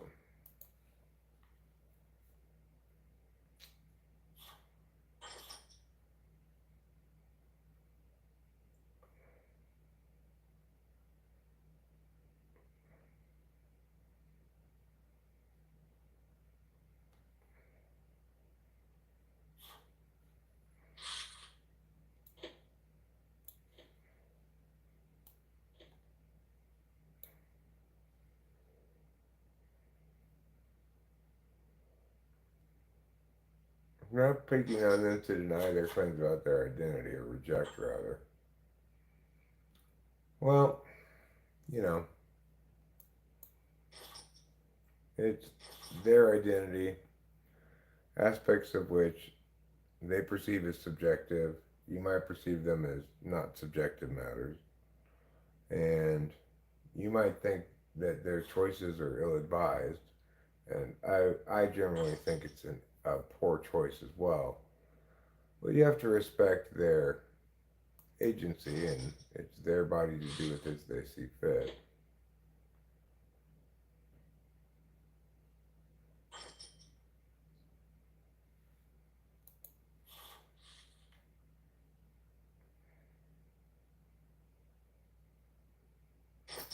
Summer break in the 90s and you turn on MTV.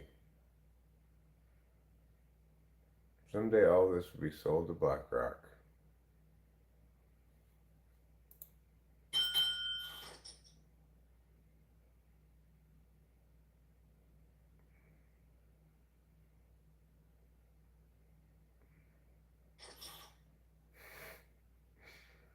Target does what? Target staples Allie's dick. He's my special hate magnet I can pour all my blackness into. Okay, well, I don't know what playing along means.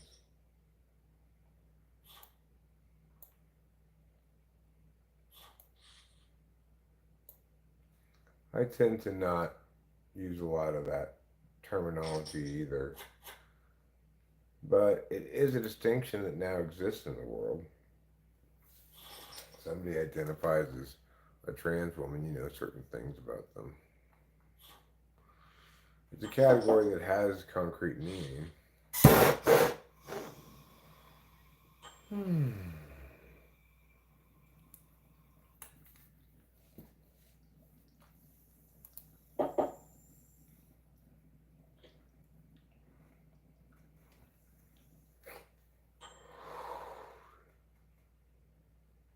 Right. People can identify with whatever they want to identify as. They don't control my language, but nevertheless, I recognize the fact that the distinctions exist now, and I might refer to somebody as a trans woman or trans man. And it means somebody who's identifying as the other gender and in some phase of attempting to transition into it in one of a variety of possible ways. One or more of a variety of possible ways.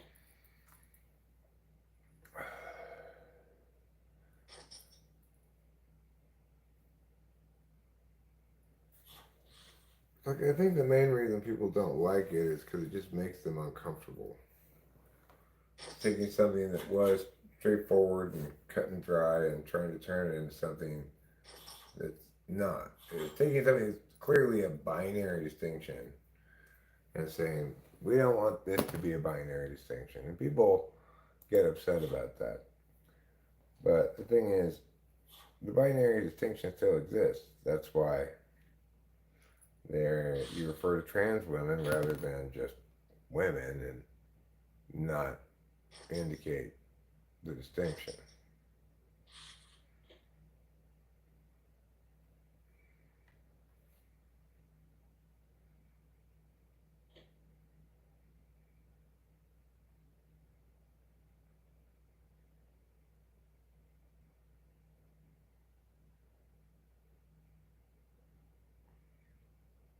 Well, with that, you don't need to be so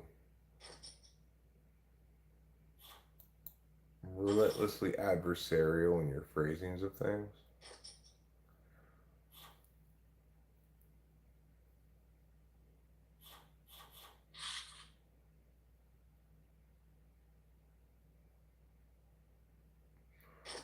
I feel a little weird calling someone a man when they put a lot of work into being a woman.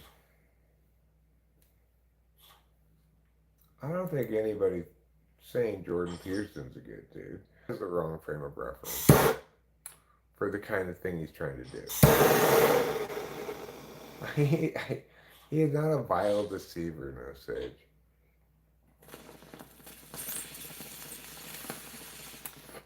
He's wrong. Do not underestimate the ability of people to be legitimately wrong.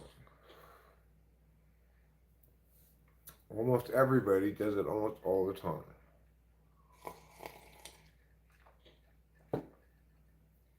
It's like one of humanity's expertises. No, he's wrong, no sage. Nobody's disputing that. That doesn't mean he's evil. Okay, but with that, I don't want to have this conversation.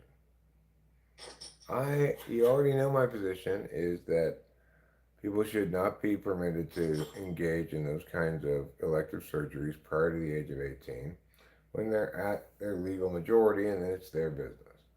We already agree on that. The fact that you're freaking out about this infrequent thing that doesn't represent any kind of threat except to, what you find familiar, well, I just have nothing but contempt for your attempt to play. Let's all get alarmed about this nonsense. I don't want to get alarmed about that nonsense. I don't want to watch that interview, obviously. Like, I don't have that kind of sick relationship with stuff where I want to watch stuff that makes me mad and feel indignant about meow or meow. That's a fool's errand right there.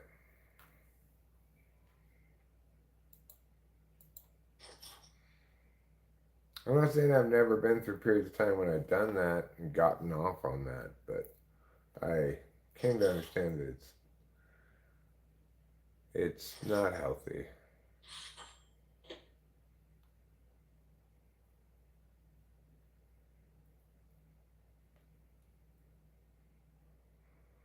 Well, I don't need to. I mean, the idea that I would want to look at Mia fail to argue well is just ridiculous. That's all there is around me are people failing to argue well. That's everybody that I see, pretty much. With some exceptions about like sciencey things that I watch. But those aren't really arguments, they're explanations that are explaining something I don't understand yet and for which there's a straightforward answer rather than a bunch of theories or something. He goes around letting people call him a Christian and leans into it and discusses religion with people as if he were a Christian, but he won't answer simple questions about his beliefs. Well, I mean, look, to be a Christian is to engage in the behavior of faith, which is to pray to God, Jesus, Holy Ghost. Beyond that, there are no beliefs, It's a behavior, not a set of advocacies.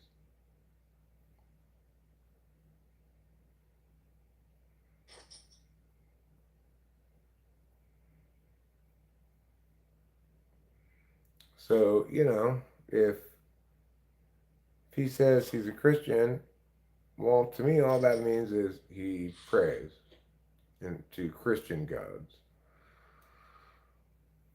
It doesn't really mean anything else meaningfully. I guess, what I would say is part of my Christian understanding, but not part of my faith, is the recognition that Christianity is right about the absolute value that should be upheld most, which is justice, and about the topmost virtue, which is forgiveness. The former being obligatory, the second being indicated.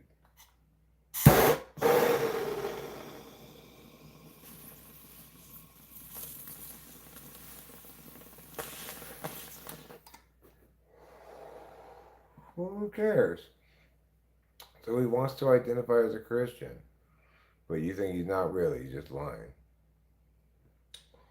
Okay, well, I mean, it's not like you really have to do anything to qualify to be a Christian except say you're a Christian.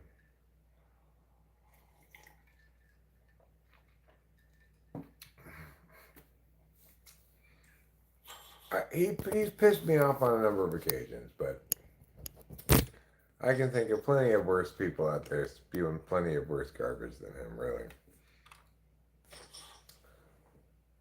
really. He's head shakingly wrong sometimes. Like, how is this guy who's so wrong?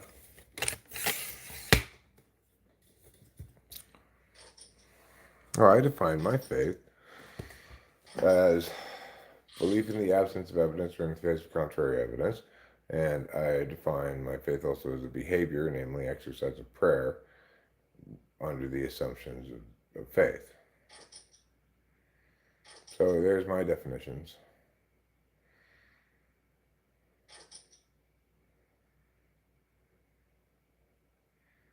They're good definitions. I can win any argument about God by pointing out that you cannot both embrace a magical thinking frame involving faith and also make arguments suggesting you're right for justifications. If it were justified, it wouldn't require faith. Very straightforward argument. Seems pretty obvious. What am I about to go get?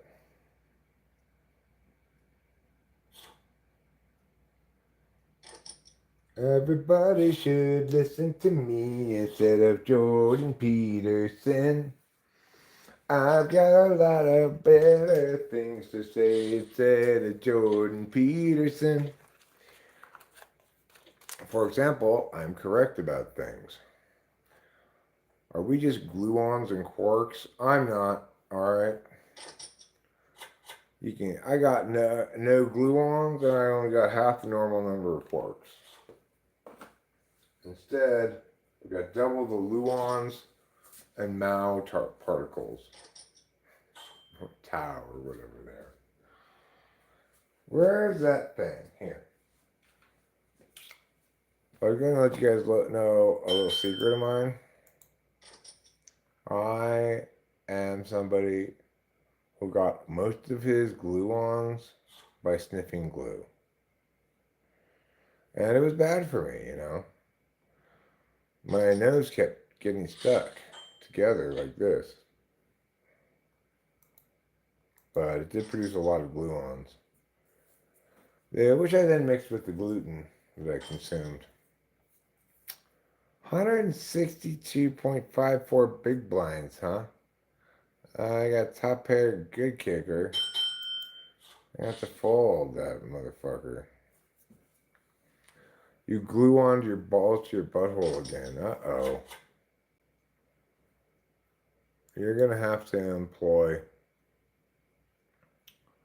some kind of movement of electrons across a vacuum tube to loosen up that molecular connection. I'm not being super gatekeepy about it either. I'm not saying he's not a good Christian or not my denomination. He's not a Christian anyway. Do you think I'm Christian? No, Sage?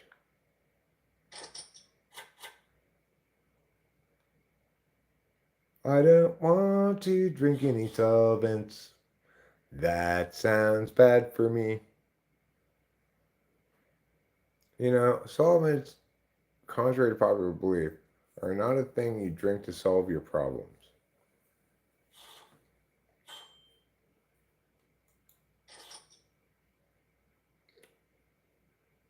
Or you think I'm Christian in a sense that Peterson is not? Well, maybe you're right. Maybe he's just a big phony. But then again, maybe he's actually a member of the Satanic Church. Well, I've got a straight, do I? What am I going to do with my straight? I got a 9. 9 makes a straight.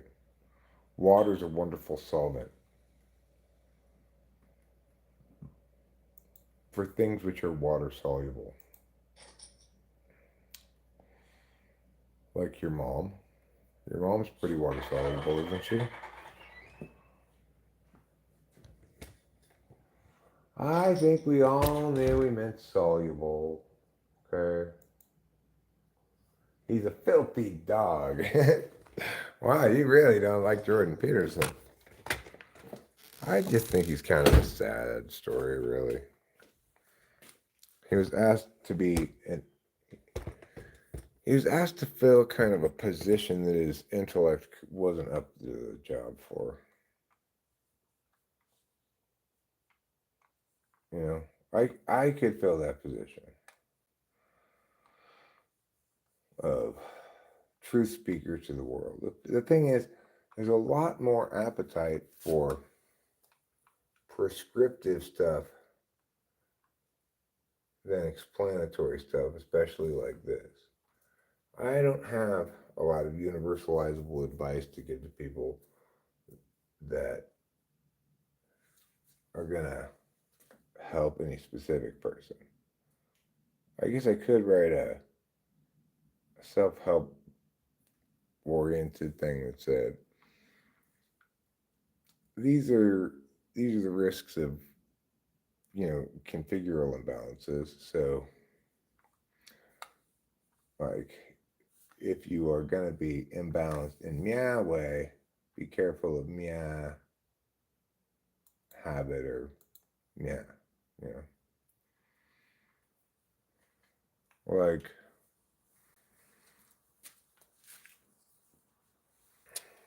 if you're an SI dom, try to recognize that you can have a bit of a blind spot, even though it's not your technical blind spot, but you can have a bit of a deficit area when it comes to relevance. But you're not so much of a blind spot that you can't potentially recognize that and seek help from those who do have intuition.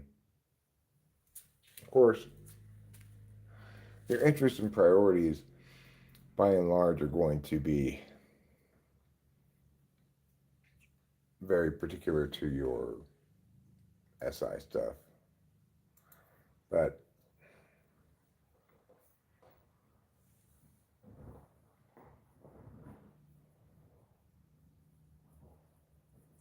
hi, simple girl, how you doing? Being someone's son doesn't mean I didn't want them to crash and burn. Doesn't mean I don't want them to crash and burn. Whose son?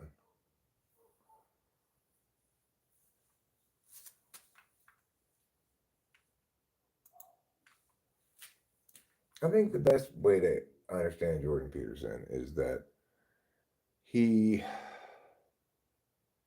he's done his best to try to fill a role that he thinks he understands that is expected from him, and he's basing that somewhat on what gets response, which it tends to be more provocative stuff. And in other words, he's doing the whole thing all wrong,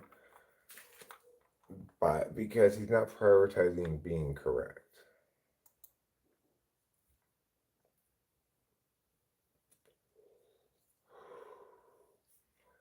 Nothing good came out of a program of wrongness. He loves his first video that made him famous. I don't know what it was.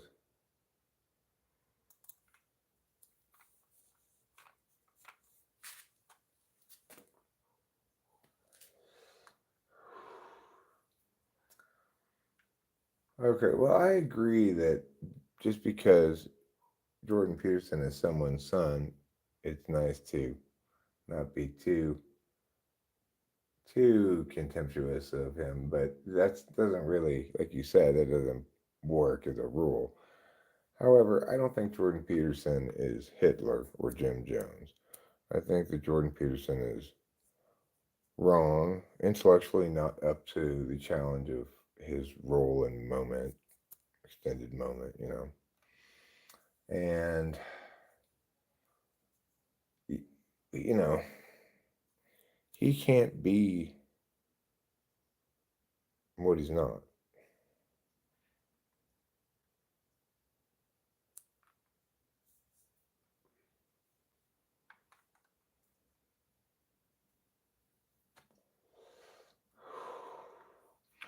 Well, I think there's certainly a certain amount of truth to the fact that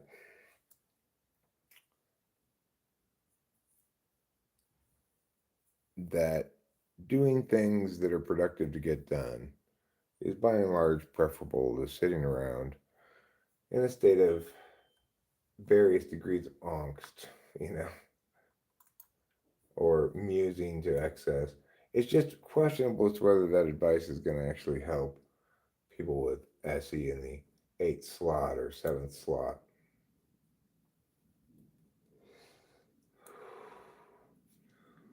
I don't really think those kind of archetypal analyses are useful.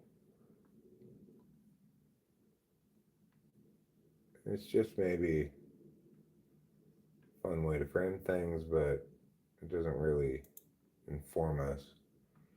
It's kind of like it pretends to inform us.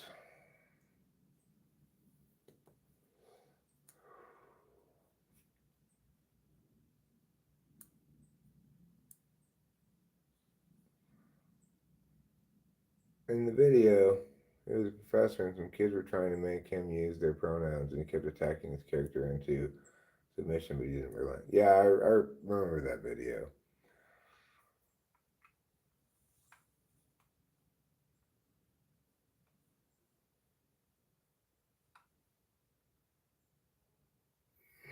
Yeah, good for him for standing up to the students. And part of the reason he became famous is because he had skin in the game. He was getting threatened with being fired. And I think they did fire him, in fact.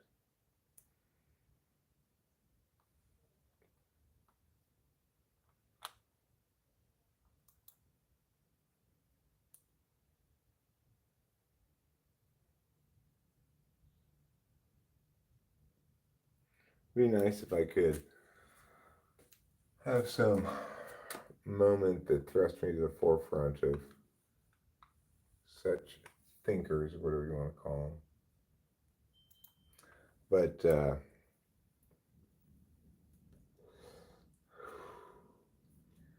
it's kind of challenging in general. Like, people are much more attracted to prescriptive kind of stuff. All you need to do to fix your life is man. People love that. People are looking for quick and easy answers. They would like to, you know,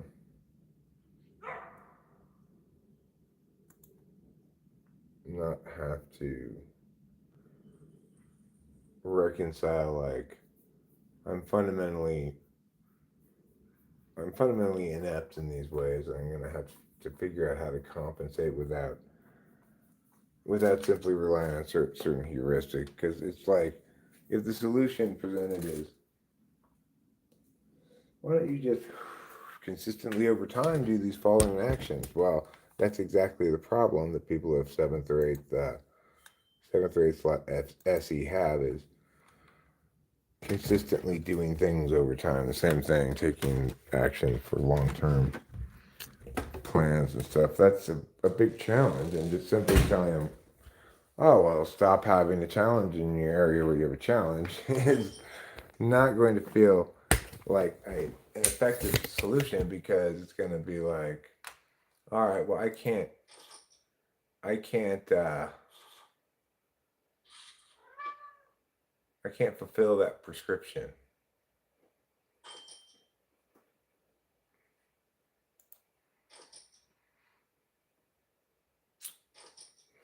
Are you saying this isn't a cool shot? Oh my God, though, this is the coolest shot of all. I guess I gotta fold this. Yeah, very well.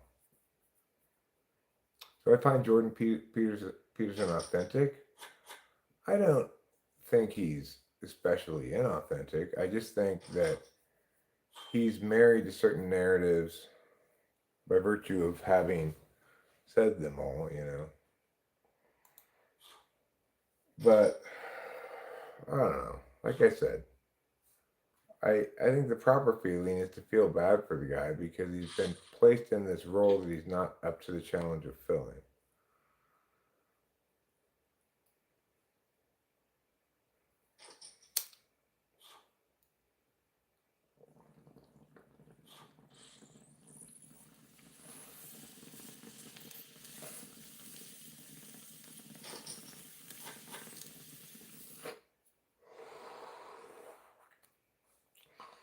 I don't know. I guess from my perspective, that would be the worst thing of all. Would be to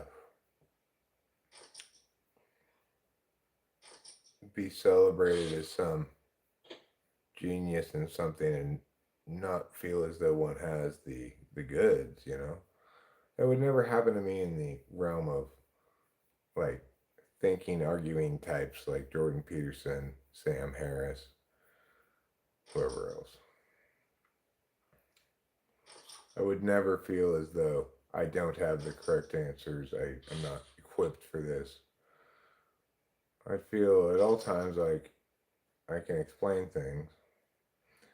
It would probably be a good idea for me to, before having any kind of explanation like that, debate or whatever you want to call it, that I would take a Klonopin beforehand, because it would keep me super chill. Otherwise, sometimes my emotions can get the better of me. I really don't like it when that happens. I really wish it wouldn't happen. You can't judge people unless you witness their crime. Um, no, you can.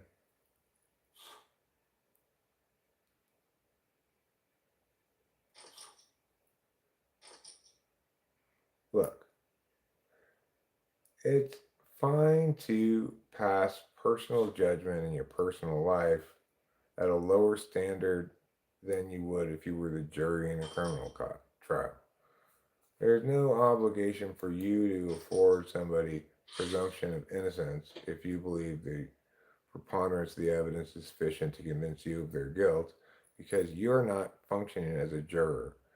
If you are functioning as a juror, then yeah, you need to afford them the presumption of innocence. But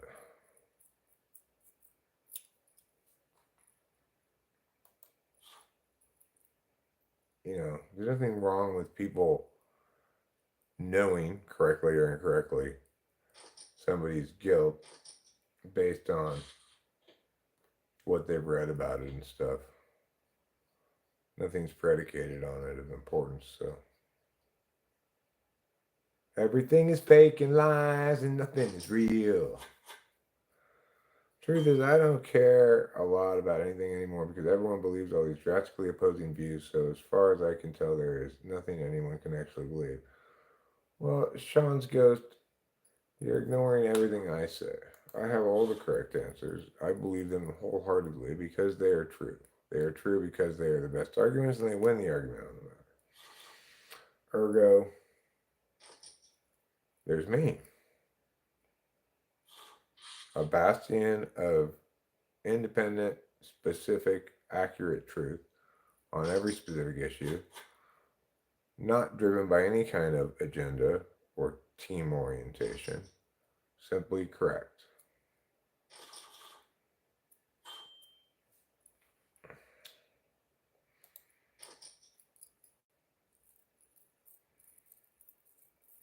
It isn't all channels, I noticed.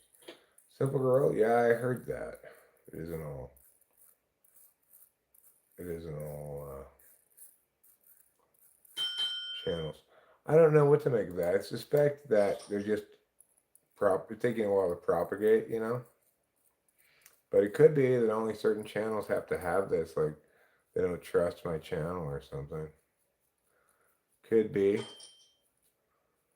God damn it. Alright, fine. We'll go all in. Oh, great. I got outkicked. Fantastic. No, I don't want to rebuy. I'll just start another tournament.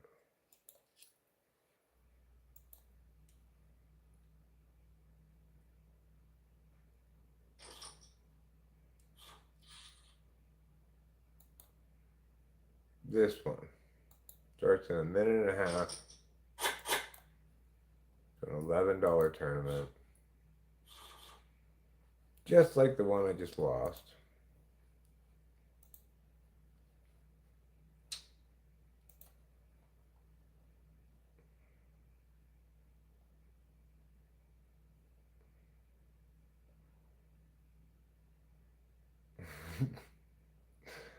What is this sign trying to express? Fire crotch.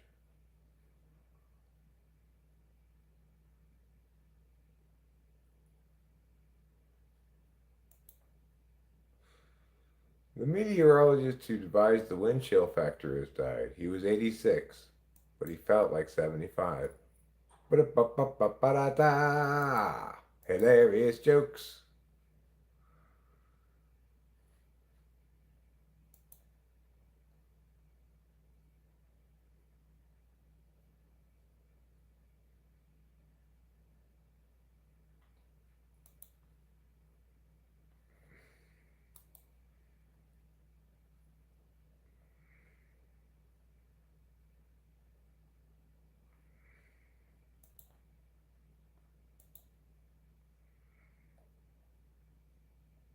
Suffering from suckiness.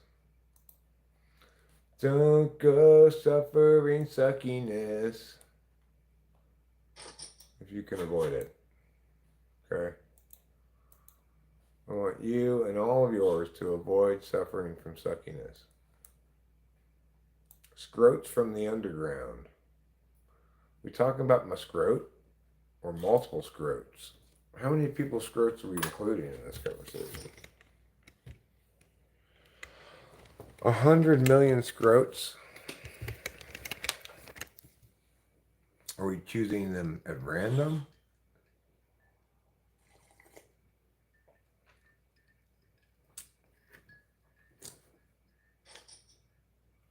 Scrotonius, the Greek philosopher who specialized in the study of scrotums, he once said,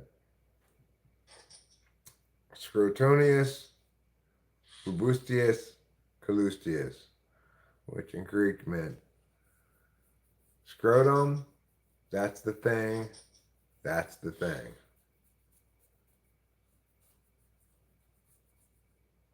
They don't. Well, it's true. My cat's scrotums, I guess, don't contain balls because he's been fixed. They leave the scrotum, take out the balls. But you know whose scrotum does contain balls? This guy. Got not one, but two balls in my scrotum.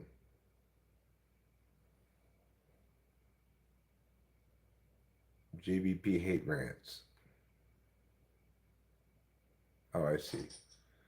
I'm being silly to make up for my JBP hate. That's fine, no sage. You know, I've had a few anti-JBP rants myself. Balsophy is the Greek study of not just the scrotum, but the contents of the scrotum as well. A study which eventually crossed the ocean blue and led to the naming of famous Indian lady Sacagawea, who carried on the ancient Greek study of the scrotum and balls, inventing the term sac to include both the scrotum and the balls. Well, Sacagawea really, underneath the radar of the Europeans, carried on the scrotology work of the ancient Greeks. And let's put it this way. One of her methods of research was getting teabagged, and it's fair to say that she invented the process, at least commonized it. That's how she knew everything she needs to know about scrotum. She was short, she was nearsighted, so she needed to see it right there, right in front of her eyes. And she found plenty of cooperative people willing to help her in her studies. Diogenes referred to Aristotle's head as a scrotum of a eunuch, soft and empty and bald. Except you made that up. Well, that's a good one to make up, I like. Sacagawea, Pocahontas. Both of them have sexual things in their name.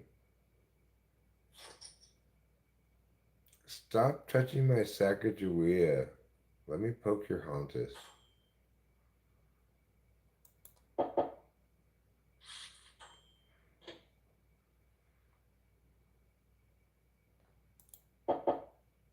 Dang, Diagnosia.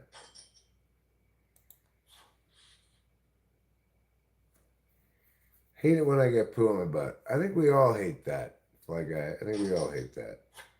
When we sit down to poo, we all make a concerted effort to poo as clean as possible to keep our cheeks as far away from the poo as possible.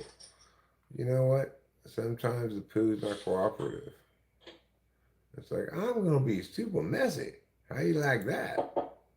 I don't like that, but I don't like it at all. Unsanctioned fib.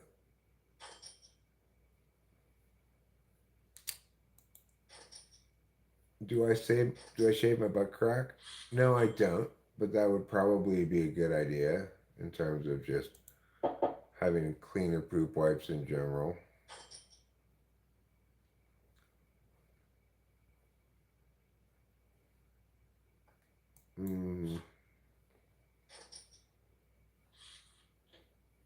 Fibonacci sequence. Is that the order of fibs that one must tell to complete a full fib set? You got it lasered off? What? Your butt hair? It makes me want to shave my butt crack now. I'm gonna shave my butt crack. Maybe I could just get some nair. I could nair my butt crack. If you dare have a butt crack, nair for butt crack.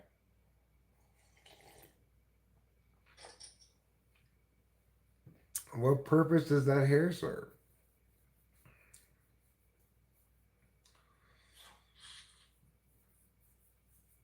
It gives your butt confidence to know that it's not bald. I don't believe that hair serves any purpose except to just catch poop. which you don't want to have caught. Wax it, huh? Well, I don't have butt crack wax.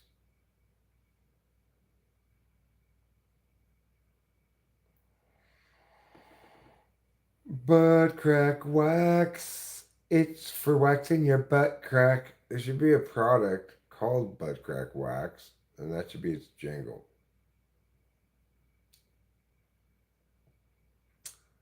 Butt crack wax. It's for waxing your butt crack. We evolved to have hairs grow inside your butt crack skin to create sinus towards your anus. What do you mean sinus? Do you mean shyness? It's because we're shy about our butthole and that's why we have hair to cover it up?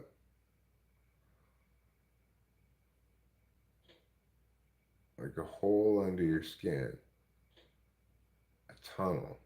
What do the hairs have to do with that?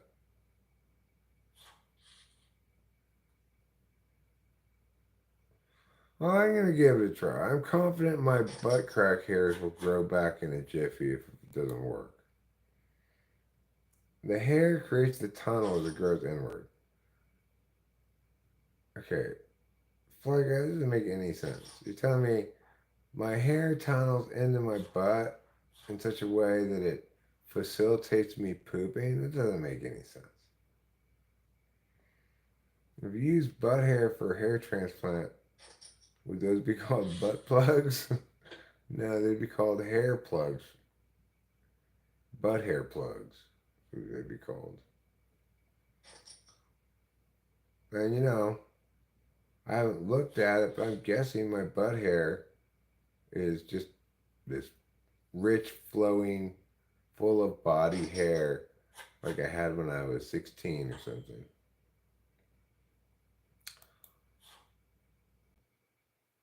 Look up the pilonidal sinus.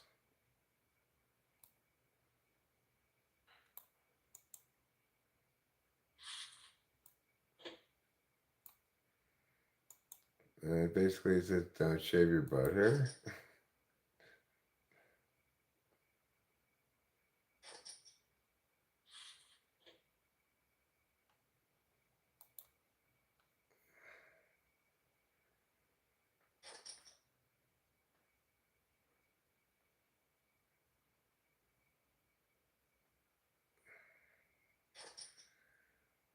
Oh, well, you're supposed to remove the hair.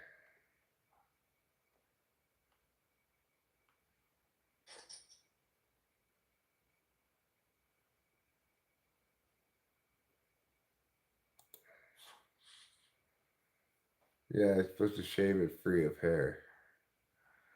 So, shaving your butthole is a good idea, I guess. Little did we know. No, it says you're supposed to shave your hairs. Elect 9129 says it's not a good idea. Well, you know what? If you don't want infected butt crack hairs creating a canal of infection, then what you need to do is just accept the idea that everyone should shave that hair. Why not, Fly Guy? Jeez. If I experience a problem, then fine. But I'm not planning on experiencing a problem. And what you're saying is going to cause the thing that the hair in your body crevices only grows to a certain length and creates a buffer between your sweaty skin so it slides smoothly as you move. Okay, well, I mean, do I need that right around my butthole? Probably not.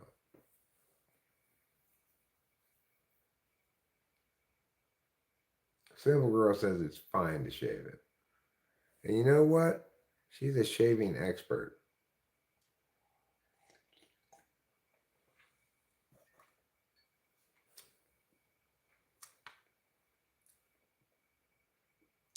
Look, I will shave it, and if I don't like it, then I will just let it grow back.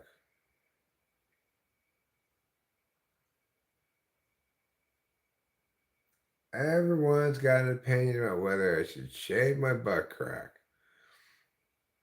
Crazy. I thought this was America.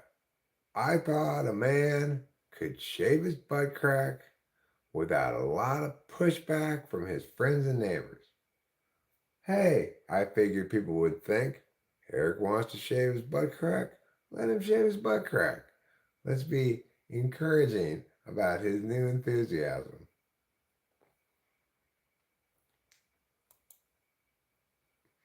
Don't shave your butt crack.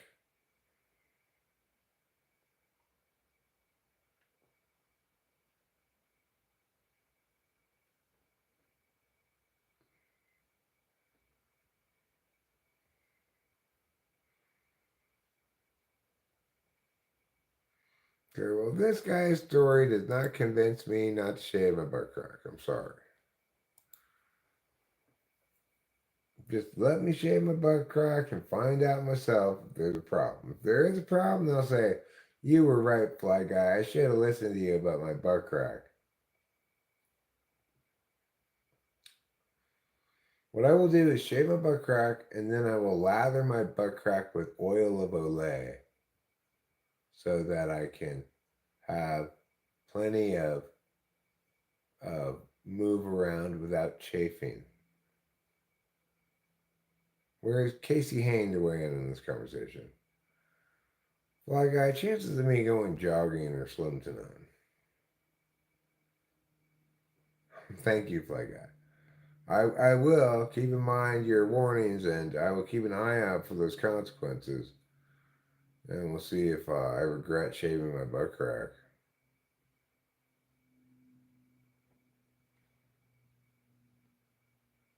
Oil of Olay. Why do you think my butt crack looks so young? It's because I've slathered it with oil of Olay for years.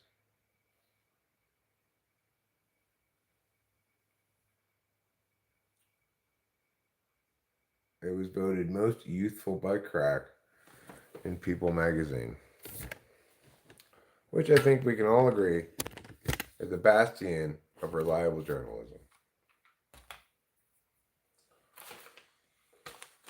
Oh, you want to know the real facts? You gotta get you a subscription to People magazine.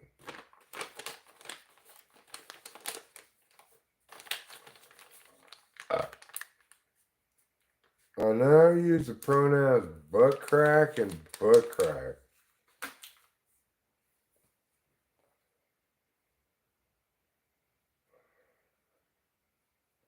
Sexy butt crack is my pronoun.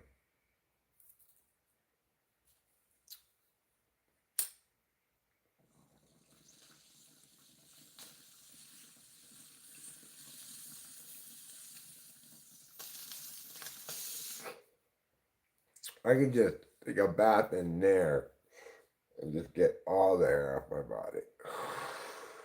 And say, look at me. Got no hairs, no wears.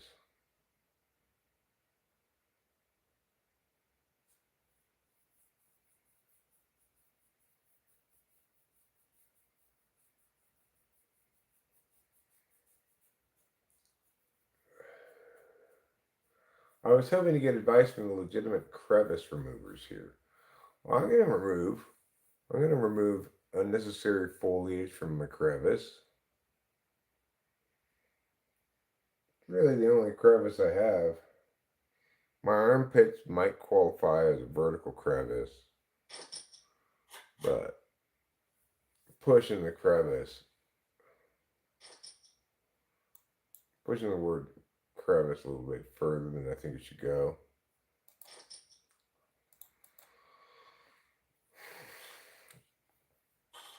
Don't put your finger down my crevice if you don't want a stinky finger.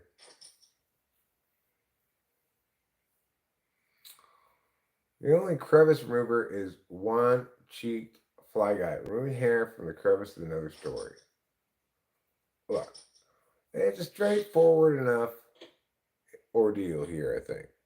You just you just get in the shower, spread your butt cheeks apart, get a razor, you lather up your butt crack, you go from the bottom up one side, from the bottom up the other side, all of a sudden you've got a hair-free butt crack. And, you know, maybe for the first time in a long time, your butthole will feel a refreshing breeze.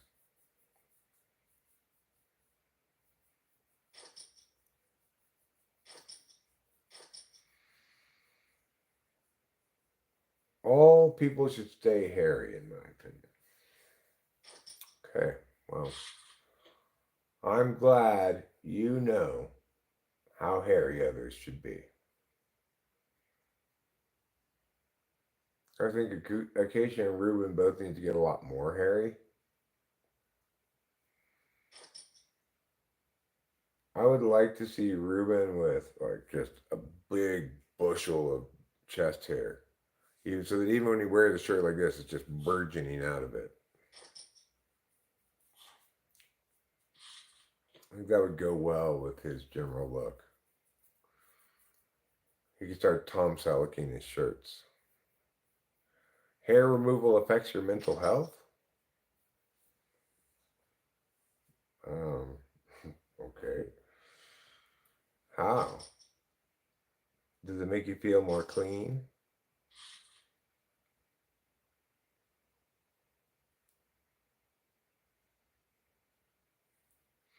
How are we going to add to Ruben's chest hair? Well, you got to give him hot sauce, which purportedly puts hair on your chest.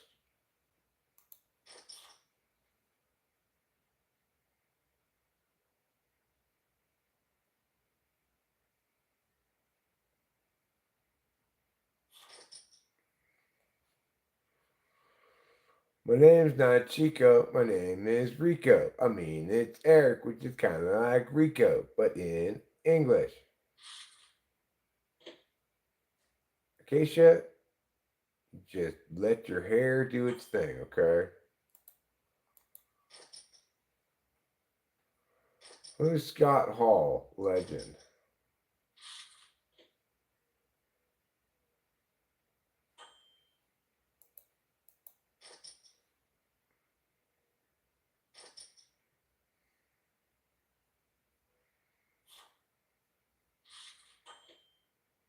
Hmm, that's not good for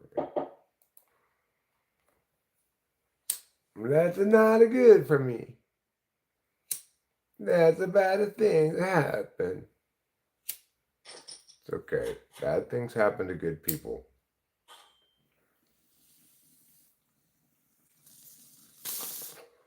Also, bad things happen to bad people, and also good things happen to bad people. And good things happen to good people. Those are all the possibilities. Shaving has been more regrettable than trimming in this case for many. Well, I do have a trimmer, but I don't really want to trim my butt crack. I think I'll just, booed things happen to gad people. Well, the gad people probably had it coming.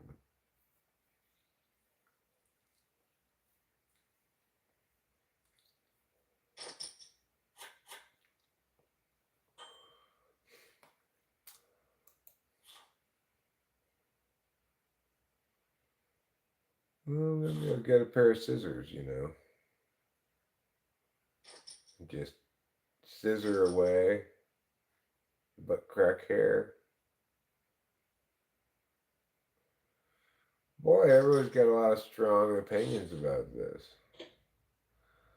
I just feel like at this point I need to experience it for myself. The horrors of shaving your butt crack. Don't do it, Eric! Don't do it! You're never gonna get over it. Your butt crack will never be the same. Well, maybe that's true. But you know what? Maybe my butt crack will learn a valuable lesson about something else that we didn't even expect. I don't want to play Google search and have people go, nanny, nanny, you shouldn't do this.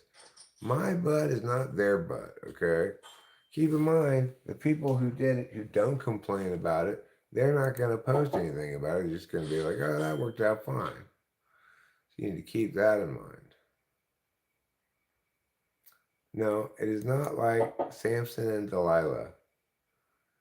It is not the case that if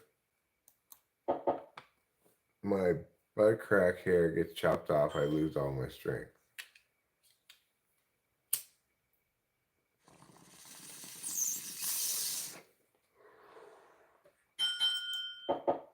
Okay, well, I'll see. That's my point. I want to see. I want to be able to come back here and say, oh, you guys are so right. I wish I had never shaved my butt crack. What a terrible, terrible idea that was of mine, and I should have listened to you.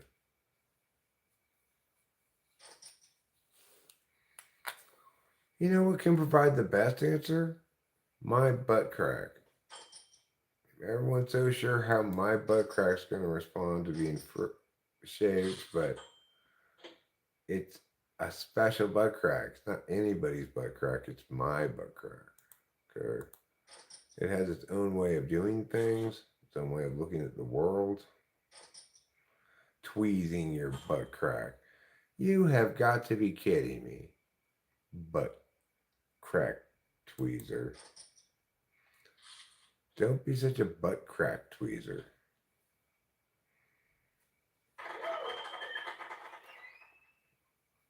You can no sooner tweeze your butt crack than you could shave inside your nose. That's not gonna work, right? Look, I spent a lot of years with my butt crack. I know it well. It's a very business-like butt crack, you know. It's not large, but I think it's fair to say it's shapely. It's easy to get to the crack part because it's not particularly large, but I'm very familiar with my butt. I've been sitting on it for years.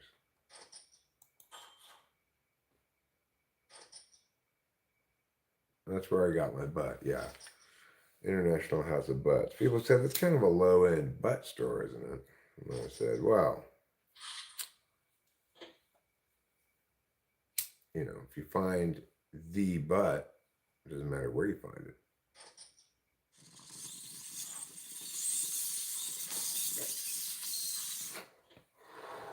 For International House of Butt Pancakes,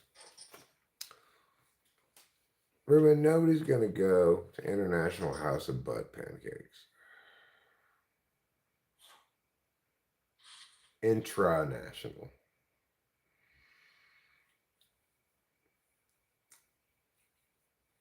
International House of Butt Pancakes.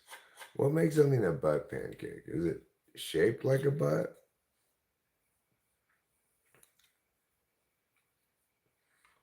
But yeah, better than getting him a Butt Depot.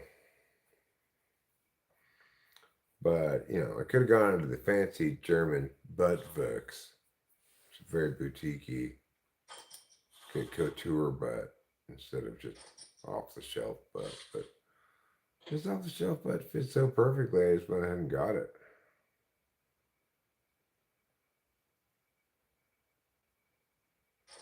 Ooh, you had to go and get butt couture, huh?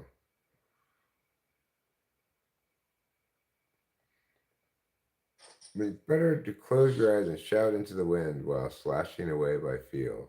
So shout into the void by slashing away by feel. If you dare have pancakes, nair for pancakes. I made hamburgers earlier, which I could eat. But I could eat those hamburgers tomorrow.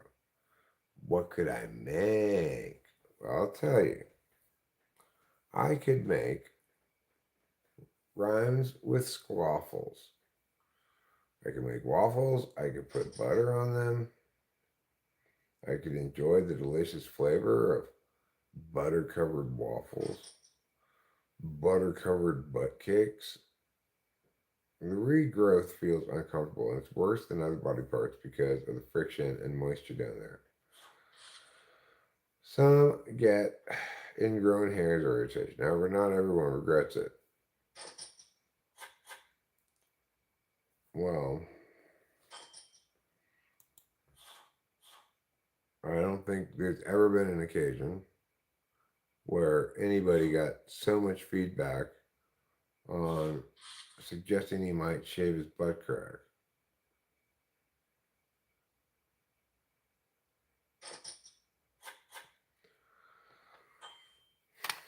But maybe I'm wrong. Maybe this is a common, maybe this will launch the Civil War that might come about in the United States. Those who shave their butt cracks versus those who don't.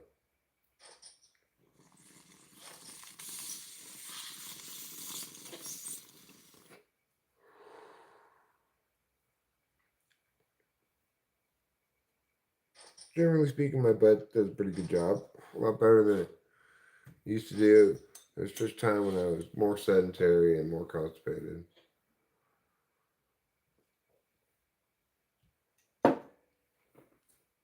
Nowadays, I poop pretty regularly.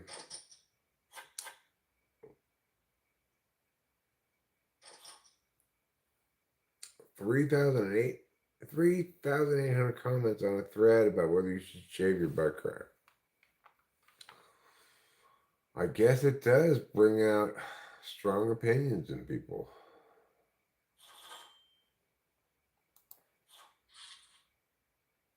Tweeze. Tweeze schmeeze. What's that to say about tweezing? Alright, let's go do the waffles. To dance. Do the waffle. No, Acacia, nobody wants to go to Jack in the Butt.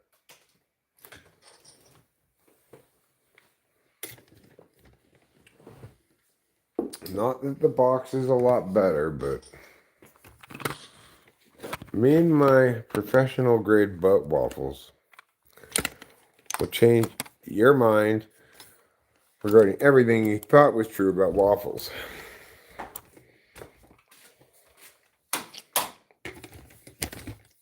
Eric's Boutique Butt Waffles. Alright. Step 1. Get waffles.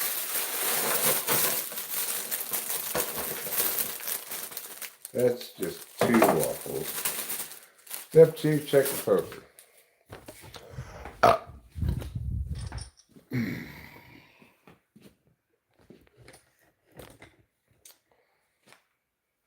Fold. I'd like to fold. I'm blind. Okay, now let's assume Rachel wants a pair of waffles as well. If she doesn't, I'll eat all 4 waffles.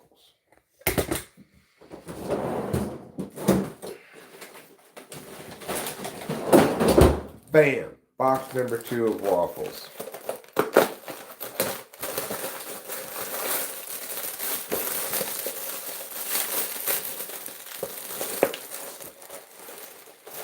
Two more waffles emerge from the waffle box, and then we're going to put them into the Oster oven.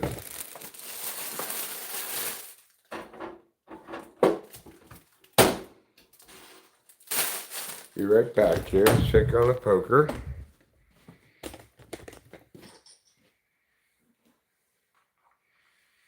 The bottles.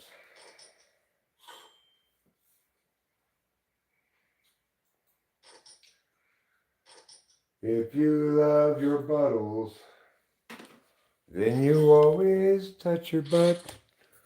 And you say my butt is wonderful.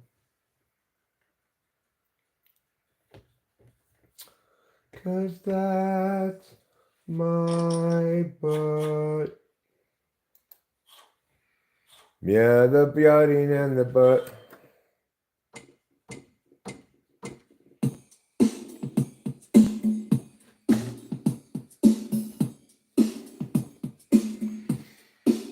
B-U-T-T. It is my butt, you see. It has two cheeks, but gee, should I say between them and make it hairless wheat?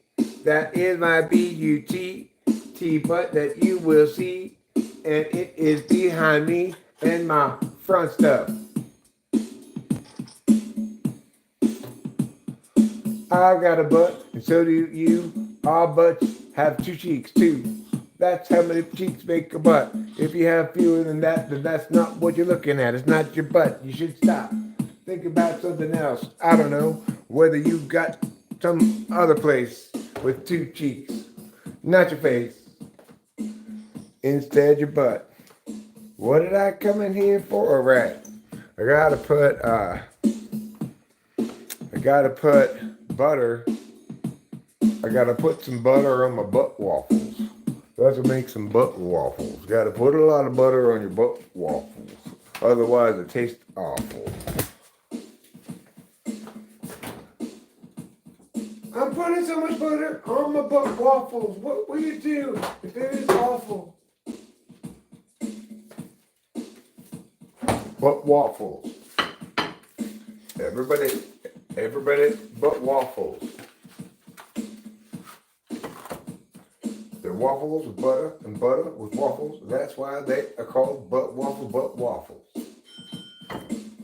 Hold on, butt waffles.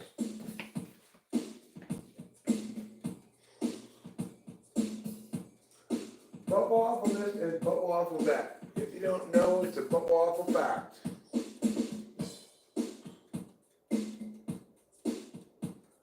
I think I'm gonna butter my butt waffles. I hope you don't get in trouble today. I think I'm gonna butter my butt waffles. I hope you don't get in trouble today. Butter what? Butter what? Butter what? Butter my butt waffles. That's what I'm gonna do. I'm gonna butter up my butt waffles with me and you. If you like butt waffles like I like butt waffles, then have some butt waffles. We take a little butter, cut it into smaller pieces. We put the little butter on the little cutter, put it in the pieces. First one, there goes the butter. Then two, there goes the butter. Then three, there goes the butter. Then four. Oh, my mother, better hurry up. Think the time is running out.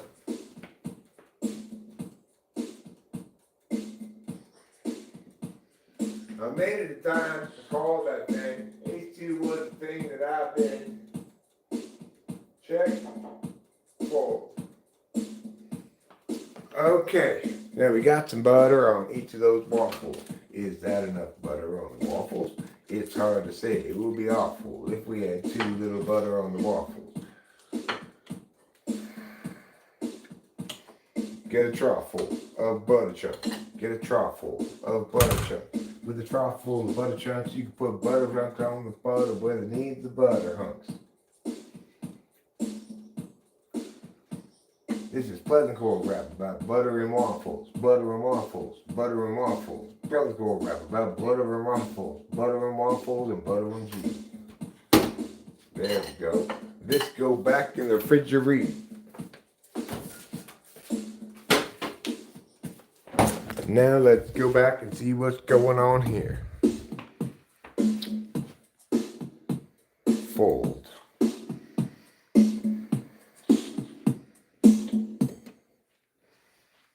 Okay.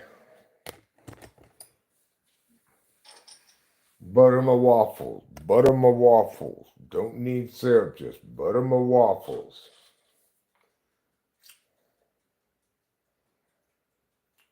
I need truffles of butter to butter my waffles.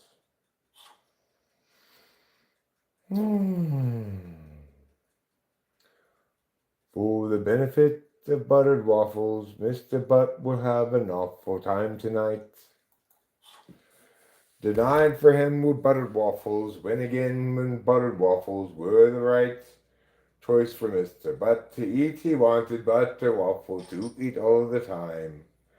But the buttery muffin tonsils started to shine.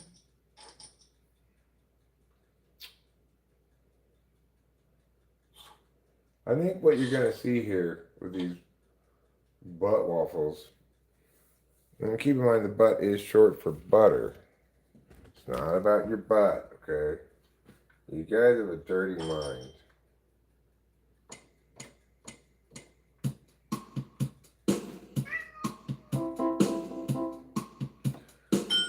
What, kitty? What do you want? What do you think? What do you need about butt muffins?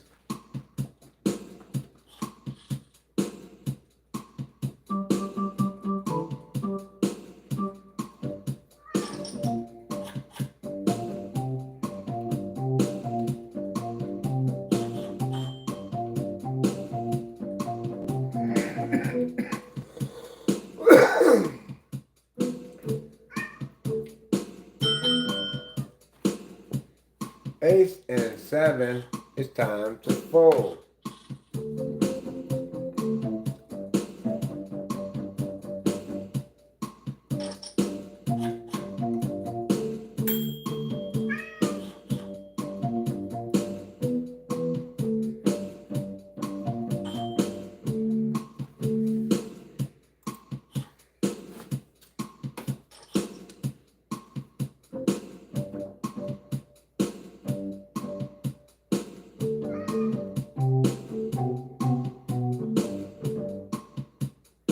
What was that? Just chill.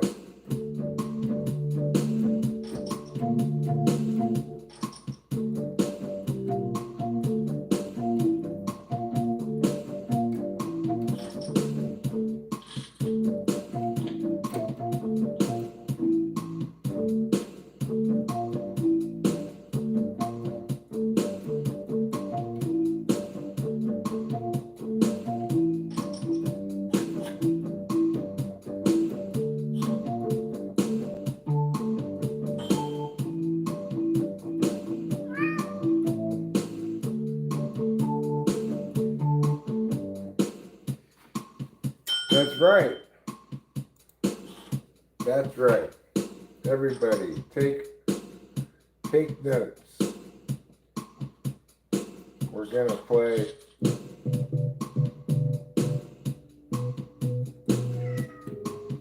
that was not loud enough.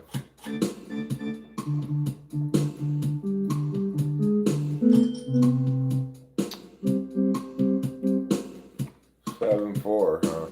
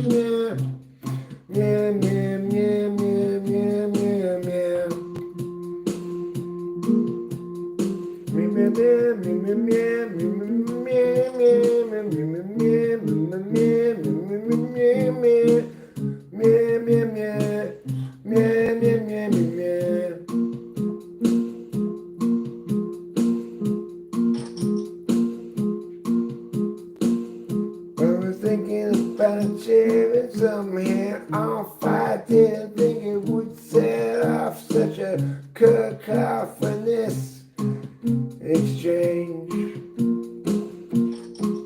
Turns out my butt crack has mange, and everybody has an opinion about the same and whether it should be removed.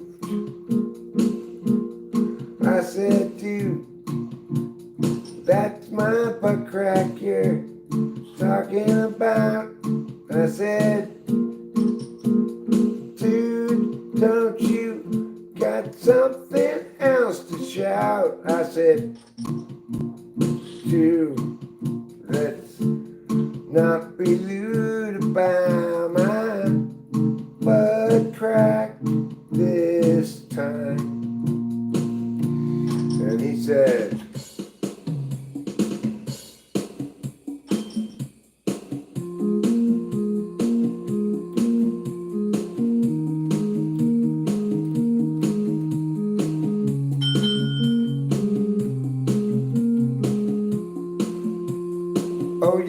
oh yeah, if you want to see what I'm talking about, you could go and look at my butt cracks out, but I wouldn't recommend it as an activity, because my butt crack has some hair in it still.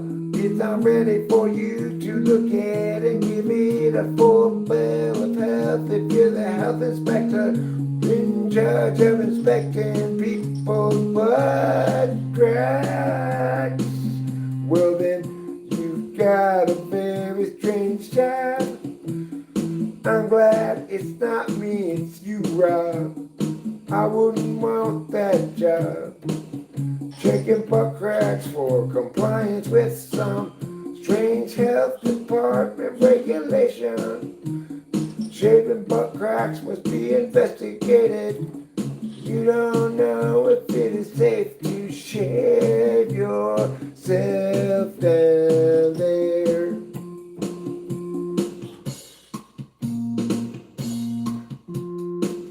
But least of all, should you use Nair? Nair is bad. It won't make you glad. Use a natural approach like dragging a razor across the inside of your tender butt cheeks.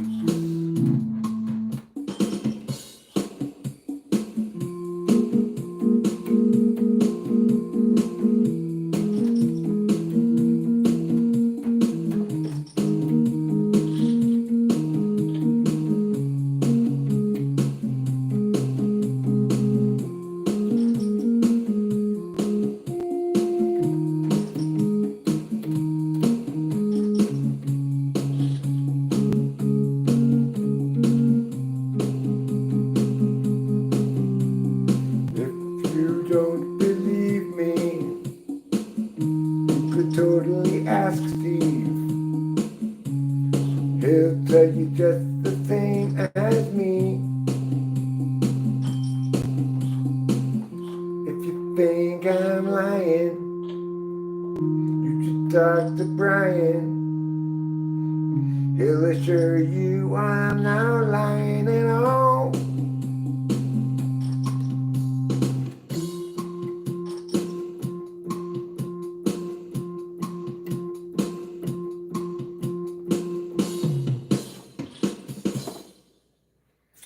Well, that was a good song. Everybody benefited from that song. Would you drop your pants? No. I'm not a pants dropper, okay? I try my best to keep them from falling down. Unfortunately, I suffer from high hip syndrome, which, as you may or may not know, can result in increased likelihood of pant falls. It's not something I think is funny or amusing or whatever you want to say. I think it's a tragedy befalling I don't know what percentage of Americans. Me, and moderators arguing amongst themselves, possibly a Swoosh Kid 2001. Possibly they're arguing about that song. On a scale of horrible to tolerable, where did it fall? Some say horrible, some say very bad. It's easy to see why there's an ongoing dispute.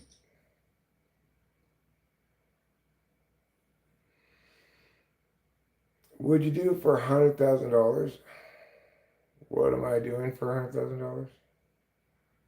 Am I dropping my pants for $100,000?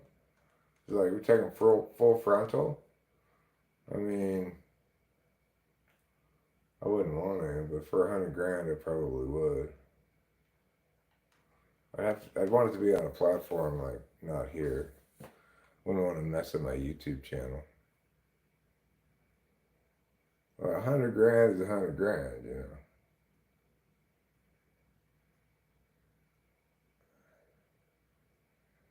So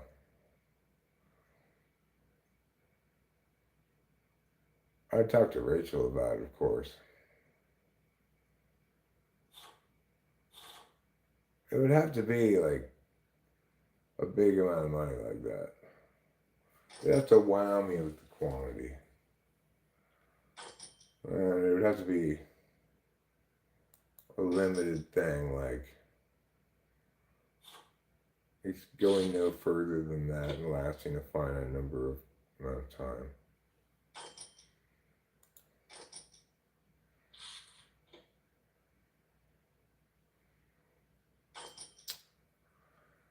You jerkety jerk. Well, yeah, I know. I've got a flush draw, I've got a straight draw. Oh, of course.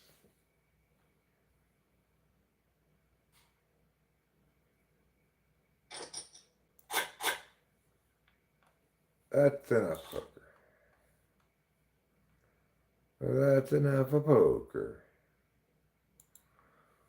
I wonder what Rachel's doing.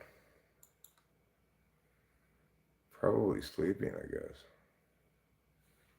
Nobody's the butt of any jokes around here, okay? Ah, look what I forgot about so much. Silly Eric, forgetting about this.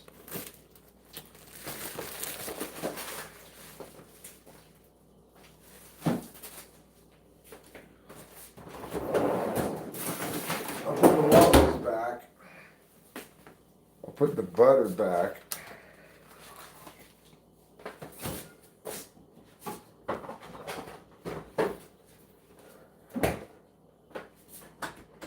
Go ahead.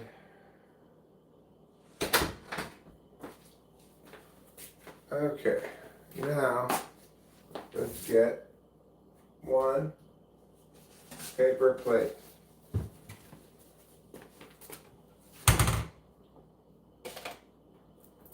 Now it's time to eat some delicious buttered waffles.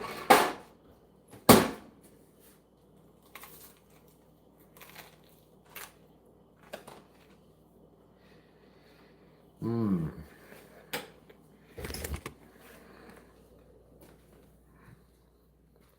Delicious indeed.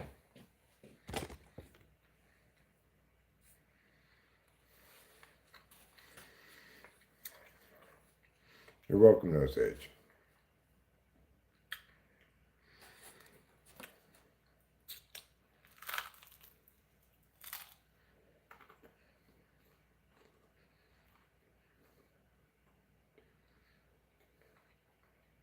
Mmm. So good. Let me see if Rachel's awake.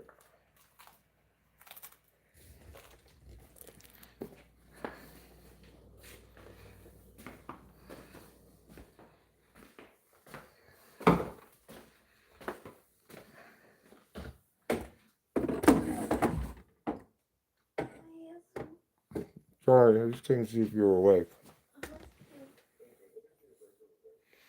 Sounds like you're asleep. Do you want 2 waffles? Sure.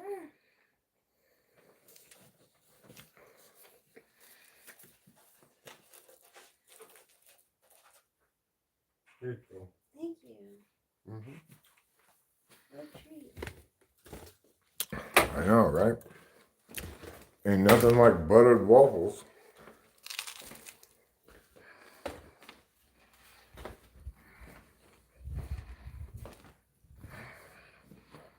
No, they don't need maple syrup. It's very buttery.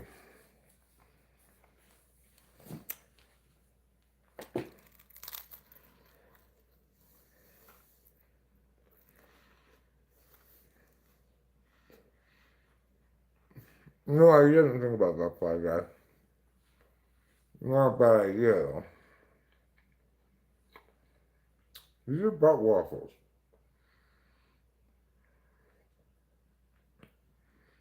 Instead of gross syrup, they just have heaping amounts of butter on them.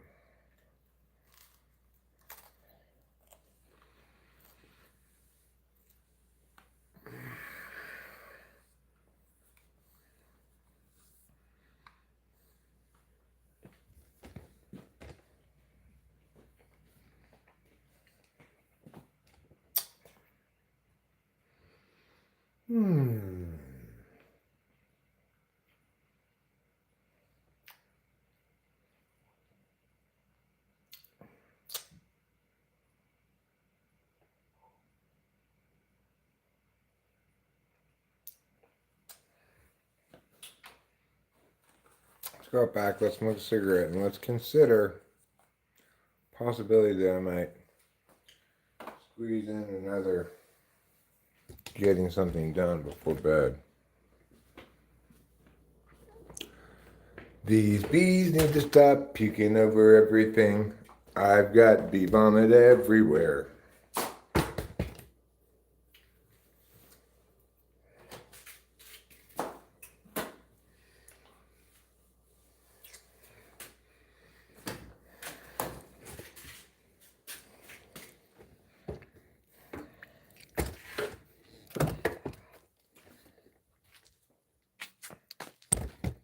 Chilly enough, there probably aren't any skeets around. Let me get a beverage or something.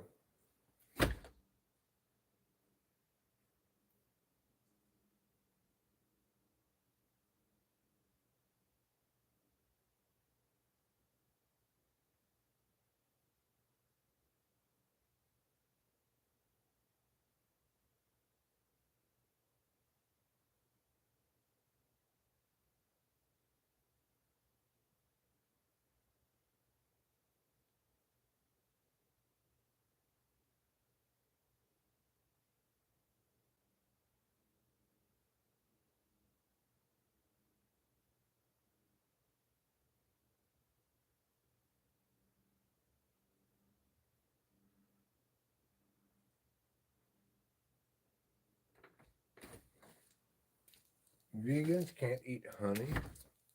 That seems kind of silly.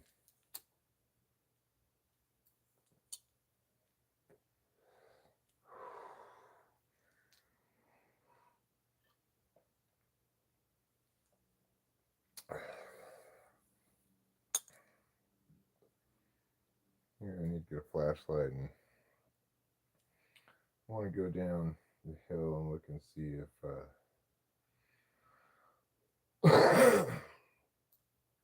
I might put another tile.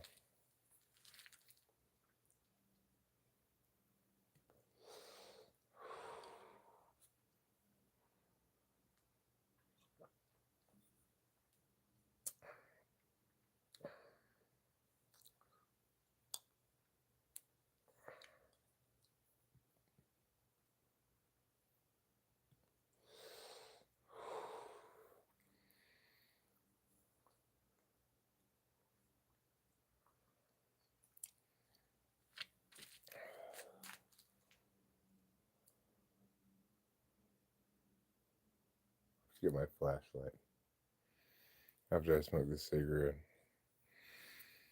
My flashlight. I could even walk down there in the flip flops. Probably. I've kind of got this path and stair walked out down here.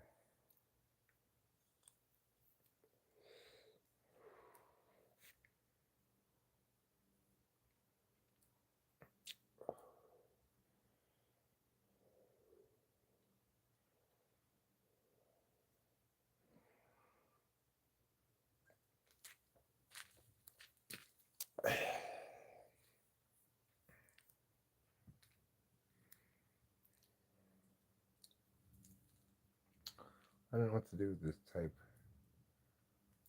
2.5 Portland cement. It says to mix it with sand and something else. I don't know. Like I should do some research about what kind of. Can I just use it as without any sand and will it still work?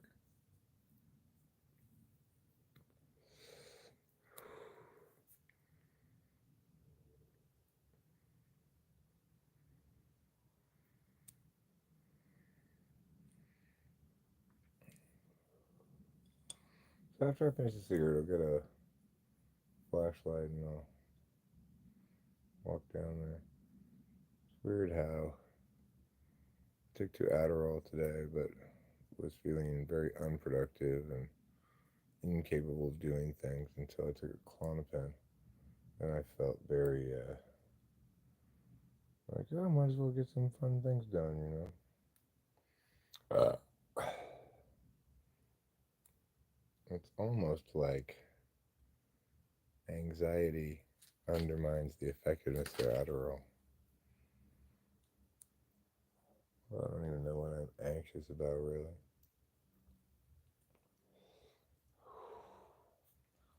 I don't have a particularly good reason to be anxious.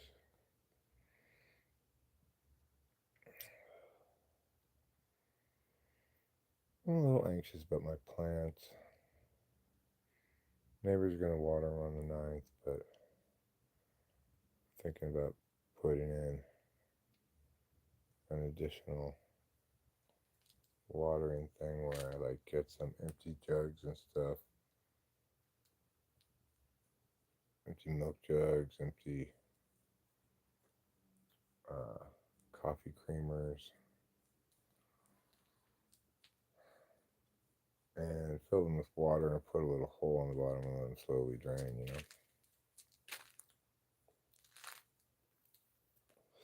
Not a terrible idea. If I fill them with ice, they'll even more slowly drain.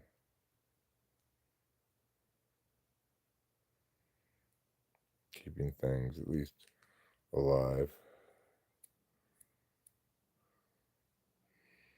So I'll have to start collecting those containers.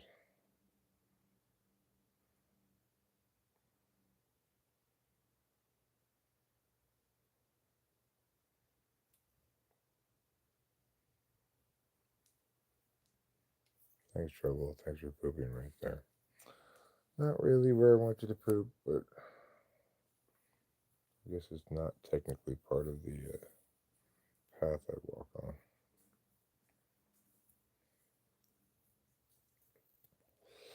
Alright, let's go get a flashlight.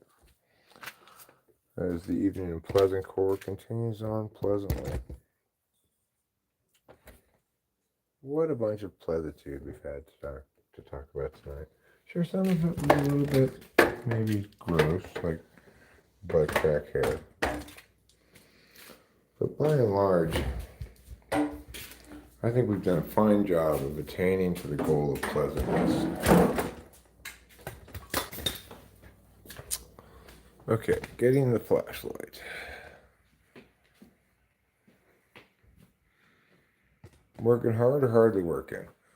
I am hardly working. Yeah. What's my favorite book? That's a tough question. I like Winesburg, Ohio by Sherwood Anderson a lot. That's not a bad answer.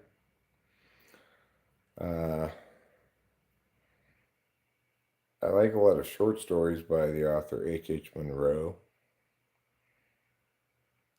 Zen and the Art of Motorcycle Maintenance was a book that impacted me a fair amount.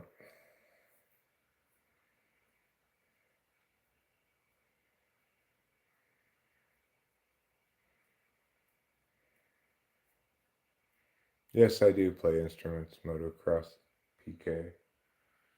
For example, the guitar. I'll play it for you.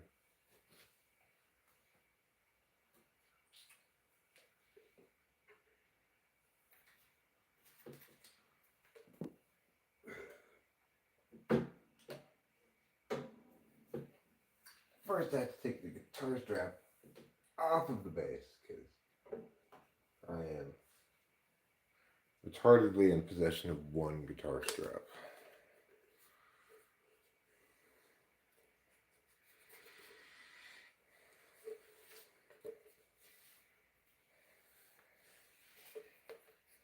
I'll have to play quietly because my wife is sleeping, but I will still amplify a little bit.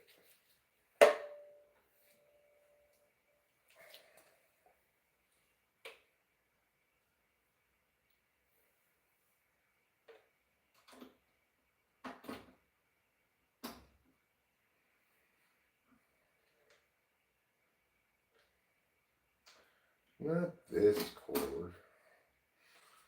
That chord is not the right chord.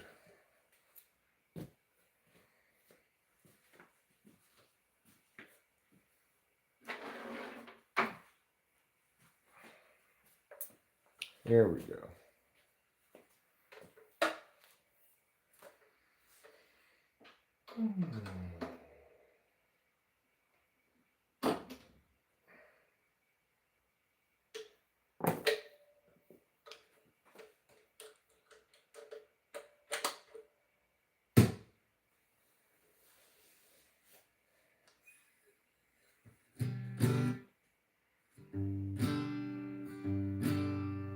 There, that's not too loud.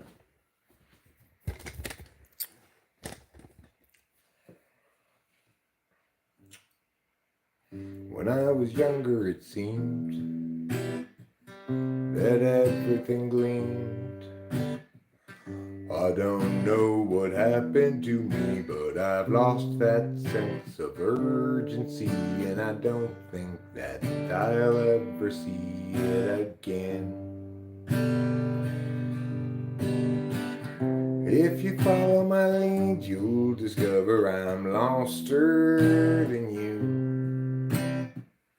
And you'll want to know the way to get back out to wherever it was you thought you knew. And tomorrow will be just like today.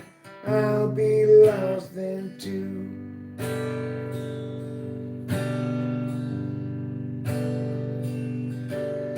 It's a matter of mood as much as a matter of will.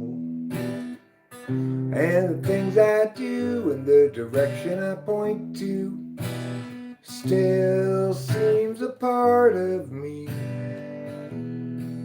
though departedly. And I wonder if we ever see it again. Bum-ba-dee-da, ba-da-da-da-doo, ba-ba-dee, bow-down-a-doo. Bum-ba-dee-da, ba-da-da-da-da, bum-ba-dee-da-da-da-da. Boba Fett does want Purgatory Lemon Squeeze, that's for sure. What's that song called? It's called Matter of Mood.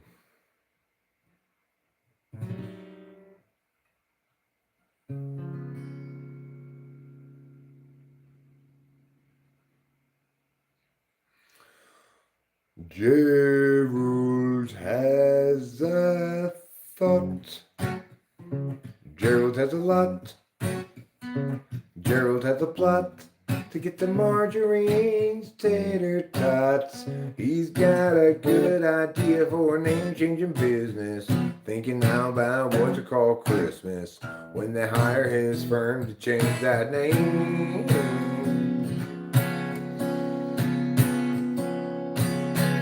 Gerald always thought there'd be chance enough to return to the work after rough. He'd get back to it eventually, but his visions piled up and his plans would interrupt all the work that started off hopefully. Now his mind is back on his business, thinking of changing fact list to list list. So how all of the people will shout his name. And Gerald knows he understands ever more clearly now. He can't provide explanation regarding the why or the how. He'll see you and know you from inside your heart. Exciting, delighting, Gerald plays his part. But Gerald still knew there's too much to do, and he had dropped time in the interview. Too much to rebut, so where now and what? Too much time spent me picking the skew with you. Now Gerald has a thought. Gerald has a lot. Gerald has a plot to get to Marjorie's tasty spots. He's got a good idea for a name-changing business, thinking now about what to call Christmas when they hire his firm to change that name. Yes, Gerald has a thought.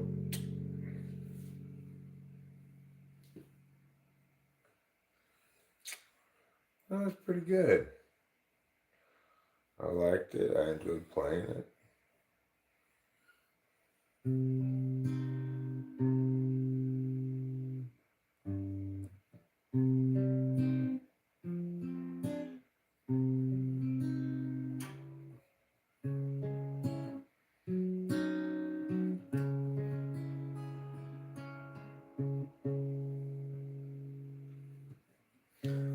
It's the second night when you start to feel strange and you're wondering if the range is on, sending sparks soar in the kitchen sky. Actual night, is there no top to the dark up above the shelves where she stores the chai above the sleeping forms of vivid mind figurines of Western lonely types. They lie beneath a million running suns. They're rugged and they're done with the actual night.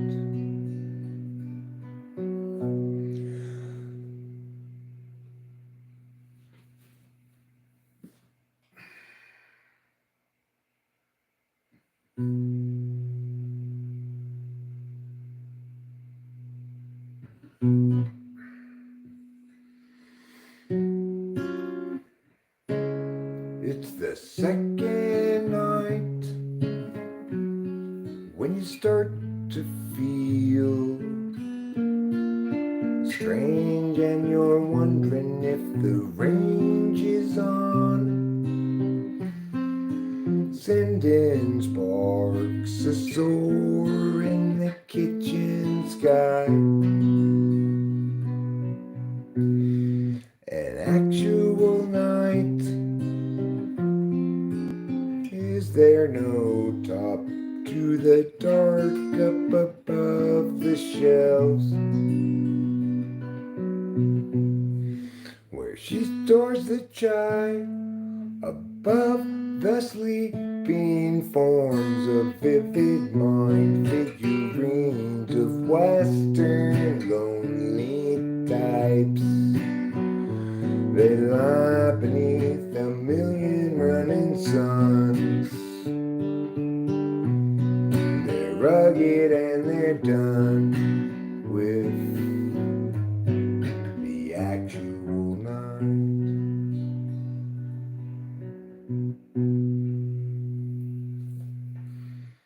Better the second time through. Thanks to everybody who is willing to listen. Appreciate it.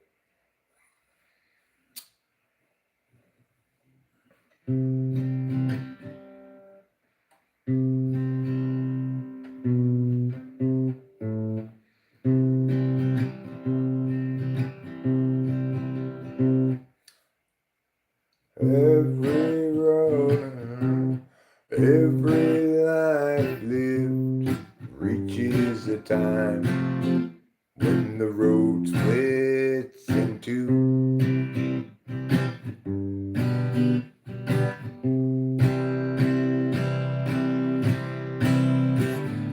There are times, dark times, times of despair, times when it's hard to feel good. That's when I look for my sack full of solvency and that satchel of helpful goods. Satchel of helpful goods. Satchel of helpful goods. Satchel of helpful goods. Every life lived reaches a time when the road comes to an end.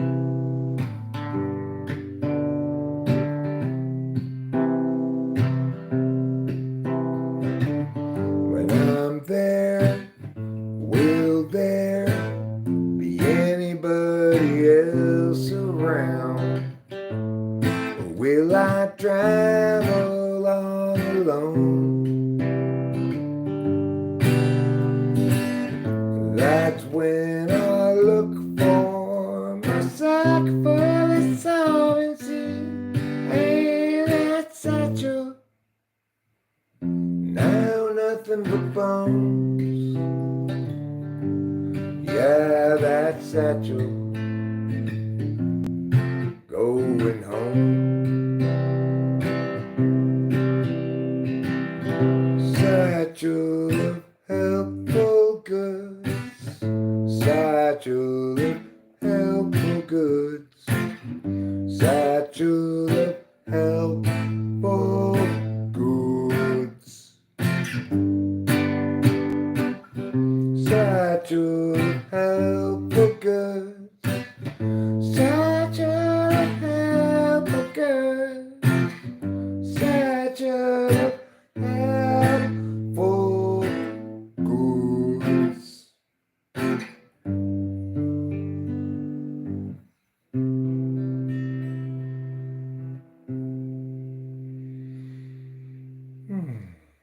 That was nice. That was pleasant. Pleasant like a pheasant.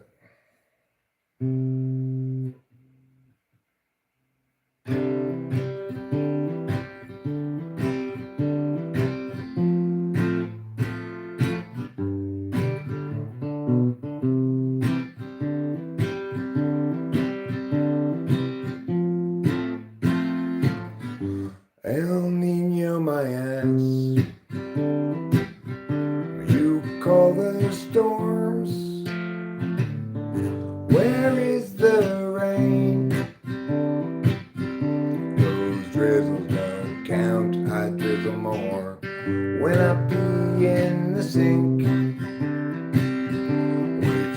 the right height to catch all of the undesired splatter.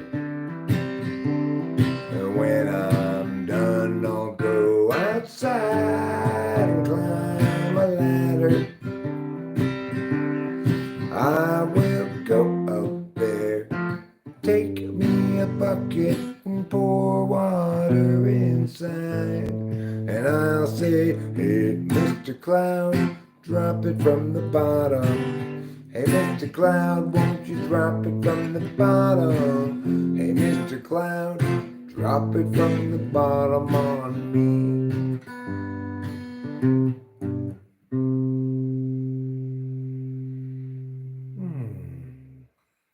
Hopefully that was also pleasant. We're going for pleasant tonight. That's our goal. It's another pleasant song I could play.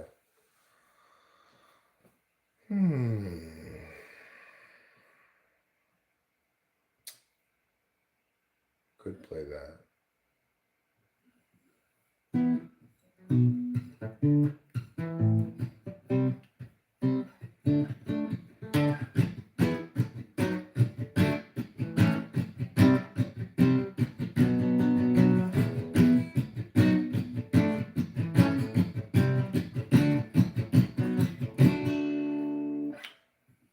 We need to see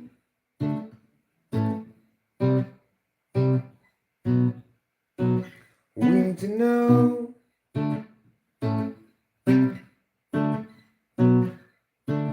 we need to pen happenings down by a means to judge a logic to life we're divisively unlike and from which we'll rarely budge. People everywhere gather up, enemies outraged at how they missed a sign. How do they set their priorities? These foreign backstabbing entities into an heartache and misery follow necessarily from their savage ways. Insulting, cursing, and Desiree, we're stuck with such petty larceny. We all partition the rectories and call it destruction of the whole damn world.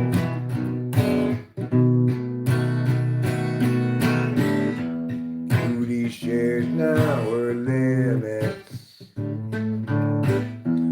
hoping Judy does too. Jerry shares for 4 minutes. He just can't share things like they do. Judy always thought that she should have bought 2 when she had the chance to buy. Julie's and forgot about should and ought, although she ever call, she'll die. People everywhere gather up, enemies outraged at how they missed a sign. How do they set their priorities? These foreign backstabbing entities ensuing heartache and misery follow necessarily from their savage ways.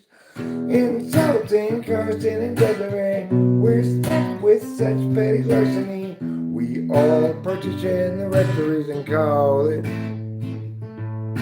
destruction of the whole damn world. Kaboom. I didn't play that very well. You know, what am I supposed to be? Captain Memory a lot?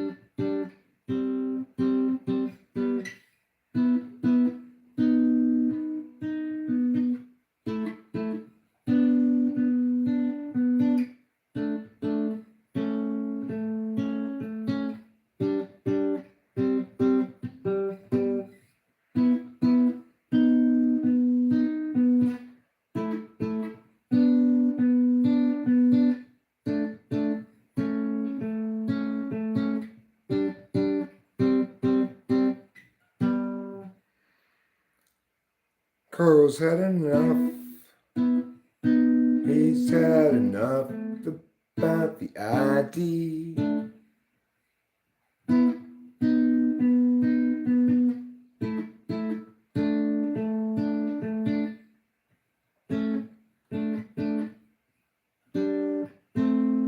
It's hard to do when I'm singing it.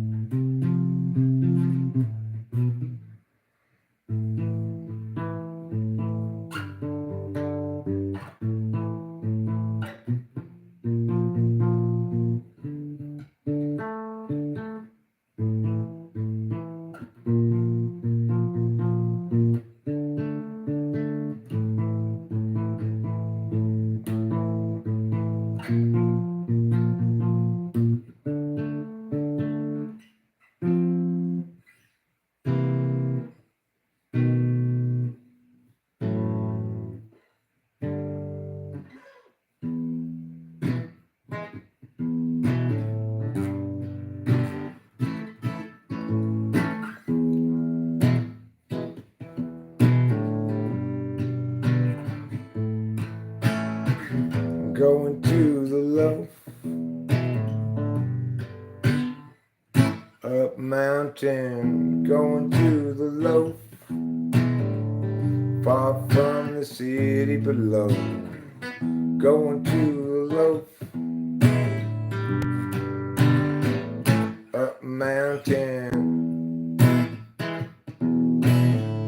traveling those windy roads, wanting sunshine on the trees, far above the smoky city, mountain sunshine on those trees, mountain sunshine on the trees, far above the smoky city, mountain sunshine on those trees. Going to the loaf, up mountain, going to the loaf, far from the city below. Going to the loaf, up mountain, going to the loaf, traveling those windy roads, mountain sunshine on the trees, far above the smoky city, mountain sunshine on those trees, mountain sunshine on the trees, far above the smoky city, mountain sunshine on those trees. At the loaf. Song's called The Loaf.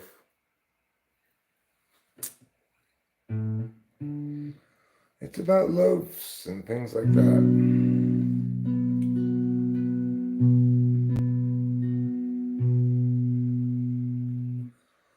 It's a very cloudy day in Los Angeles, and today we run out of time. Struggles past, troubles still to come. The day is nearly done. Will someone buy us some more time?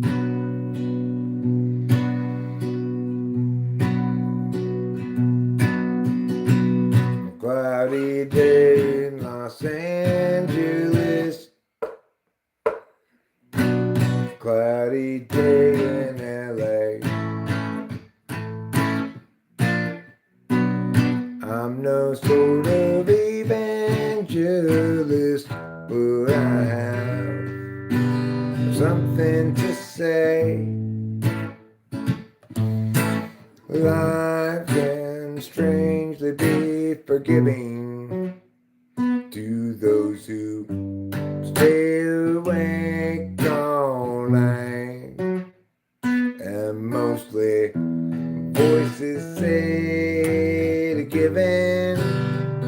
They'll try to stop your will fight. But whether I'm supposed to be here or just be soon forgotten, noise is sort of based on what I see here and also on what I avoid. It's a very cloudy day in Los Angeles, and today we run out of time. Struggles past, troubles still to come. The day is nearly done. Will someone buy us some more time?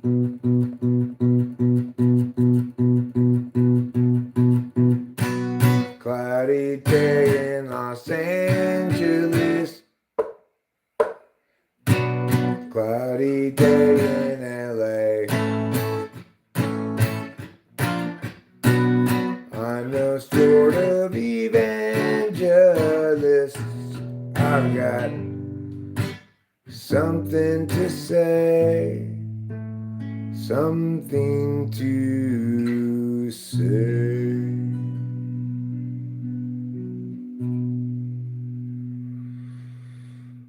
Oh, that was nice.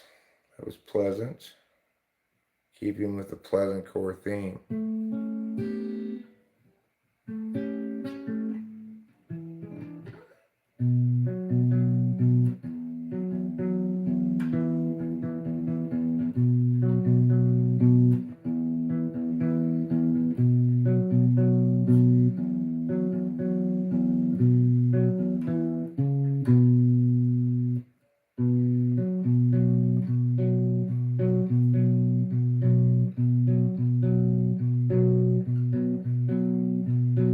Gotta find some sustainable path in life.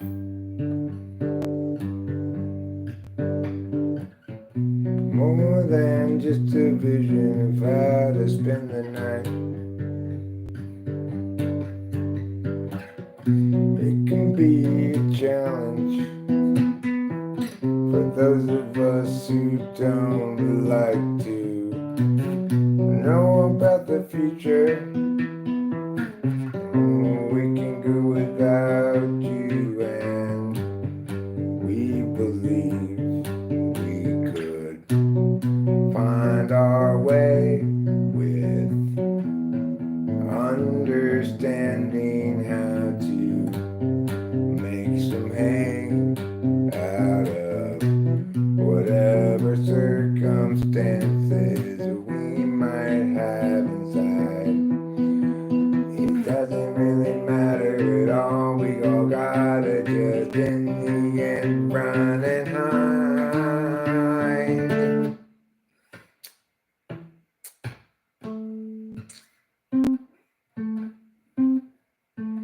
Terrible song 1,000,000.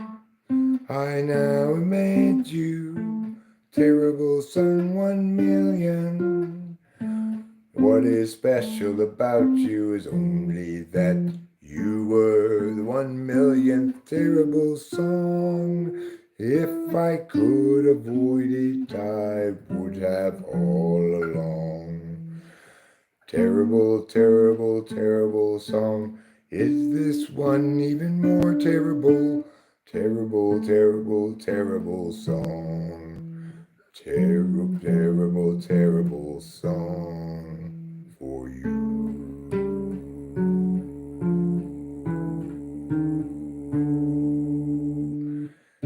D. That was the 1,000,001th terrible song.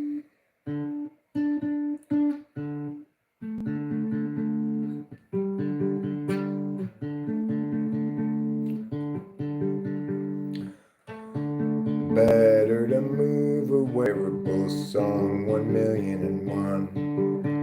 Get further along in the numbers, then it seems less sad and impressive, son. At least then you can know that you made another terrible song.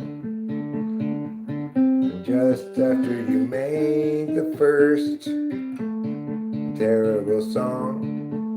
I mean the millionth and first. This is a million and two. It's a terrible song. I apologize to you. Million and two is a terrible song, and nobody should try to sing along. It's a terrible, terrible, terrible, terrible song. Okay, good. So tonight we're exploring terrible songs.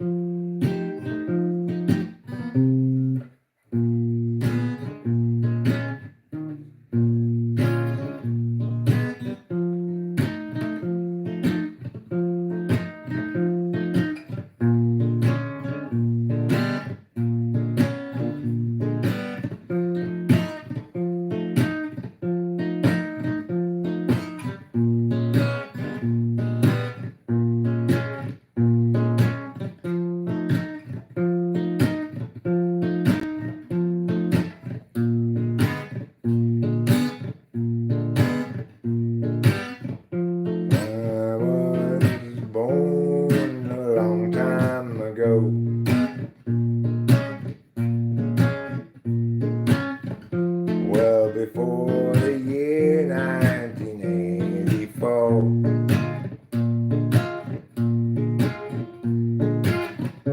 Lots of people deny me the truth, telling me I must be older than Ruth, but I explain to them Ruth's my grandma.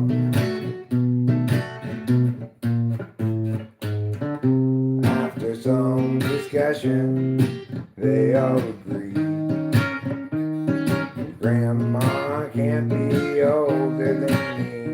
If my grandma were, we'd be in trouble.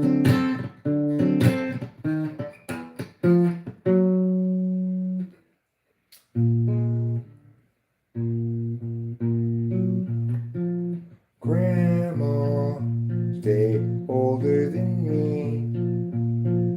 If you get younger, let me be. I don't wanna be older than my grandmother. Dear Grandma, it's Grandfather G. I hope that you remember me. You sent me $5 for my birthday,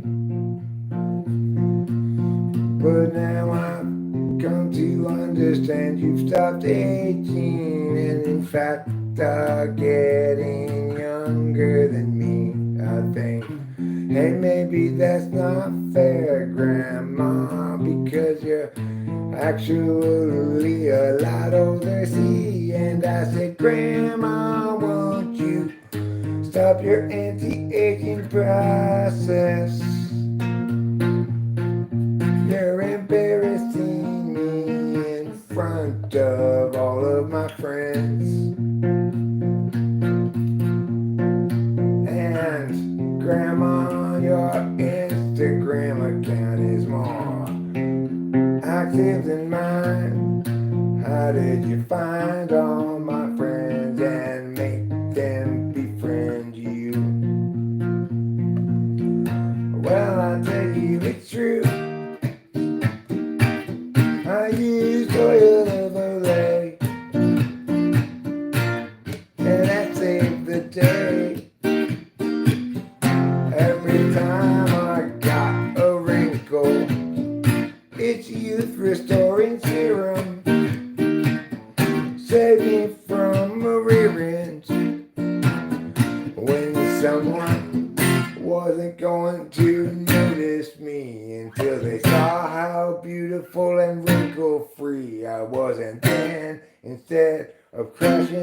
got my number. That's a pretty good one. That was a pretty good song.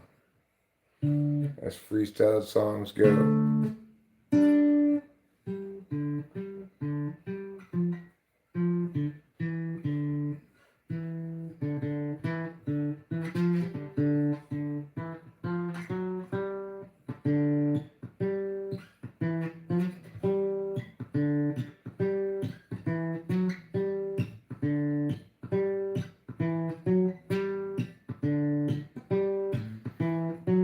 This here's a story about an old prospector. Went up the hills looking for gold.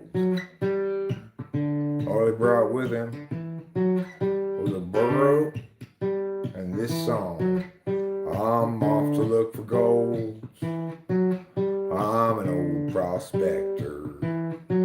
But even when I was a young prospector, I looked for golds. I got my burro with me. His name is Georgie G, and I named him that because he seemed like a George. I got a pickaxe too, and he's riding in Georgie's suit. I mean his bag for carrying stuff. I've been prospecting enough to know that I'm not gonna find shit. But you know, it's like when they say you can go fishing, the purpose isn't to catch fish. So let no prospector be. I just wanna prospect like me, looking for quartz, silver, and gold. I may be old, but I can still prospect my days away. I may be old, but I can still prospect gold every way. And I'm an old prospector who wants to be free. I'm an old prospector, would you like to be like me? That one's called Old Prospector. A lot of songs tonight. You know, no masterpieces, but what do you expect in pleasant core?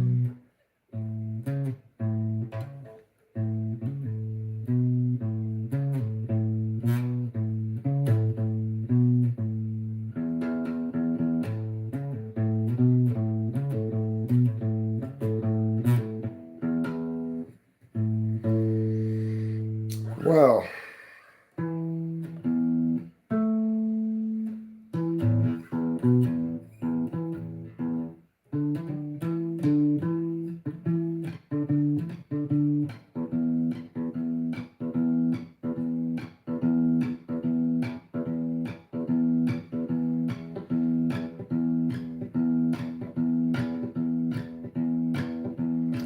if there was a barbecue eating contest, she'd come in first place within the first 3 minutes. And if there was a barbecue eating contest, she'd win because she had bribed all the judges. She's a bribing the judges, making her way through the barbecue contest across the USA. What's wrong with that lady, you may say? Well, she really likes to win barbecue contests. She seems to have very little scruples about how she wins. She seems to care a lot more about whether she wins. She's a barbecue contest lady going crazy with her barbecue.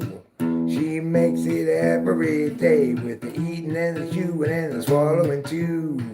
She's a barbecue loving lady. No one can deny her that.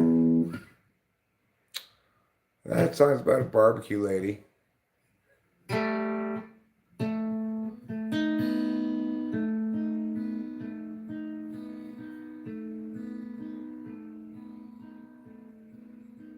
as everyone entered, things got very, very mystical.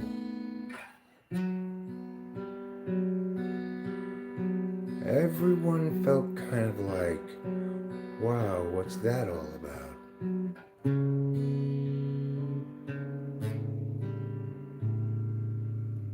Then there was a pause before it resumed.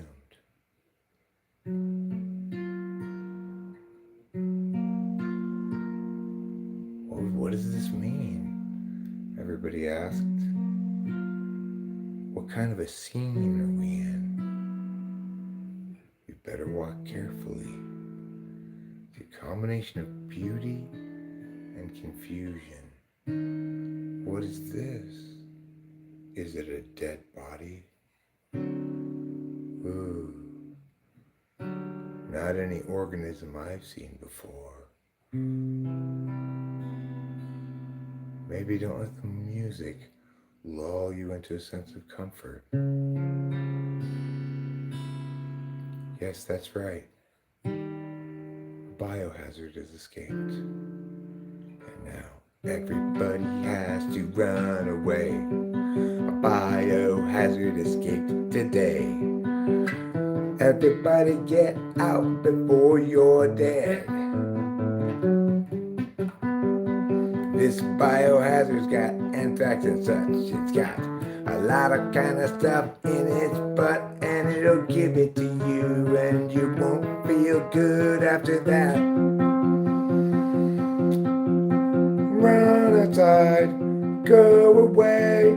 You don't want to snort biohazard hay. You can instead go over there, get a biohazard suit and wear your underwear. I'm not sure if these biohazard suits are really working. I saw Jerry earlier breaking a hole in it while it was working. Okay, that's enough ridiculousness on the guitar.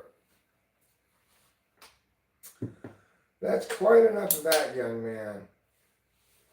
You should be ashamed of yourself. I should? Yes. For being boring. Well, you know what? I don't really care tonight. Pleasant is another word for boring. Was it pleasant? Hard to say, but pleasant for me. Oh, my knees. Well, you know, you may do that a billion times, one of them will be good. It's just the economics of freestyling.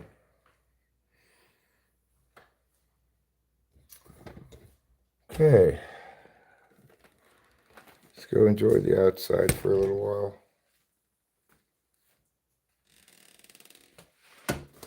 Then maybe we'll go inside and, you know, wrap it up a bit. And then maybe I'll watch a little cartoon, go to bed. Oh.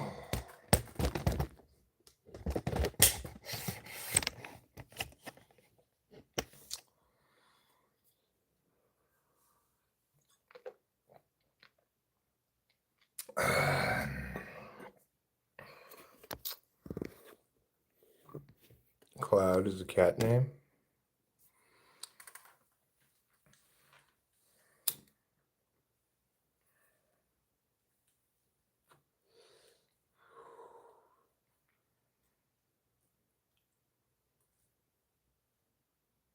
I think a good cat name is Misty.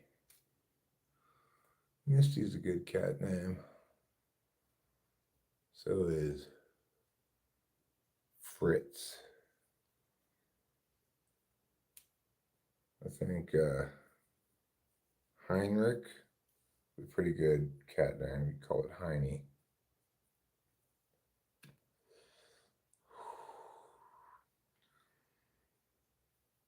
I think Gertrude is a good cat name. Call it Gertie. I'll be able to read the chat when I go inside. I don't have my glasses.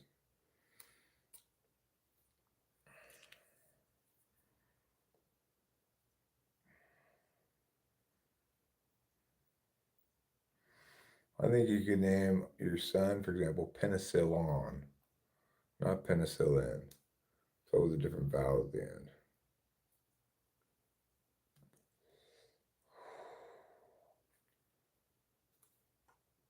He could go by Cillin as his name.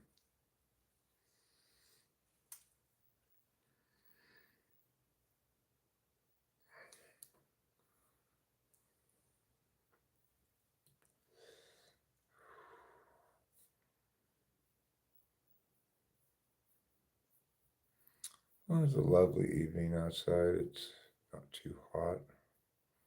I still have vague inclinations of maybe going and doing a last night pour of cement.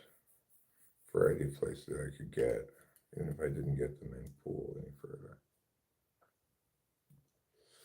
That's really kind of what I'd like to do, but do that with the end of cement after I do some other areas that need to be, recovered.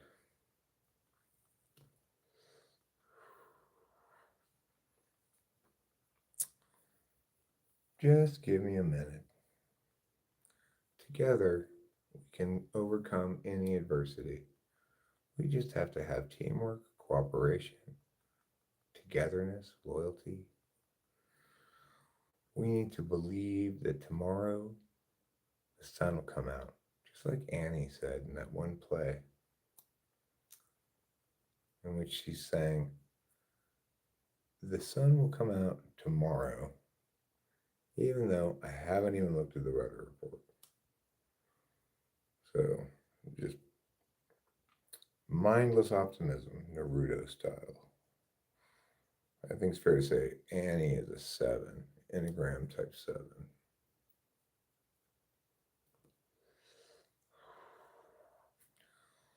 Listen here, your unjustified optimism isn't doing any of us any good, Mr. 7. Okay, alright, well, I can only direct so much attention to fretting about the future. If things turn out to go fine, then all that fretting was just wasted time.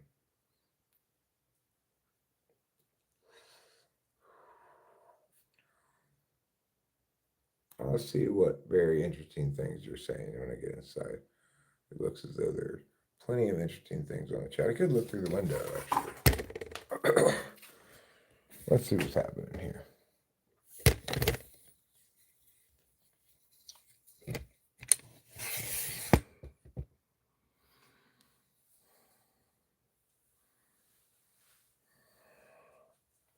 Just a matter of if you see it or not. You talking about trolling? Yeah, I'll speak a little louder. I've been pretty quiet tonight.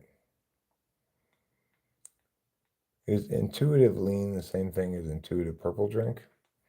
Probably not.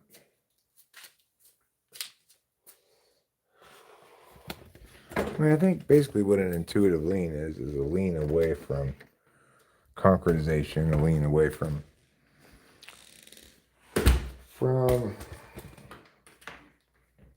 doing stuff as sensory stuff as a skill area.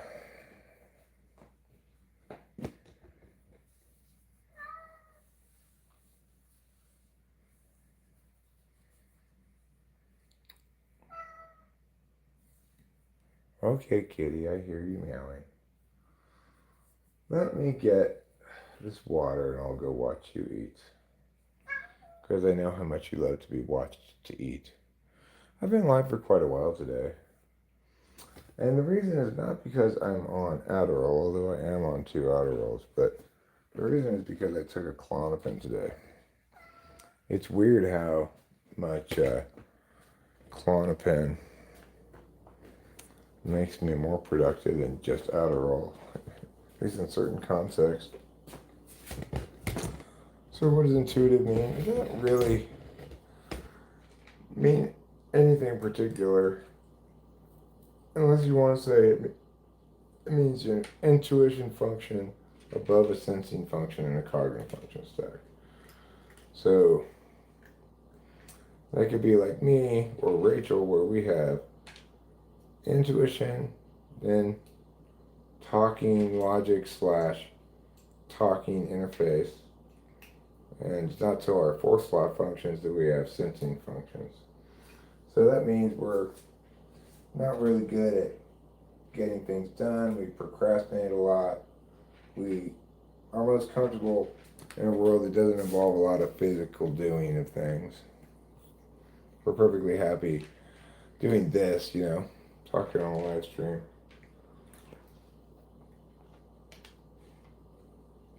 What time is it? Well, it's not that late. It's 11:35.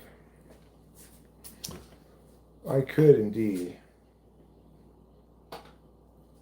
go down to the pond and look and see if I wanted to pour more concrete. It's not impossible.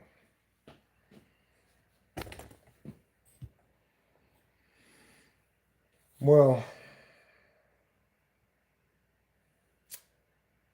that's one understanding of intuitive that's specifically linked to introverted intuition.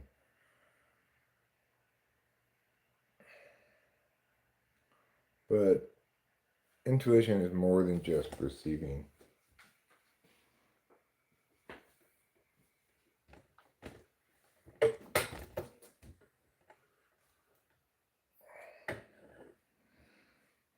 Introverted intuition is knowing something holistically without having to determine anything. Extroverted intuition is about putting information out that resonates intuitively, hopefully, with introverted intuition. Yeah, that's an intuitive cat. We believe him to be an ENFJ. He's very verbal. He always communicates what he wants with words. He's very effy, attentive to us and our moods and stuff.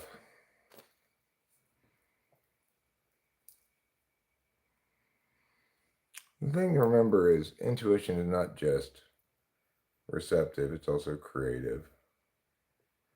And sometimes that creativity can just be generating a bunch of irrelevancies. Like if extroverted intuition is in the third slot, you're going to hear a lot of details and no clear thesis,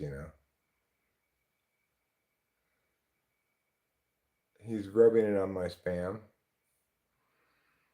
Who's rubbing it on my spam? The cat that meows a lot, he's an ENFJ, so that means he's FENI. See you later, Gustavo. Sleep well.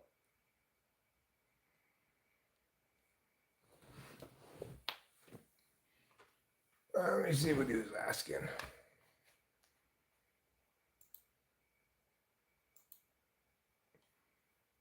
I don't have P. Diddy's lube. I don't even have any of my own lube. We just have sex the regular way. My wife generates her own lube.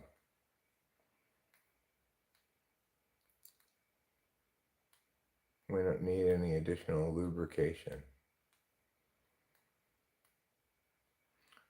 Women are empowered to do that special skill.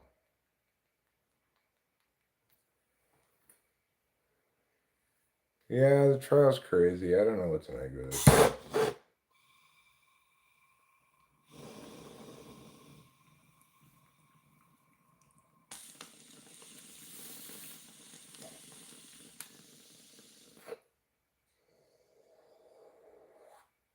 Like Walry?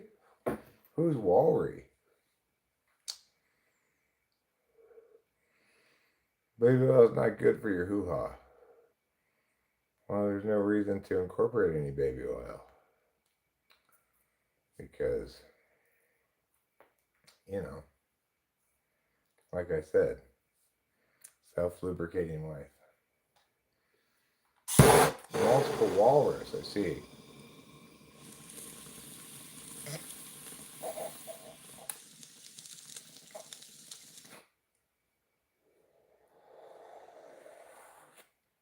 I'm not a swinger. Diddy was, yeah. I don't know if you can call him a swinger. He's kind of a seems quite predatory in his tastes, exploitative. I think Diddy's done plenty of crimes enough to justify him going to jail. I'm not sure the prosecutors proved their case in this instance, though.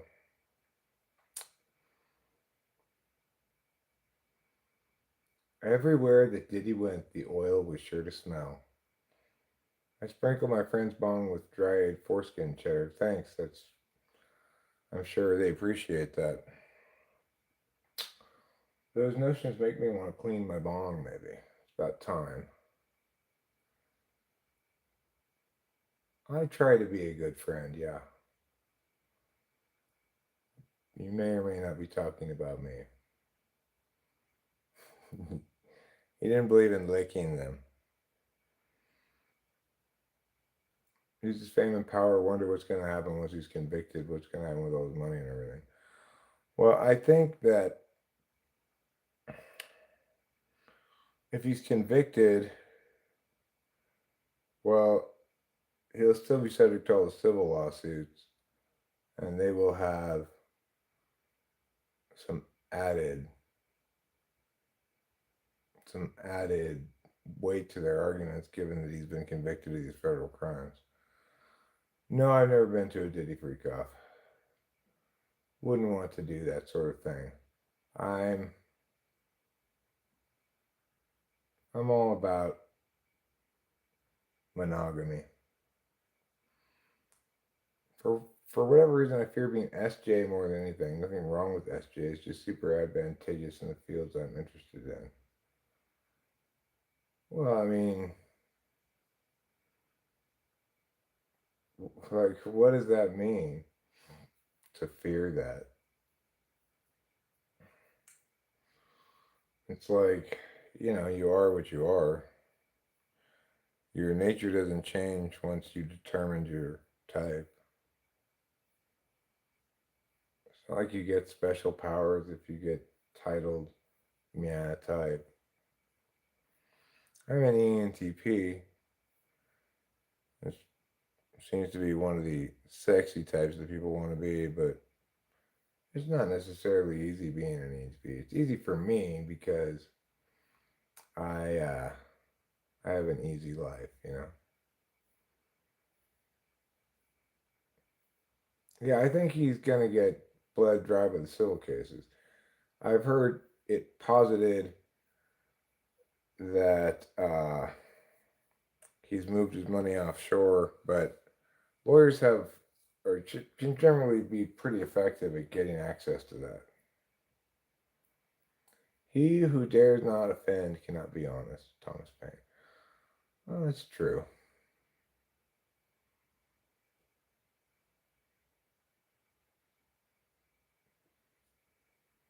Hmm. Well, I guess I just have never felt any doubt at all about my type. It was just very obvious that to me that I was ENTP, and it's always been obvious, and I've never tested really anything else ever, and I don't know. But I knew before I took any real tests, just by reading the type descriptions, oh, I'm definitely that one.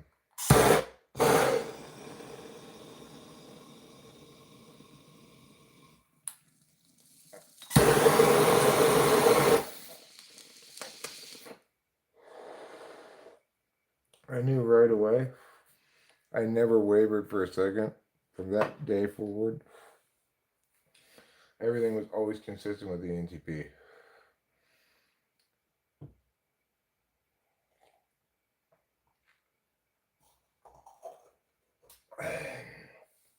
Well, I don't know what to tell you.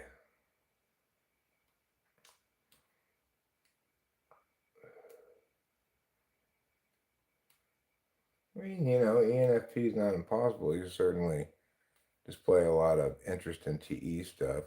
Third slot TE, satisfaction of figuring out how to code these things yourself. That's pretty TE third, I guess. but I don't know. Yeah, you're a PIMP. You should stay live streaming until you're completely sober, Eric. I mean, what does that mean? I'm pretty sober right now. I don't feel intoxicated, just a little bit faded from the Klonopin. I mean, you can tell the difference in my affect and attitude and stuff, but I wouldn't call myself intoxicated.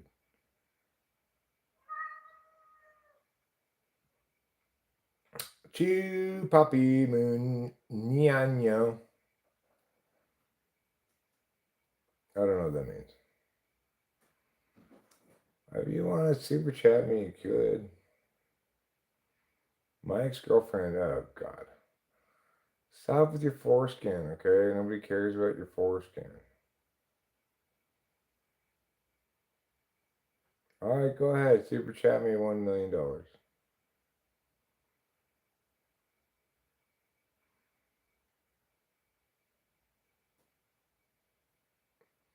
No, you're not an image editing program.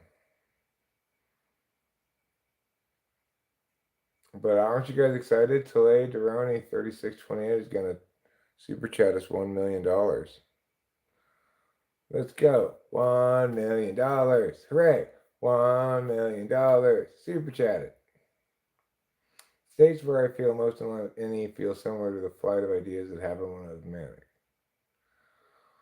Well, extroverted intuition is not always spilling endless ideas around. Sometimes it's revisiting existing ideas. It does link with SI after all. Sometimes I'm just watching TV. I still expertly intuit it a little bit, make up nicknames for players and stuff. GIMP is the Photoshop that people refuse to pay for. Exactly. I use GIMP.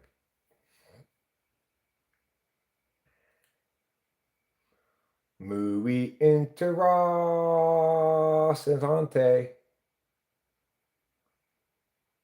Photoshop is the Photoshop people refuse to pay for. Well, the way Adobe's got their thing set up now, it's kind of hard to not pay for Adobe stuff.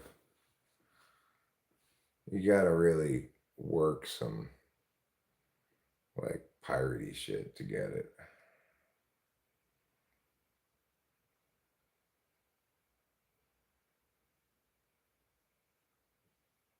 Interesting about any referring back to idea storage. Sure, I mean, the main like day-to-day moment-to-moment process of extroverted intuition is linking my idea to this other idea. As you're going around hearing ideas in the world, watching videos, whatever, you think, oh, that's illustrative as an analogy of this principle or whatever.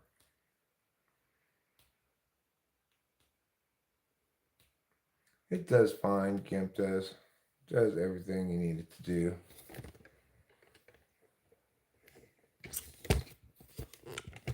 Okay, kitty, here. You will get pets.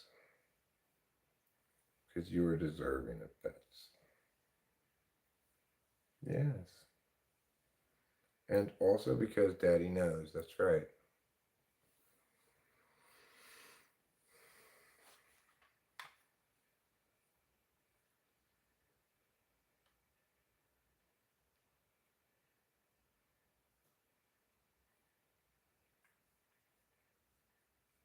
Seeing the underlying principle, that's my whole deal. Is that any?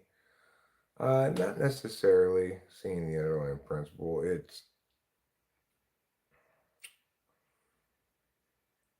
It's seeing the other possibilities, right?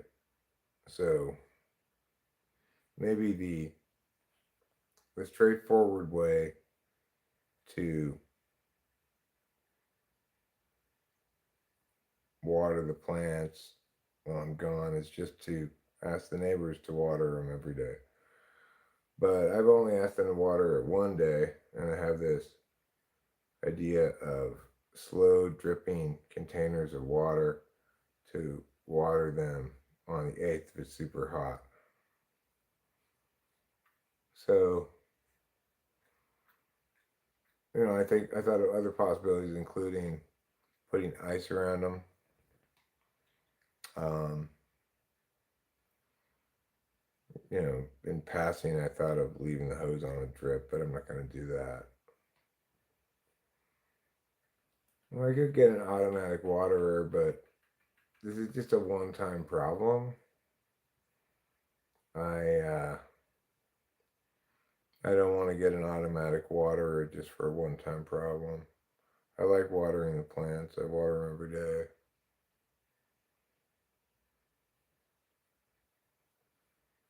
I like to think about a lot of different possibilities before making a decision about things. It takes me a long time to make a decision about the bottom pond pool thing.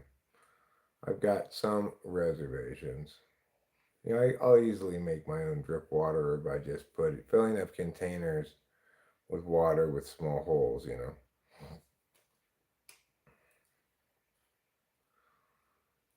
Well, I mean, Ni is positive space, Ne is negative space. So Ni says that's not going to go well. And he goes, well, it might go well. Happens, and this happens, Or Ni says, this is sure to work. Well, hold on a second. I can think of lots of things that could go wrong. I mean, one expression of extroverted intuition is it has the following perspective on extroverted sensing. Extroverted sensing causes unintended consequences by people who haven't considered all the possibilities. So that's one of the reasons why I dislike utilitarian kind of arguments is they don't account for unintended consequences, and at the end of the day, it just turns out which party is more committed to piling up impact if you're going to actually adjudicate it that way.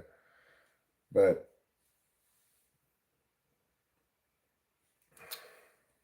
what was I saying?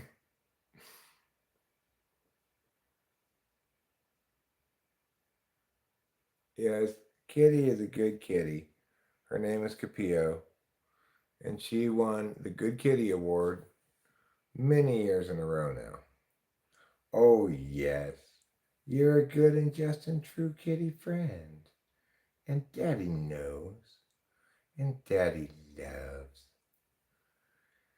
Daddy will provide the pets that you need. There. Do you need more pets? Okay, more pets. Yes, there. Oh, yes. Face pet. What a wonderful face pet you're getting. Oh, yes. Now let Daddy pull a bowl. You don't need constant pets. Just, take a break. Clean yourself.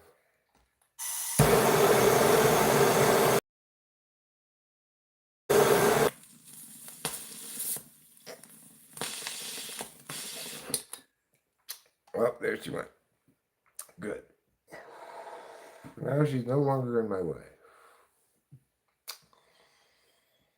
She can really get settled into a full blast pet session, in which case she will actually meow at me if I stop petting her. This time she's a little bit more reasonable. Ah, yes, that's a propane torch. I find it's really just a across the board more effective way of pulling bong ropes. It's my number one priority in general is let's see if I can avoid a clog. I don't grind my weed first, so it's not going to necessarily light evenly. So I just say accuracy by volume.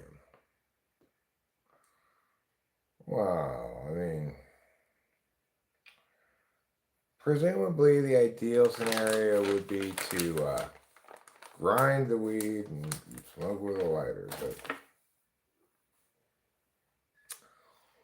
you know what?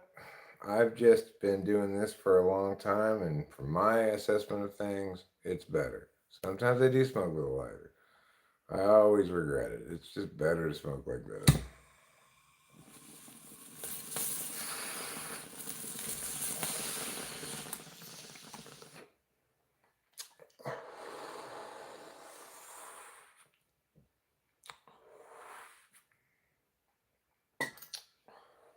Even that, I didn't pull it through, but I pretty well cashed it.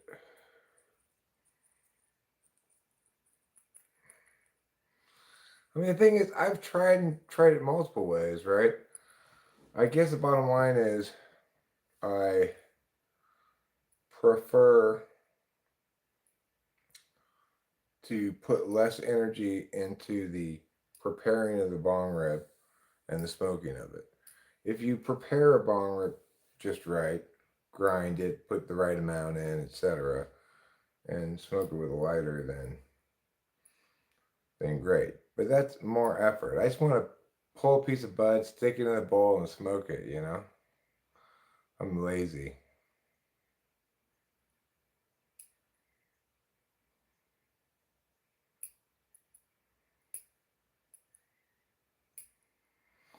Well, race lever. I don't know how you pronounce it. I've got some good news for you. I have the power to transubstantiate this bong rib from my lungs to your head. So I'll do all the lung processing of it, but you'll get all the high from it. So I will do that for you right now. Most YouTubers, almost none, just me and Rachel have this power. So you found the right place.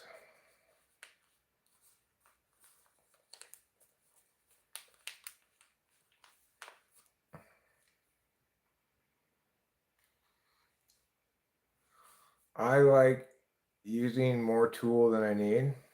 I mean, that's the point. I would be using more tool than I need either way, right? Like, I don't need to grind it and smoke it with a lighter if I just put a chunk of bud in and torch the fuck out of it. So I'm using one less tool. This tool is a bit more dramatic, maybe, but if I used a lighter, I'd need to grind it first.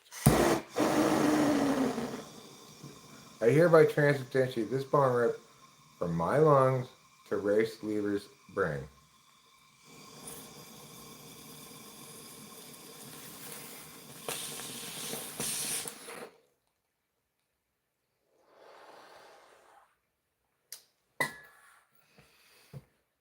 I don't feel any of the effects of it, but based on how my lungs felt, I think it was probably a pretty good bong rip.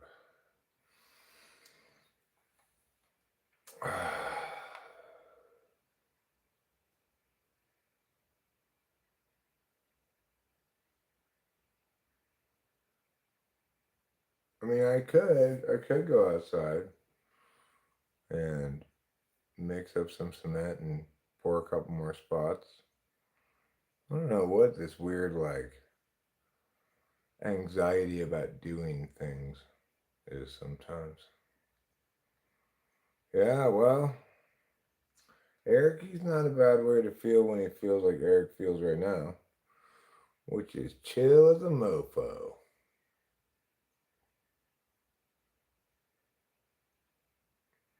You can't boof a bong rip, Winston's mom. I mean, maybe you could, but you'd have to have somebody blow a bong rip up into your butthole. And their lungs would have absorbed most of the THC at that point. So it would not be a good way to take a bong rip. Would a bong rip in your butthole successfully get you high? I don't know. I do not know.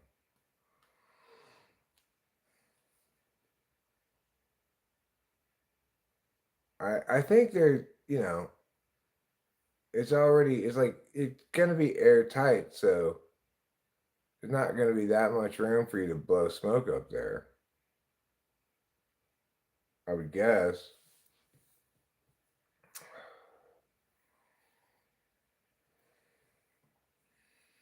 How much smoke could the average butt hold if boofed?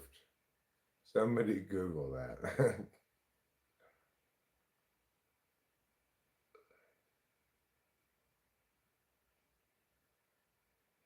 You can inhale a bong with your back end, you're probably gay. Well, you could just be, for example, a heterosexual woman who's an aficionado of anal.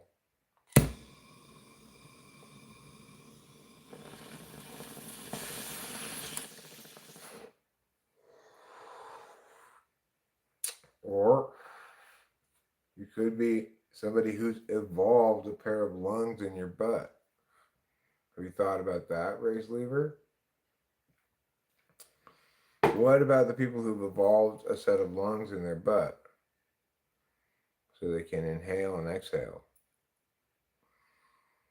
I don't want to hump my wife in the butt.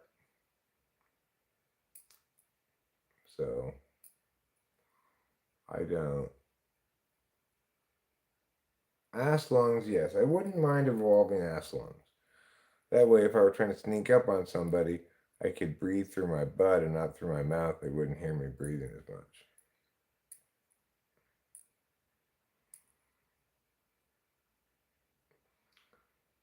She means, I'm not getting all your jargon and boof talk here. Explain, I guess. What do I know?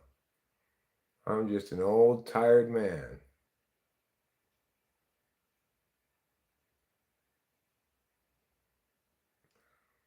Well, if it's already smoke, it's in a form that can be absorbed. Maybe your butthole can absorb it.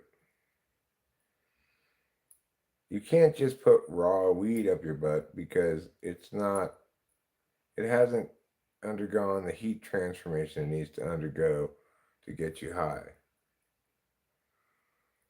You could presumably get some weed and heat it to a certain spot to make it meow and then put it in your butt. Eric can evidently do an indefinite handstand underwater as long as his butt is above the water. Well, that's right. Those are my butt lungs. Of course, I like to use those nasal things that people use on their nose to spread it apart. I use that on my butthole to help it get a good, clear breath.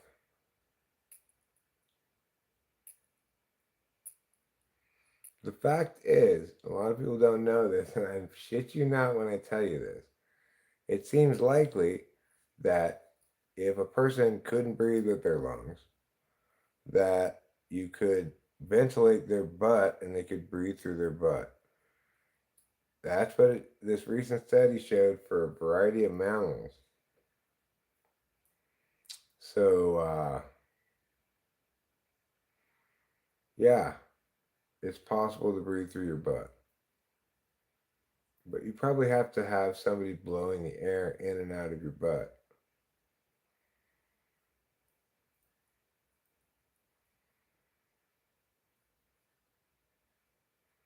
Well, yeah, there'd have to be a ventilator, a butt ventilator. Let me see if I can find it for you, Race Lever. Let me see if I can find it for you.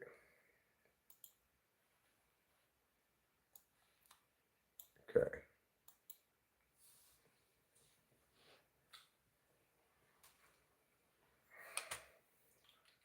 Breathing through the butt study.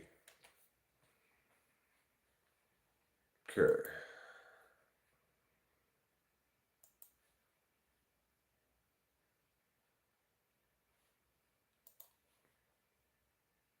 Okay, so After conducting experiments with pig, mice, and rats, they were stunned to find that animals injected with oxygen through the rectum were able to successfully absorb it in both liquid and gas form into their systems through their digestive tracts. In other words, pigs, mice, and a couple other things, well, they can breathe through their butt. Makes me a lot less worried about COPD. I just get a butt ventilator.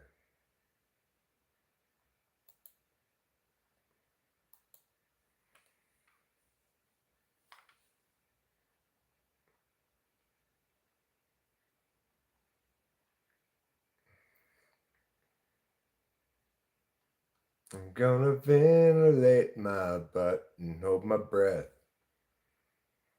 Well, you still have to have somebody put air into your butt, though. It's not like your butt can breathe it in by itself. They have to shoot air into your butt and then, also have it come out. It can't be liquid oxygen because that's too cold.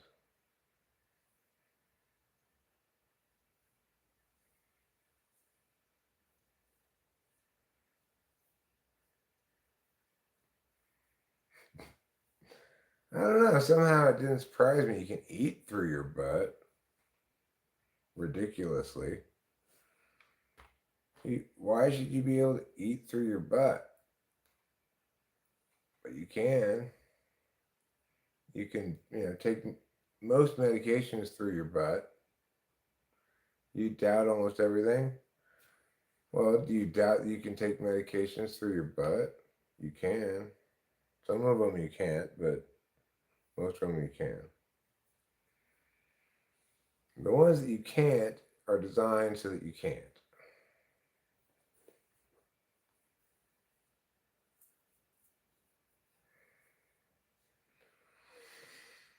I can eat through my butt, breathe through my butt, poop through my butt, everything I need to do.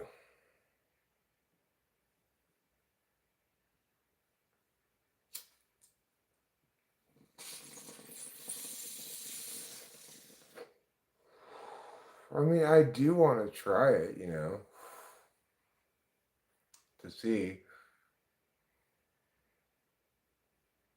Well, I mean, what if my lungs get cashed? Maybe I could figure out that with the added oxygen I'm getting from butt breathing, that I'm feel 10 years younger. Have you considered that? Nah, you're reaching, bro. What am I reaching about? That's why if you're ever choking on food, you can do the downward dog and rest the air into your gape will save you. Possibly true. Kind of gross, but you could imagine that at every place where you could choke, they have a butt cone to stick into someone's butt. Reach in, huh? Well, key thing about reaching is to know two factors. One, how tall are you? And two, how high is the thing you're trying to get?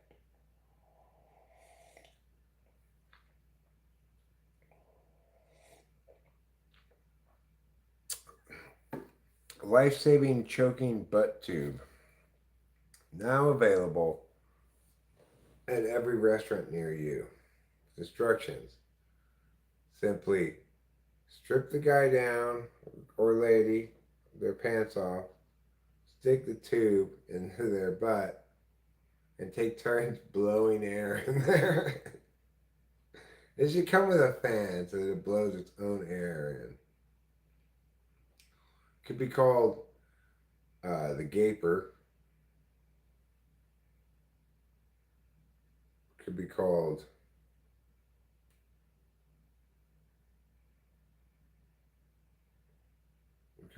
like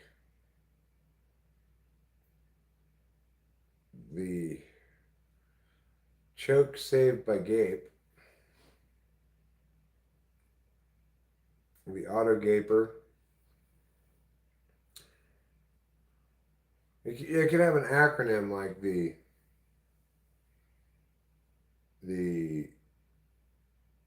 self-ventilating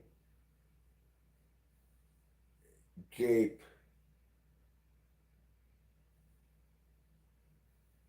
the self-ventilating gape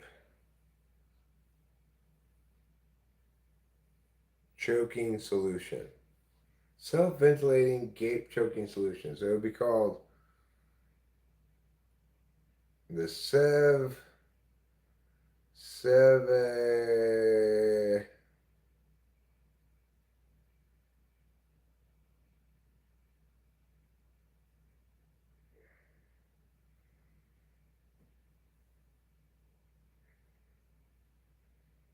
the self-ventilating gape driven self-ventilating gape driven choking solution, or Heinrich Heinrich maneuver, Heimlich maneuver, Heimlich maneuver alternative. Now, I'm not going to be giving the mouth to butt resuscitation. That's why we need the self-ventilating gape, the self-ventilating gaping, the self-ventilating gaping Heimlich alternative.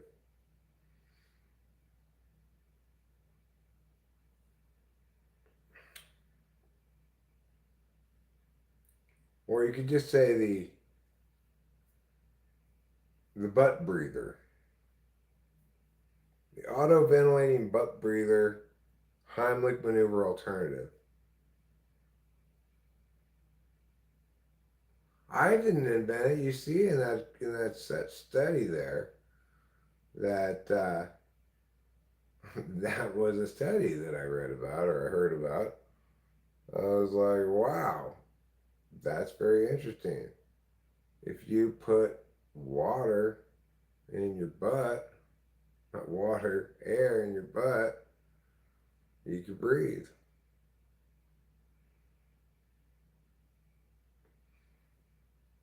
Well, I'm sure they reassured the mice during this experiment that they'd be fine due to their ability to breathe through their butt.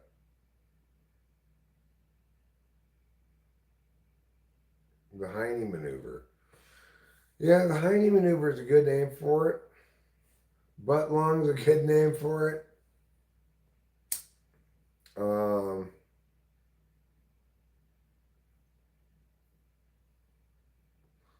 I doubt a fly guy.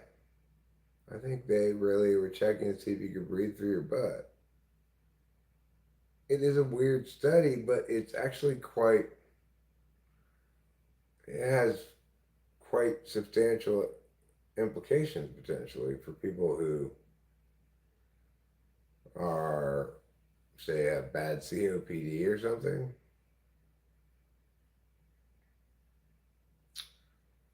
I don't have a vasectomy, but if I did, I'd avoid having sex while getting a vasectomy. Vivisection is frowned upon by intelligent beings. The fanny pack.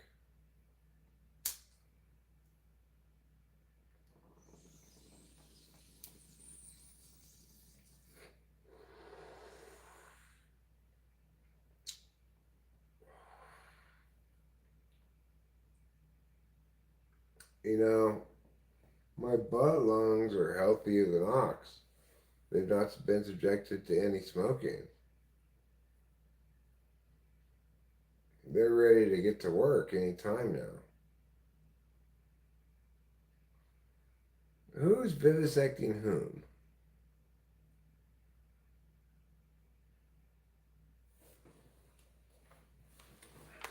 Stop vivisecting my rectum. Nobody wants that.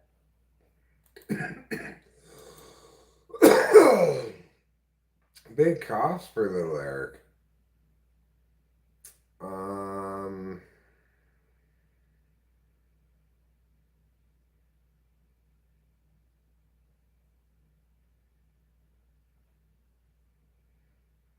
I don't see anything of any particular interest to me. Okay, that's fine. No emails, good email. You know,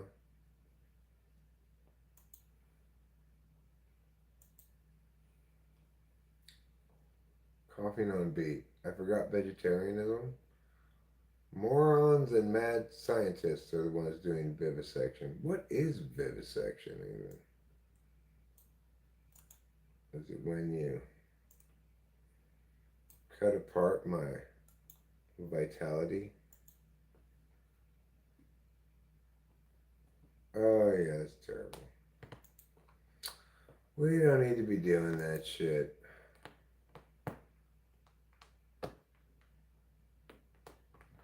It's horrible. I'm sure we could avoid doing that. I think the Tigers are good, you know. We had a great pitching outing from Jacob Lopez. Other than that, you guys killed us.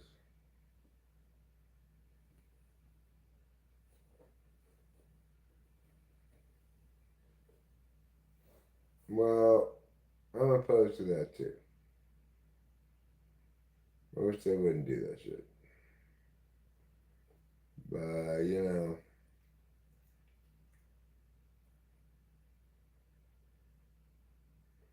no, I agree with you, Fly Guy, and everybody. I think that shit's bullshit, obviously. It's depressing and it's bullshit.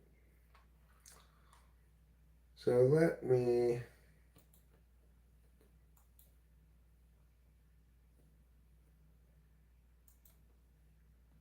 close this window here.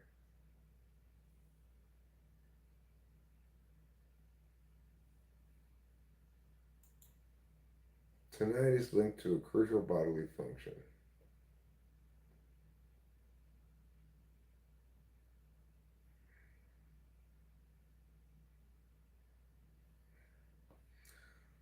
Sleep. First, tinnitus is a phantom percept. This is when our brain activity makes us see, hear, or smell things that aren't there. Most people experience phantom perceptions when they're asleep. People with tinnitus, they hear phantom sounds when they're awake.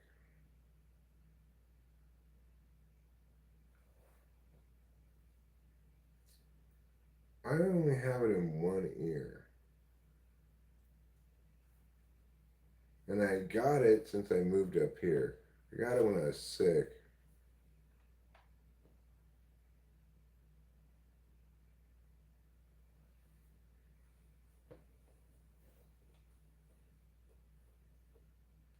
All this stuff about sleeping enough, sleeping well. Yeah, we get it already. Everybody should sleep a lot. God. Telling people they're sleeping wrong. Just let people be. We don't need all this health advice all the time. Nobody wants any of that stuff. Seth Brown is finally released. It's a good thing.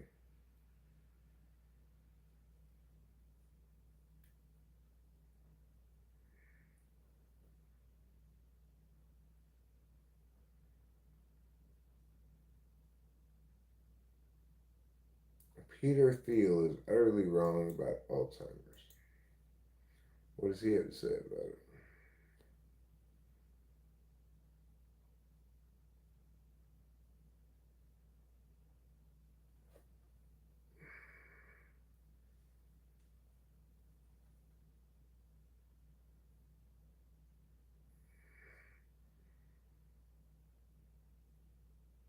Exploding fireball drops meteorites over Georgia.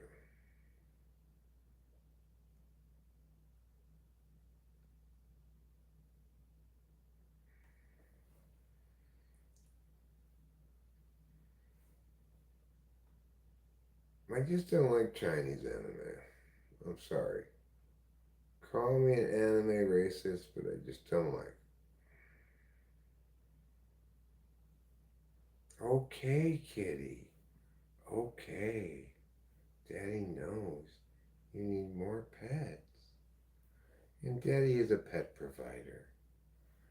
Fear not, for your pets shall be provided. Makes sense, but only if you have to. Humans can do many things to survive, but only few things make them thrive. What are those things that make them thrive? Would it be having a kitty? Is that one of the things that makes them thrive? What qualifies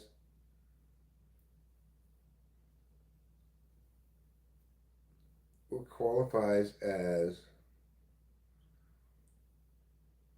thriving? How do you attain the standard of thriving?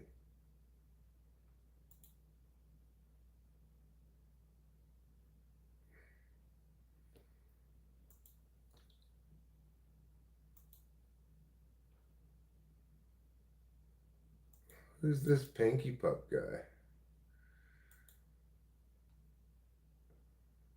Well, I don't always have it. I don't know how it came to be. Like, um, my cat's name is Capillo. Treating animals well helps humans thrive. Hi, CKOOOO hyphen underscore one. Oh, what a wonderful girl. What a special kitty. This cat's name is Capillo. Kapio, Capillo. It's a Hawaiian word that means sweetheart. Treating a mistake sauce, withdrawn. I specified food, but of course, a kitty is nice for companionship. Yes.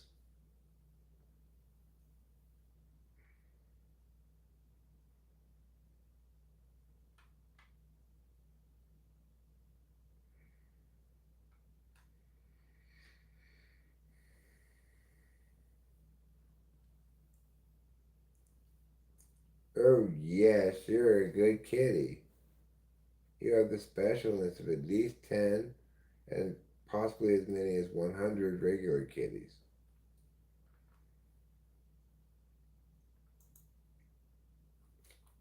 Let's see here. Peter Thiel is utterly wrong about Alzheimer's. He probably knows and he probably doesn't care. That's what this article says.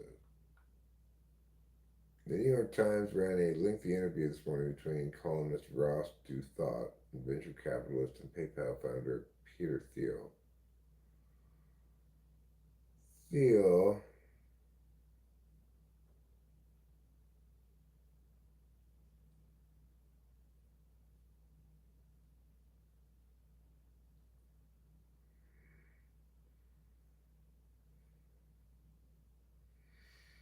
You look at biotech, something like dementia, Alzheimer's, we made zero progress in 40, 50 years. People are completely stuck on beta amyloids. It's obviously not working. It's just some kind of a stupid racket where people are just reinforcing themselves. Well, I mean, I would take exception to that because I read an article the other day about a specific sleeping drug that um, apparently prevents and repairs dementia damage. So that's a good thing.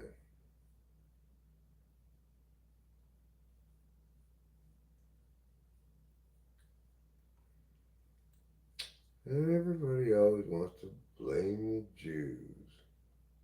You know what? I don't think they're any more likely to be to blame for anything than anybody else.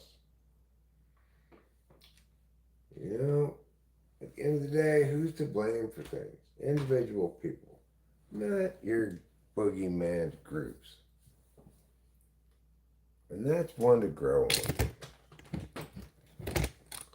I hope you grow on it so hard that you learn everything. Well, I think there are plenty of people for whom veganism is not a healthy option. People like me who need a lot of animal fat, protein, fat, carbohydrates, dairy. You know, we just need real food, real filling food that says, okay, in what packaging am I going to get the maximum bang for my food buck? And that is animal meat. It's not some berries.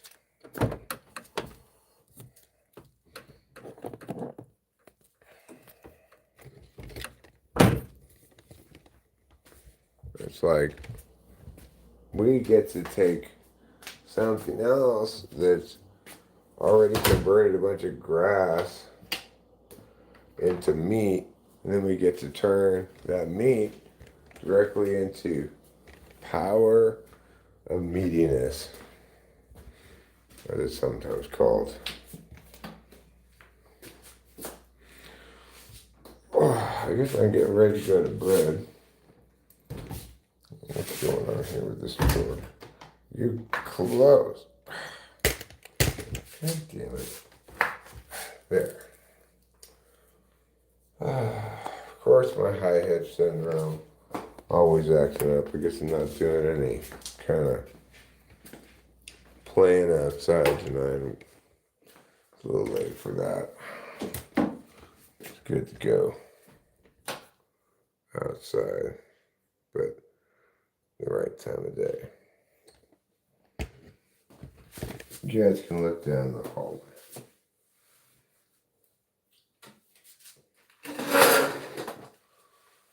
I think you should dream of a future where everyone wins.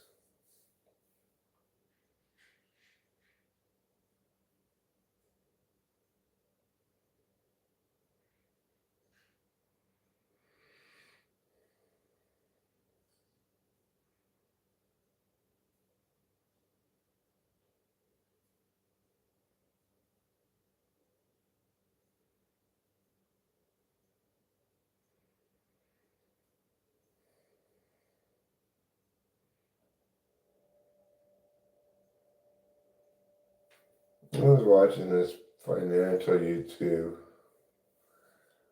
about how options work as, things you can trade.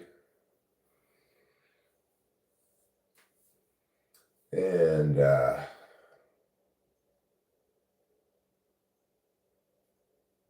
and a couple of different economic theories behind it.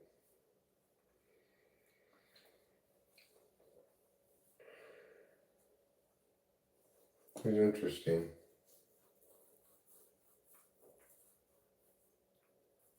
The whole idea of options, like the first options that were recorded down in Greece when some Greek guy predicted there was going to be a bumper crop on the olives for everybody, which was going to push up the demand for use of olive presses. And so he bought today the option of of uh, of renting the oil olive presses, which he anticipated were going to be in high demand, and therefore the prices were going to be high. He reserved the option to pay amount for them, which he did not have to exercise at a cost of say 10% of the price he was reserving. If he didn't end up taking advantage of that price and buying at that price, he would just sacrifice that 10%. Of course, there were lots of olives and he got to use these olive presses at a much lower price that he had reserved with that 10% option. And everybody else had to pay full market price for the olive presses, access to them. And he said, that was pretty smart of me. I just invented the option.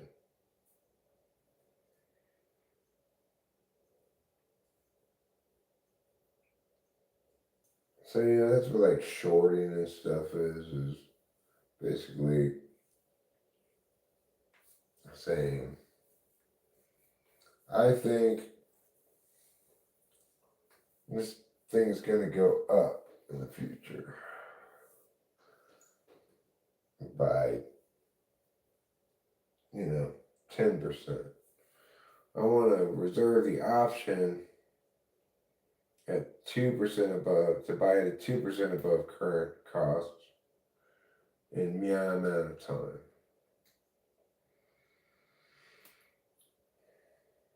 So in America, you can exercise those options anytime up until the final date on it, In England, or in Europe, you just have to do it on the final date of that. Which means you got to be paying a lot of attention to what you're doing.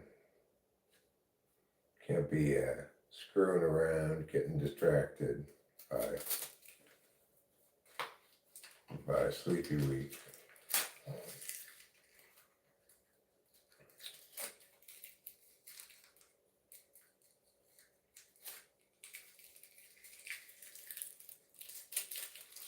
Of course,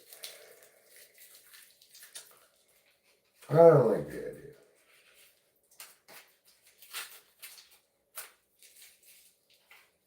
Because why make things so complicated? Like, just buy, I don't know, let's say gold. If you think it's going to go up, buy it. Why have the option to buy it at a cheaper price later? Just buy it and let it go up. If it goes down, well, just either hold it or take the loss. I don't know. It just seems ways of like hedging against yourself. I just don't like them. You want to try to bet against yourself as little as possible.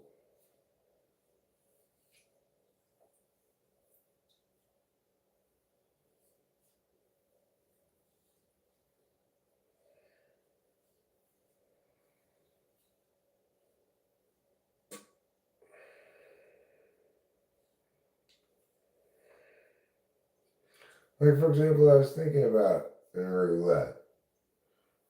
Given that you want to bet against yourself as little as possible, usually,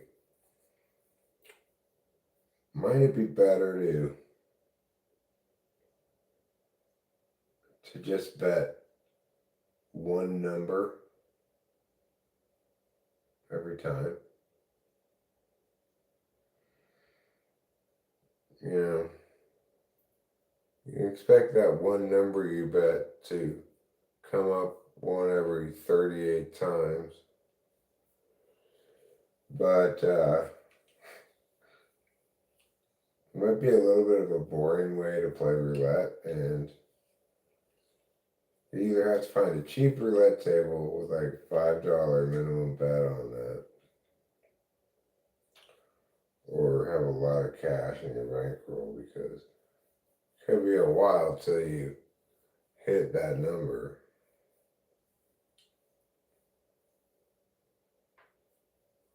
Of course, you could just go black or red and not bet against yourself that way.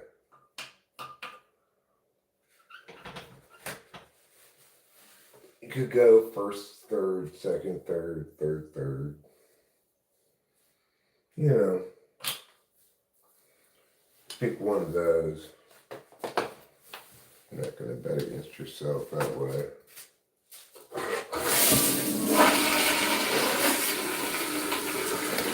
Alright, now that I've peed, we're going in here. We're going to shut down Grand Central Station. Do I think abusing animals is helpful? I mean, who's abusing animals? Okay. I don't think anybody would ever accuse me of abusing animals. I'm kind of like their servant.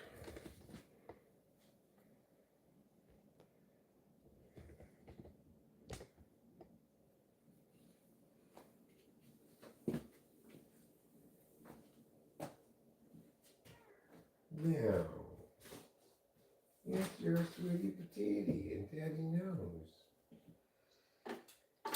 And Daddy respects and admires.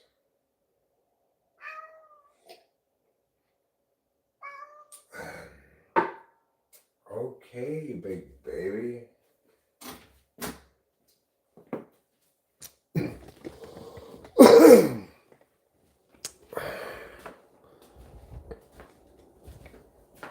You want to go outside? Okay, go outside.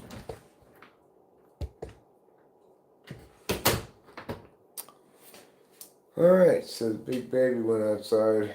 I got a cigarette in my hand. Why don't we go smoke it? Then we'll call it a night. I think what I'll do is I'll smoke this cigarette with a cup of coffee.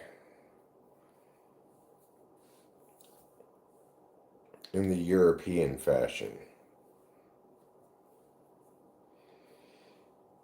Alright, lights on. Coffee needs to be microwaved a little on the cold side. I don't need a lot of coffee. Just this cup is fine.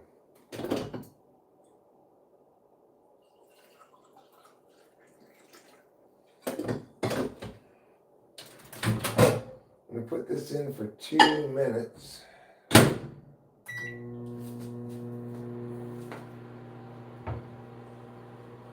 Let me go get a candy.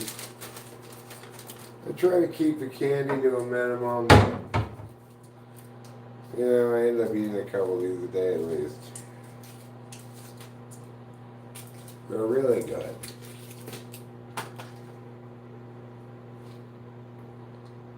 Okay, kitty meow meow pants.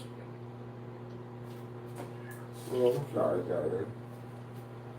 Need any more food? Okay, here you go.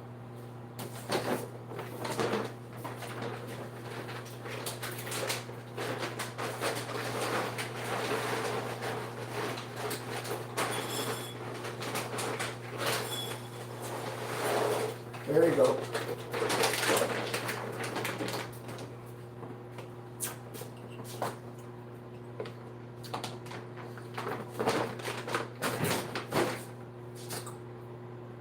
These cats are a real couple of food eaters, let me tell you. He has been special.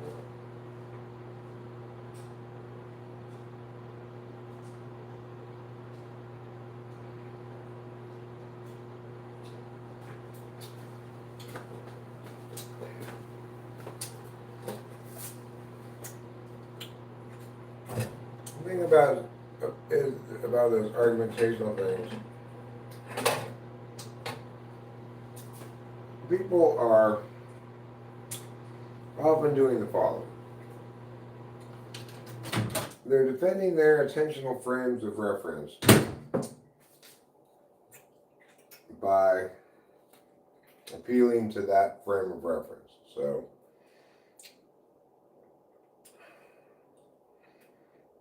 if someone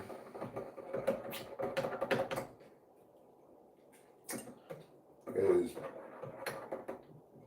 having an NI kind of I just know, then they're going to appeal to that kind of value and puts it in NI that sometimes you just got to know the big picture.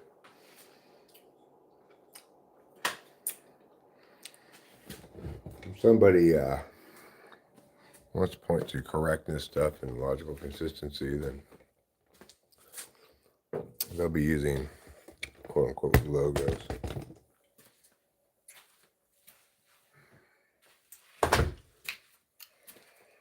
If someone wants to express the primitive TE stuff, then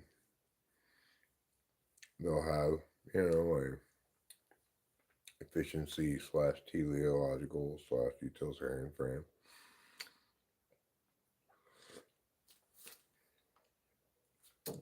The kind of frame you don't, or at least shouldn't, take home to mother.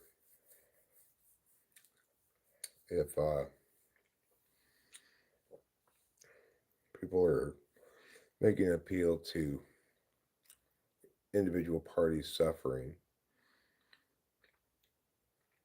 it's usually some kind of advocacy to allot funds to remedy their problem. That's a very FI frame, and they're going to be focusing on we've got to do something about this suffering,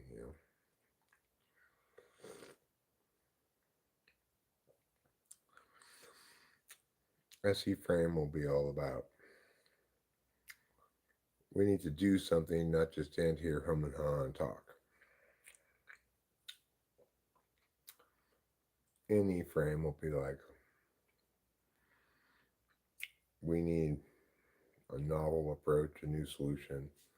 We need to examine lots of possibilities before we can make a determination as to which path we should pursue. It's any Dom will, because and I ignoring. Sometimes you don't need to examine all the possibilities, but in any Dom you're going to feel like I don't want to risk having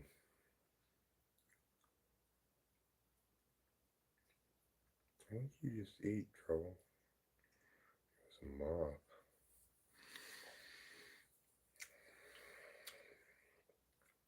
I don't want to, at the end of things, feel like I overlooked something. But at any Dom, that's going to be one of my concerns. Recognizing that NI wins the day.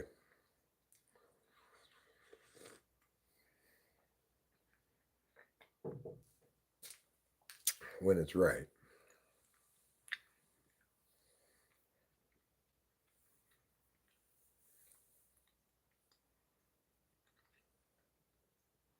There's no point in coming up with other possible solutions once you've obviously landed on the right one. But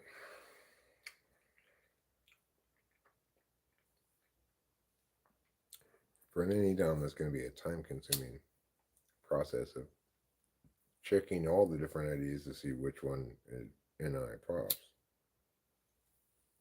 Even then, baby being unsure about it.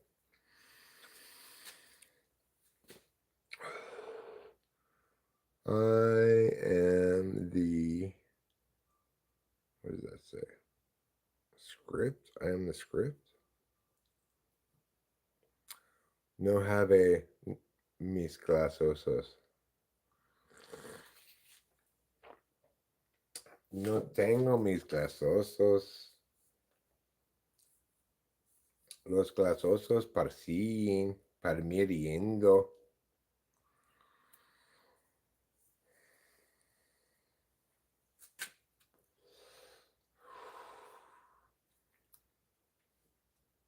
I can't believe this.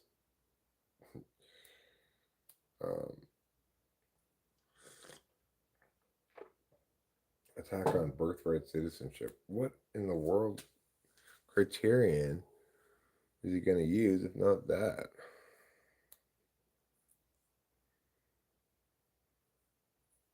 If you're Mexican, you have to go. I mean, it's just ridiculous. I have a daughter who's 1/4 Mexican. Her mom was also a citizen. Are they going to say that both parents have to be a citizen, pre-qualified citizen? They're just trying to say kids of people who enter the country illegally, they don't have birthright citizenship.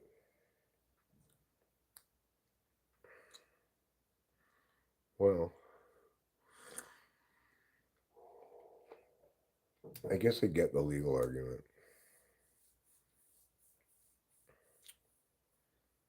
If you want to have American citizenship by giving birth here, there are legal ways to do that.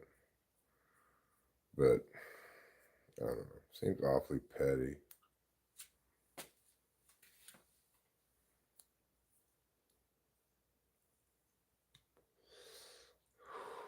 And pointless. Like, what good is it going to do to get rid of a bunch of Mexicans? What problems are Mexicans causing?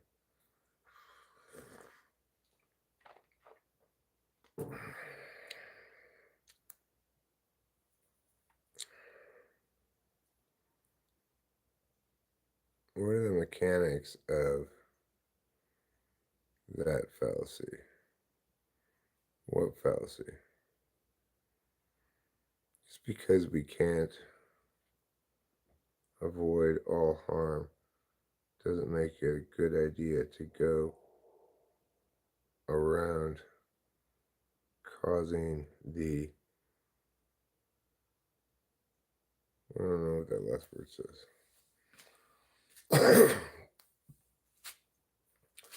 Look, if you arbitrarily remove any group of people from the population, you will prevent a certain amount of harm and also prevent a certain amount of good. All those people will have impacts. But that doesn't mean it's a good idea to arbitrarily remove a huge chunk of the population because they're too brown for your liking.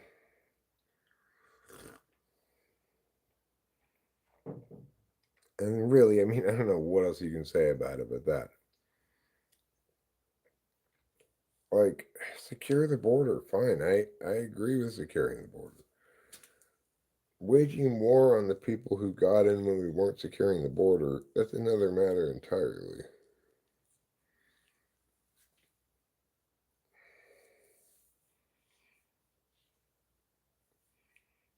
Deporting them to third countries. How is that deporting them? That's not even deporting them. That doesn't qualify as deporting. Deporting is to send back to their original country.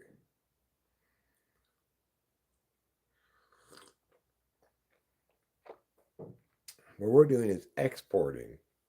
That's a little different than deporting. Well, what are you going to do?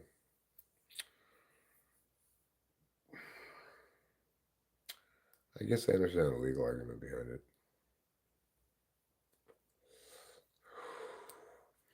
Citizenship shouldn't be the reward of illegal entry into the country or something like that. I'm not saying it's a great ruling, but if that's what the ruling is, I haven't read the ruling. I'm assuming that must be what it is. That must be the argument. It's the only good argument I could find. It applies to a limited population of people.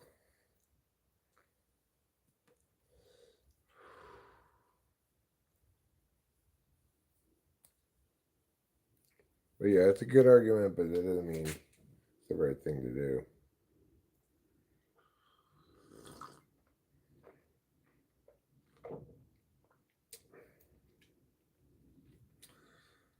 It's one of those things that even if you can justify it legally, at that point you need to remember the question's order, right? First order question is legitimacy. Okay, you've established legitimacy. That doesn't mean you should do it. You need to, at that point, evaluate net benefits and harms and do the actual impact calculus. I just think this has a bad impact calculus.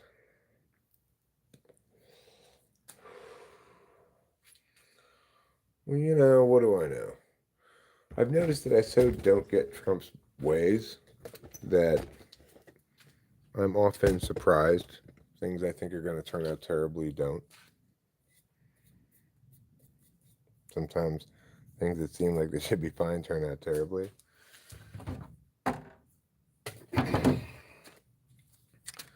I really just don't get his ways. I couldn't get his ways any less than I do.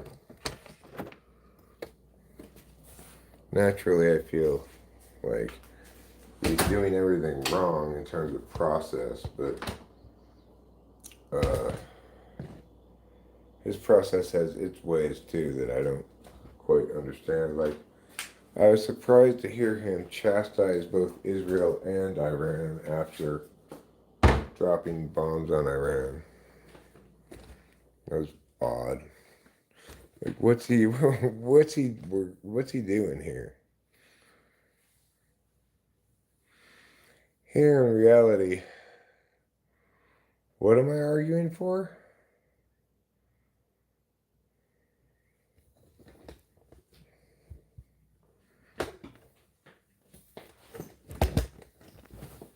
Oh. Let's see what we imagine that I'm arguing for. Or someone else is arguing for.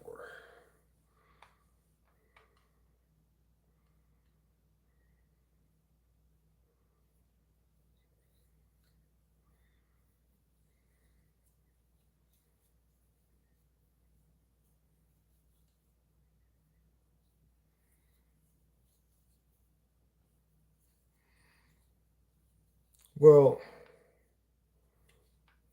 I think it's important to remember, Ray Sleever, that when one criticizes somebody that one loves, one does it in very particular ways. One says, first of all, you're critiquing a specific behavior or a specific instance of language, and not the person, right? So, like Rachel and I criticize each other very infrequently because we don't need to be corrected very much in the relationship. We love each other very effectively, and we don't have conflicts, and we don't have failures to communicate, etc. So it is nevertheless the case that in general criticism kills love.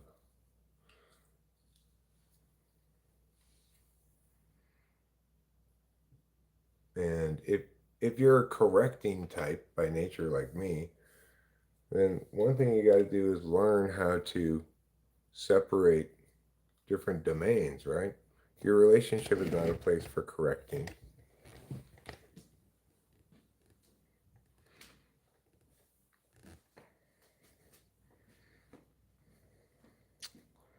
No failures who blame everything but themselves for their own failures exist in my reality.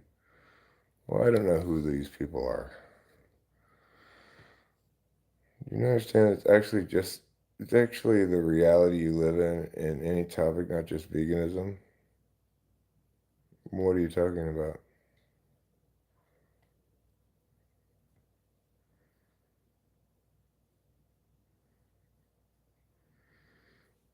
I mean, I just think that the thing to remember about veganism is there are plenty of reasons why someone might choose to be vegan. But no matter how attached one is to those reasons aren't reasons for someone else to be vegan. In other words, they don't universalize. That's a positive indication, not a negative moral prohibition. And it's incorrect to say that you can inherit somebody else's moral responsibility. It's not my job to treat the cows humanely. So when someone else doesn't do their job, they're the ones who incur the moral consequences, the status of morally impermissible, which it really doesn't have that status per se, but functionally it does. Where did I leave that coffee?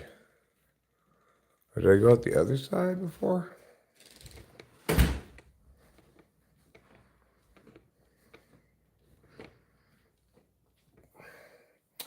The problem is, you don't get to determine what qualifies as harm for other parties.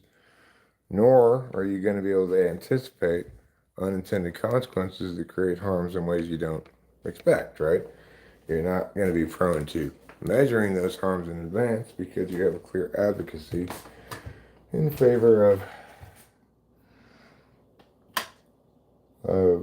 a court, in an advocacy that doesn't follow from overarching principles, which is fine. It's just you're gonna have trouble winning the argument if you're trying to tell other people that they should do it too. That it's normative, it's normatively indicated. Well, that's not gonna win.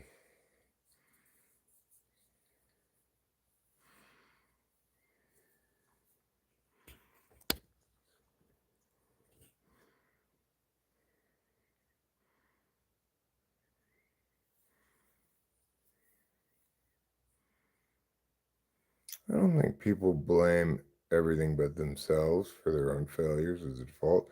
I think that people actually blame themselves a great deal, hate themselves, think there are things wrong with themselves, have a lack of confidence, have poor self concept, filled with doubt and fear and anxiety and shame, by and large.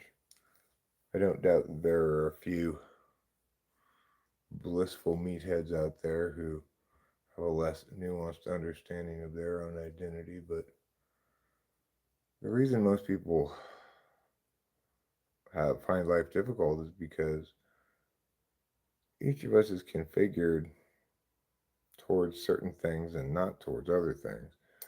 And the world rewards a combination of many things that nobody has, you know. Mostly it rewards TE and SE though. TESESI. That can be hard on non TE intuitives like me.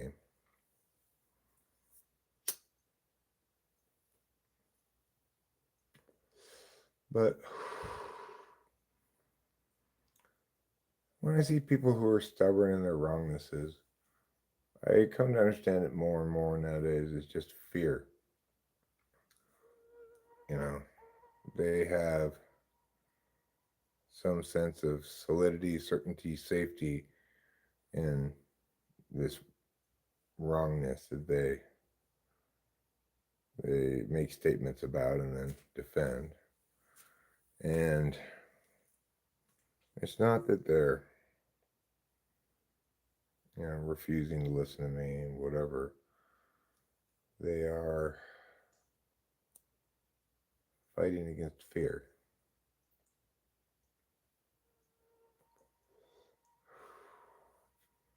What will I do if I don't have this narrative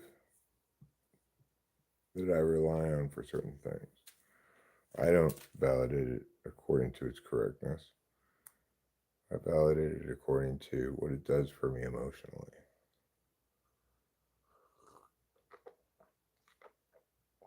You know, like boogeyman kind of statements. It's those darn whatevers. It's scary if we don't have a boogeyman because then we have to blame the kind of discourse we ourselves are doing. You know, if you're if you think productive discourse is accomplished by demonizing Trump or Biden or whatever, it's not.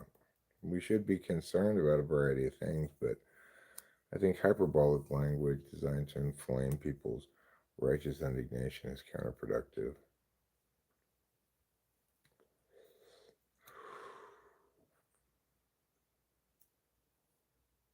I mean, I don't just think it is, it is. Because in that case, what you end up doing is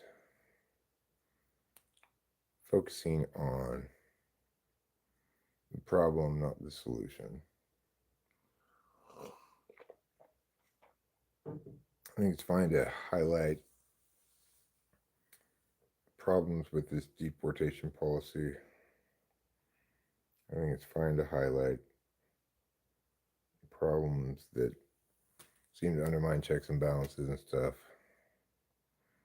But should also kind of keep a sane comparison in mind. Like, we're not dealing with George W. Bush here. He's not much of a warmonger.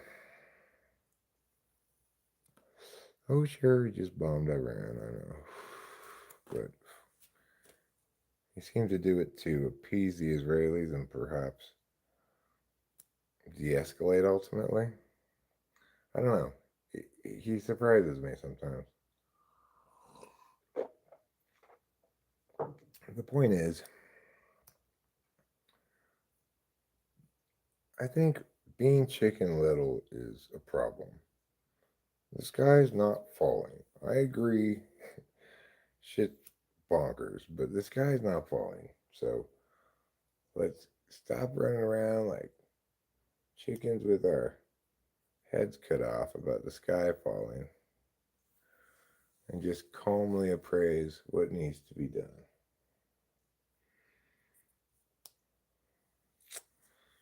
What needs to be done? Well, it all rests on these shoulders. Somehow I need to become president. It'll be a tough job, but I can do it. I can do it better than anybody else can do it anyway.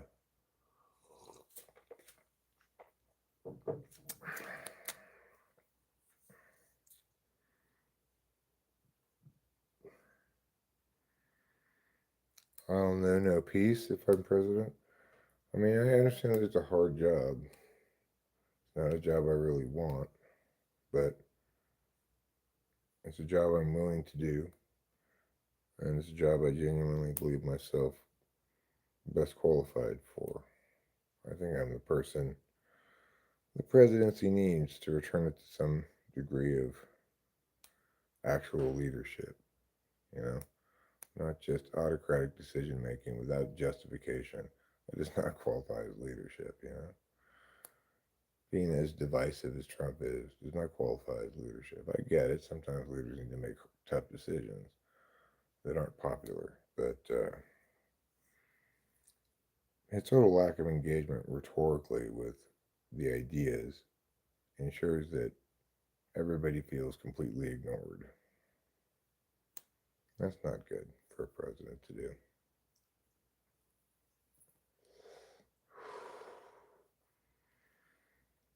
So, you know, hopefully by the end of his presidency,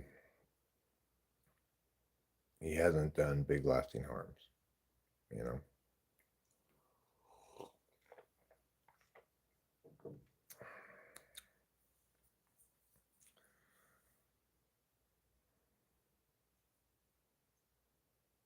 What are you going to do?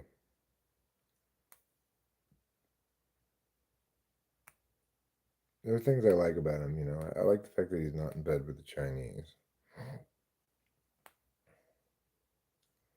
Although I wish he would tackle things in a more nuanced way.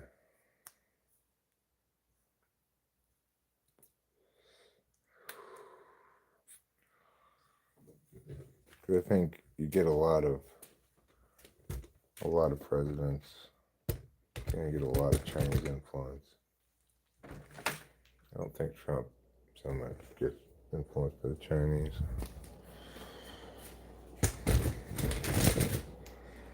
I don't know. He's like,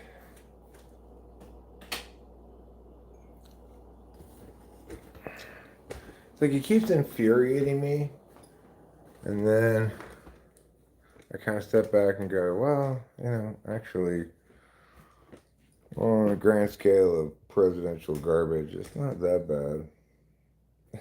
I just kind of end up thinking that a lot, so I don't know what to make of it.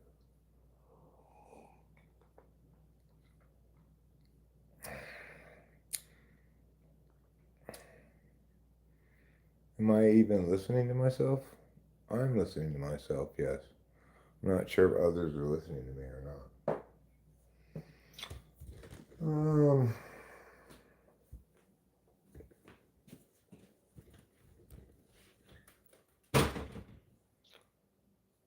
point is, the responsible thing to do with animals is, if you're going to eat them, you should raise them, domesticated animals, for that purpose. And you shouldn't be eating wild animals. That's not cool, in my opinion.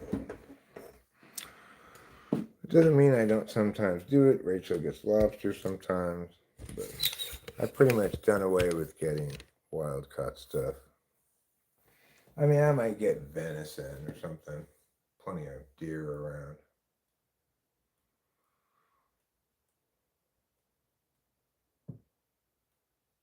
Let's talk about Trump. Okay. Well,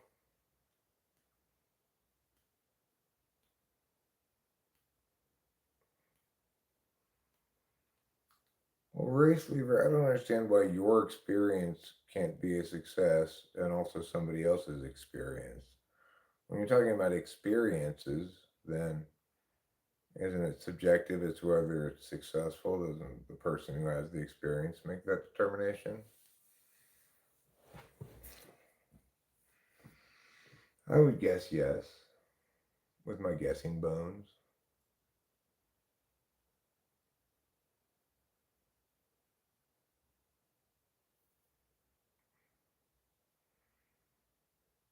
Well, I haven't attempted to be vegan, so I haven't failed at being vegan.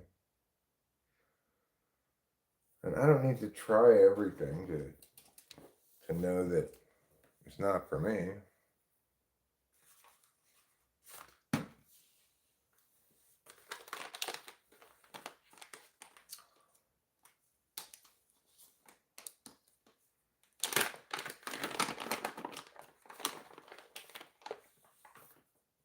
Like, why don't I try being a Hare Krishna for a while?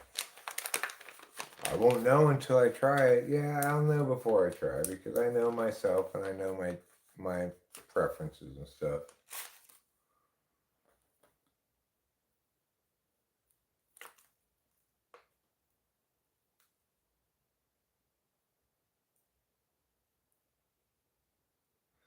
Do you think I have some magical powers that others don't have? No, I don't think you have magical powers. I think you're a vegan. I don't have any objections to your being a vegan. I think that's just fine. I'm not a vegan. I have no interest in becoming one.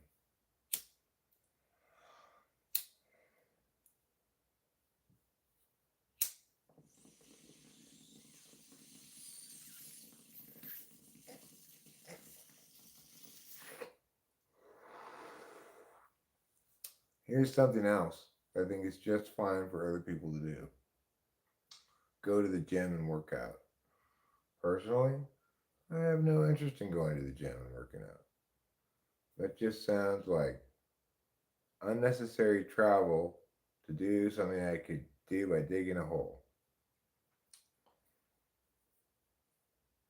But that doesn't mean I don't think you should go to the gym. You go to the gym as much as you want. You can lift these weights, those weights. You can go on a treadmill. All kinds of things.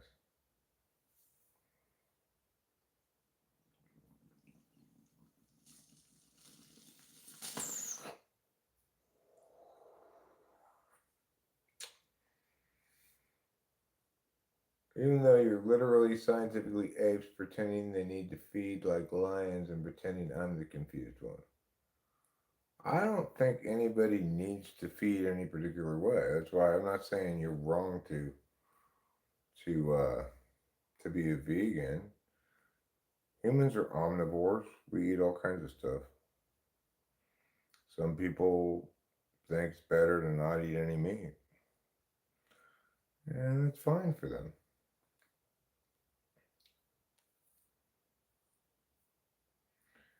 It's not like eating meat is inconsistent with providing me calories and nutrition. I've been eating it my whole life. Here I am, still alive, just fine.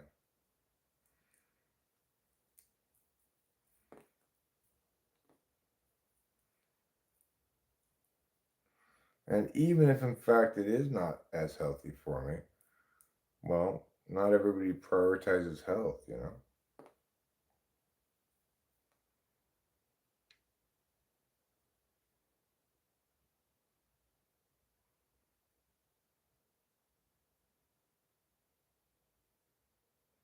Well, I mean, the thing to remember, race lever, is that it would also harm me to deny myself stuff I like, even if you're right about it being unhealthy.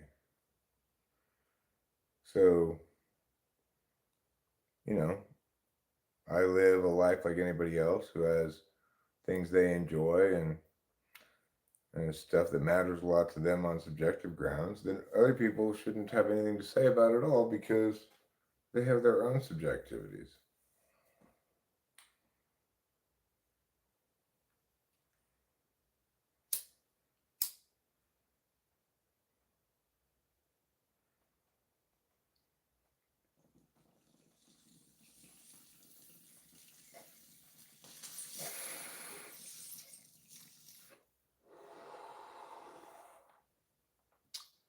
So yeah, I don't like to pay attention to my diet. I don't like to go to the gym. Other people might say that's not good for me, but I'd say, well, it's not good for you, I guess, but there's no reason to project what's right for you onto me. What's good for me involves a whole complex set of decisions that link to what makes me feel comfortable, like myself, happy, fulfilled, you know, and that's different than what matters to you. The nice thing is that because with the animals thing, we're not dealing with a rights violation, we can both have our own perspectives on it and neither of us be incorrect, provided your perspective doesn't universalize what's good for you onto others.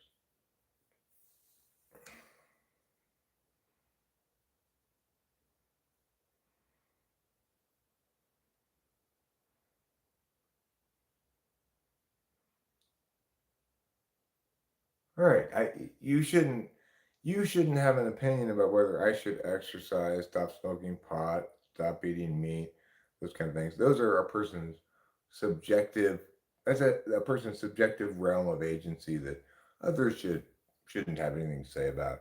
You should never have anything to say about another person's body or such habits, right?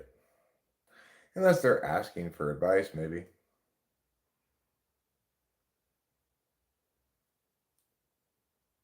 No, I'm not.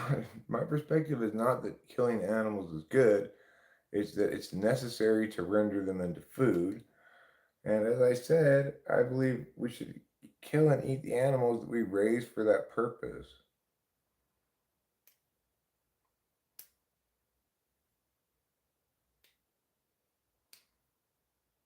The point is, killing animals isn't a rights violation, regardless of whether you think it's nice or not, or desirable or not. Accordingly, you can't universalize it.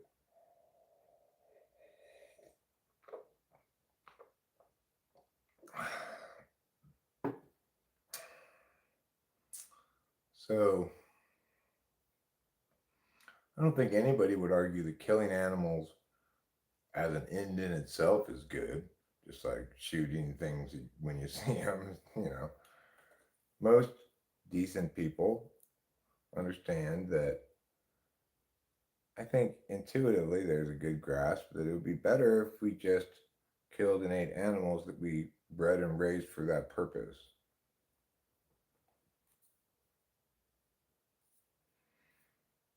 To ownership of their resources because we made them come into the world, we raised them to be healthy, etc.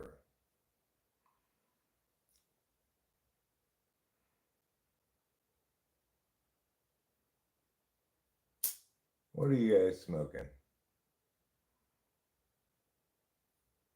I'm smoking pot.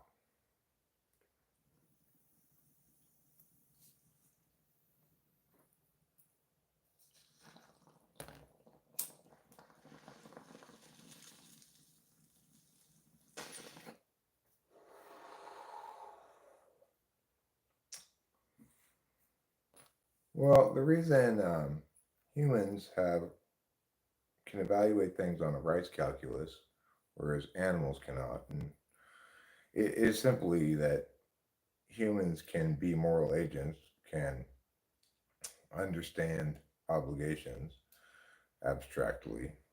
You know, you have to be capable of respecting rights to be able to lay claim to rights.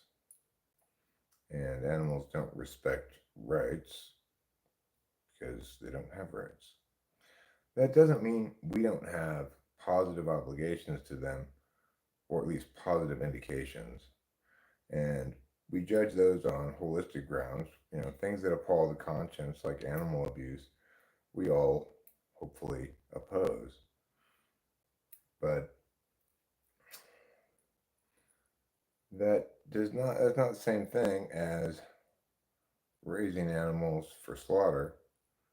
Like I said, the cows around here are all in cow heaven until it's time for their demise.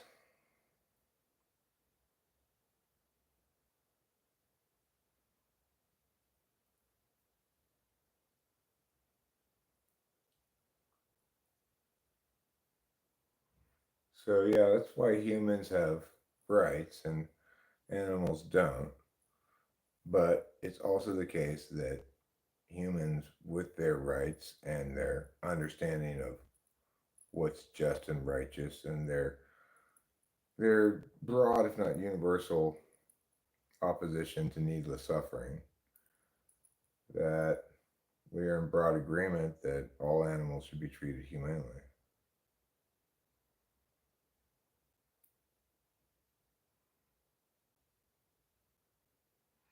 Creepy old man says, "Para patard." Well, do explain. What about me is it that you find creepy?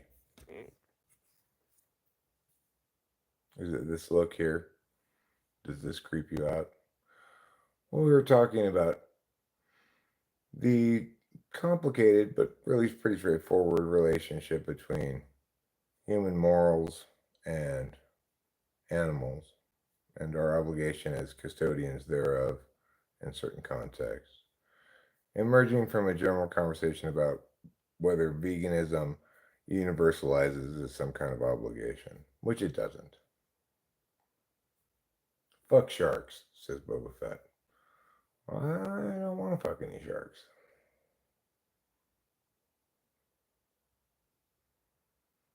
No measure of health to be well adjusted to profoundly sick society. I mean, the thing is, race lever, you gotta respect the fact that people live in various communities, and I live in a profoundly healthy place with profoundly healthy people around me. It's a wonderful community, and things couldn't be any less sick. There are other parts of society where you can say objectively this exploitative slash abusive environment is representative of some lack of health in this particular expression of society.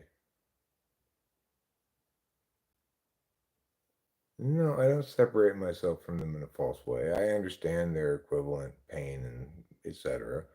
I don't want to be the one killing them. And I'm very, very sensitive about animals around here. If I think I run something over, it tears me to pieces. But I also respect the fact that when humans breed domesticated animals, raise them for the purpose of rendering them into food, that's a legitimate thing to do.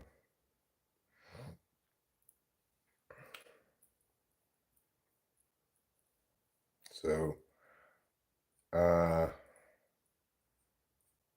you know, that's just how it is. That doesn't involve a rights violation. Those animals don't have a right to life.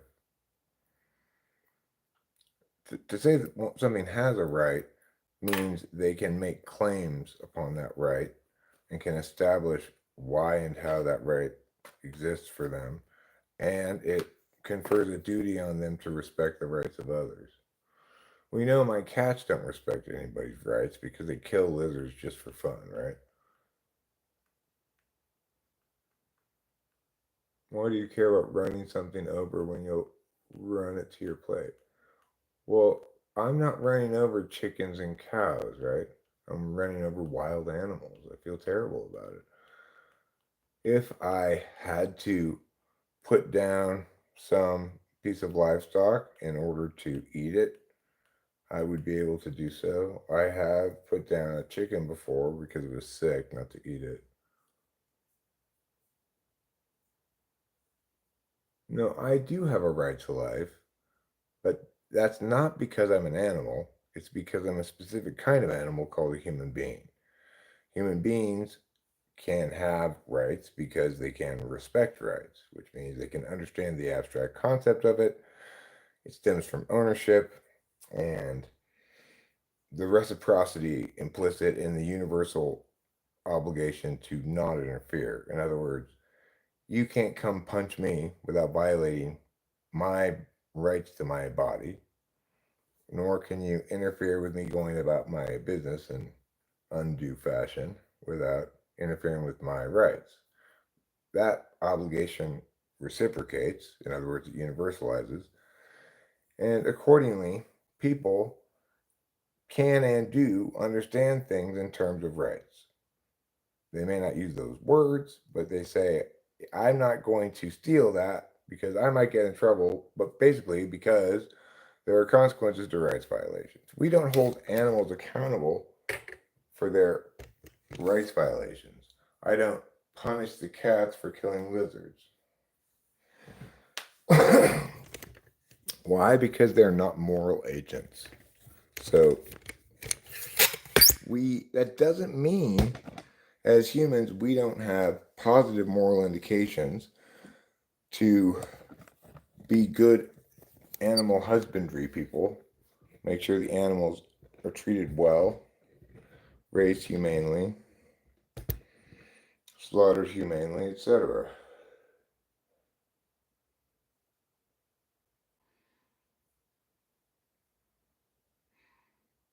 See what I'm saying? Hopefully you get that. My name's not Christopher Lee because I don't have to pee. Christopher Lee's the guy who's got to pee. I therefore can't be he. I feel like I should just watch this chat unfold in silence. Yes, people have moral agency, which is why. Okay.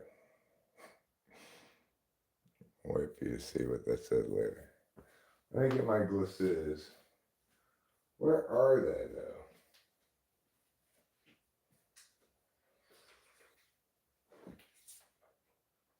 All right, fine, I'll get these glasses. These glasses will have to do.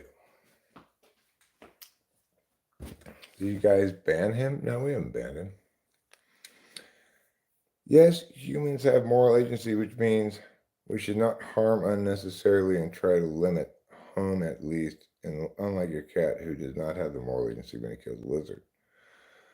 Okay, but limiting harm can't be a means to determine what's moral or not. The first question has to be legitimacy, right?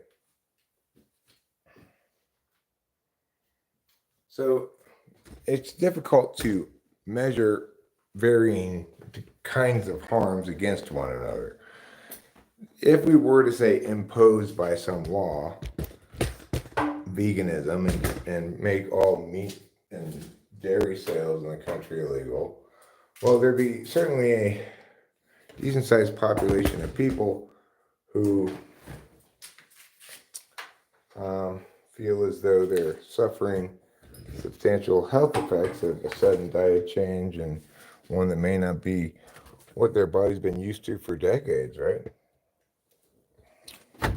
You assume it's going to be better, but that's their body, not yours. And you're measuring the harm to animals who are dying, without keeping in mind that those animals only exist because we bred them and raised them for the purpose of eating them.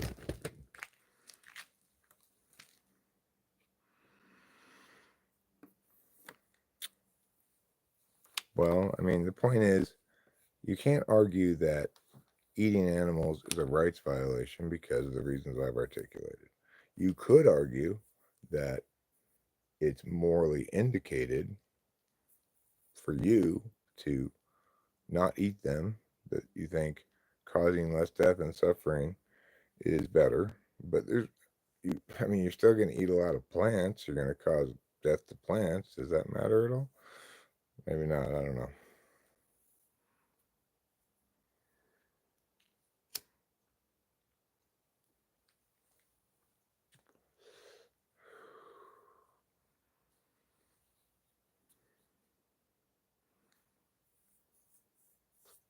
I mean, it's true we can get protein from other places than animal sources.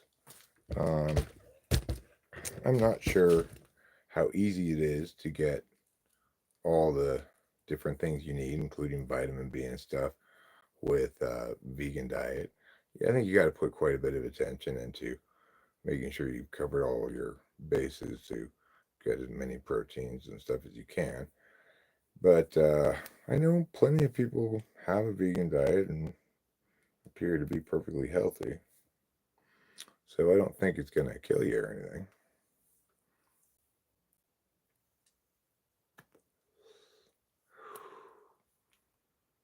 Made for humans to consume. I didn't say anything was made for humans to consume. I said that when humans uh, domesticate an animal and breed it and raise it for the purpose of eating it, then that's fine to eat it because it wouldn't exist at all if it didn't fulfill its life as a shortened life, but hopefully a very good life like the cows around here. The alternative is the cow doesn't exist at all. So I don't think a couple good years for a cow, followed by hopefully a very humanely and quickly executed death, is such a terrible thing.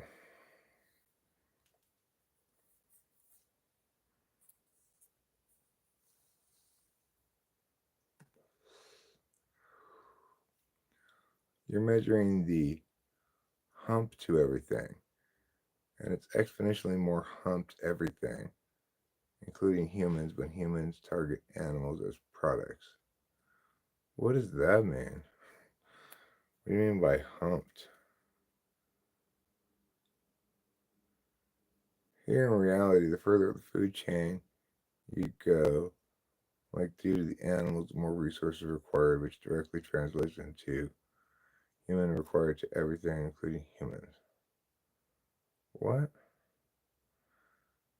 I mean, the thing to remember is nobody's trying to argue about the food chain here. Okay, I don't know why you think that should be the predominant frame of reference.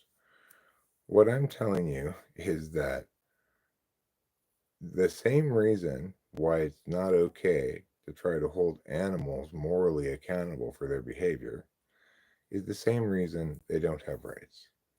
And while we may try to have positive moral attitudes towards our animal husbandry, it's not the case that raising animals to kill them to eat them is somehow wicked or immoral. It's not a moral violation.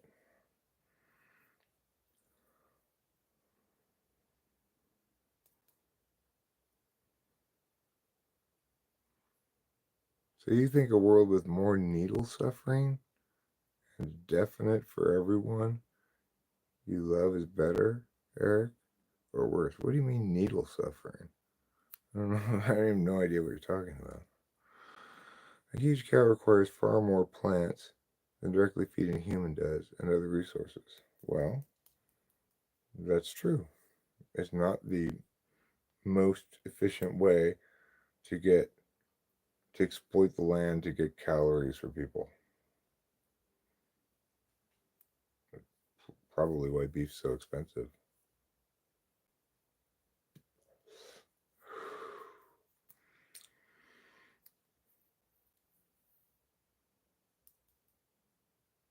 No, I don't think you should raise humans to eat them. Humans have rights, so you have to violate their rights to eat them. or to raise them as food. You think you can eat as much plants or drink as much water as a huge cow you want to breed into existence? No, I don't think so. I mean, but that's not the only metric on which to evaluate things. So we shouldn't do everything to maximize efficiency of calorie or nutrient intake, so much so that we eliminate most products and just focus on like beans and rice and stuff. There's no good reason to do that.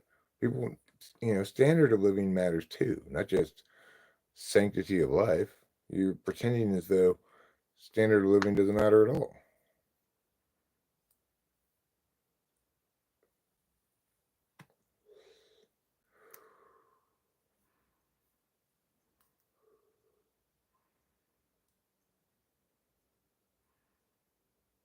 Yeah, I'm always intellectually honest. But I suspect in this instance, what saved the day is I'm super chill. Sometimes I get, irritable.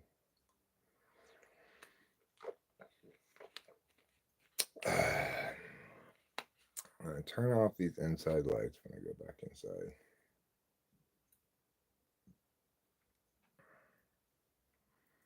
No, I'm saying that if Farmer Joe didn't have these two cows breed and the calf be born, in other words, if Farmer Joe had no reason to have cows, in other words, they didn't, they wouldn't turn into hamburgers and they wouldn't turn into milk, well, then Farmer Joe wouldn't have any cows, right?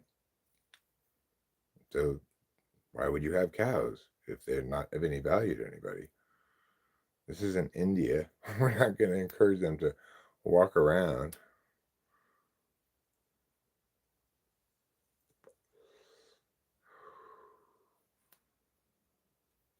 Yeah, I'm sure there'd be a few of them, but the vast majority of individuals who have existed and had good lives as cows for as long as they lived, well, if we didn't have any use for them, no farmers would have them grazing the fields.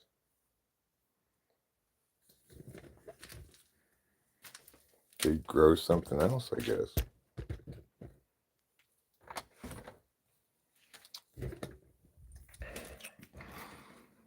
So the point is, you gotta ask yourself, is it better that that cow got to have a great but shortened life?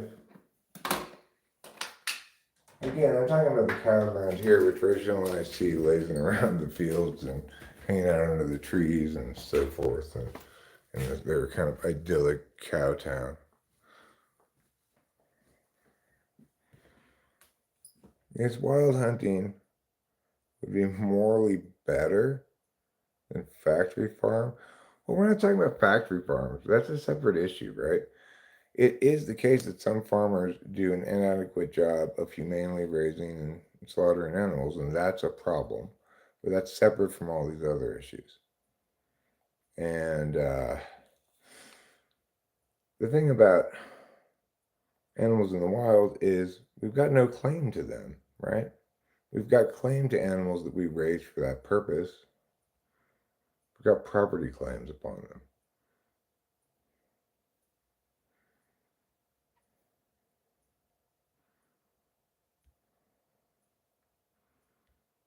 What if a cow reincarnated as a human? Would it be acceptable to eat them? No, because then they'd be a human and not a cow.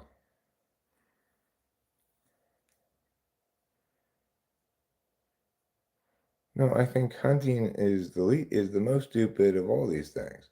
Remember, factory farming isn't like um, a viable option if we want all the animals to be raised humanely, and that's a separate problem that has nothing to do with what we ought to do. What we ought to do is obviously farm domesticated animals in a humane and responsible way and not shoot wild animals. That way, every animal is killed. We raised it expressly for that purpose. It wouldn't exist except for that purpose. That's just a sane way to think about things.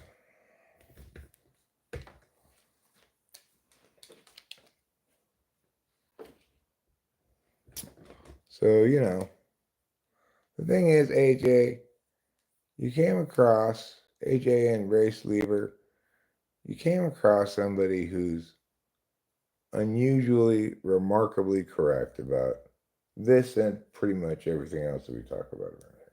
So, take some time to process what I said here and recognize the primacy of my arguments. Such primacy does not come from a vacuum. I've had decades of experience evaluating such arguments. So, hear my words and benefit from them. I think it's time for me to go to bed.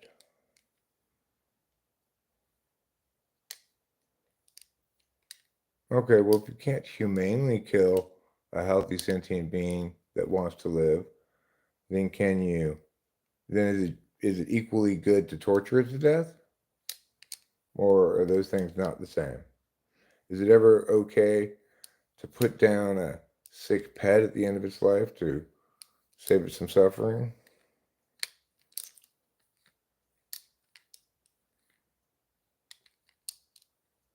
No, it's not my arrogance. You've not made any winning arguments, and I've answered everything you've said. If you rewind this and watch it, you'll see that I've got perfectly good and valid reasons for everything I'm saying, and it's all consistent. It makes sense. And you'll hear in the rebuttals that there are gaping holes in what you're saying, and they don't make sense because you don't have a framework under which you're advocating this. You want to switch back and forth between some kind of purely utilitarian harms thing without calculating harms to people. And obviously, that bypasses the legitimacy question. If it's legitimate, then it's up to individuals to take their determinations about benefits and harms because that's a subjective matter. So, anyway, those arguments are the winning arguments, and it's not arrogance, it's decades of fucking experience as a professional debate coach evaluating all these kinds of arguments, which are presented as critiques, such as anthropomorphism as an argument, which says prioritize animal life, etc. So you don't when you say I don't know what I'm talking about or arrogance is keeping me ignorant, you you are completely wrong. I'm the furthest thing from ignorant. I've studied all manner of argumentation around the topic, and I've retained the correct arguments. So, see you later and good night.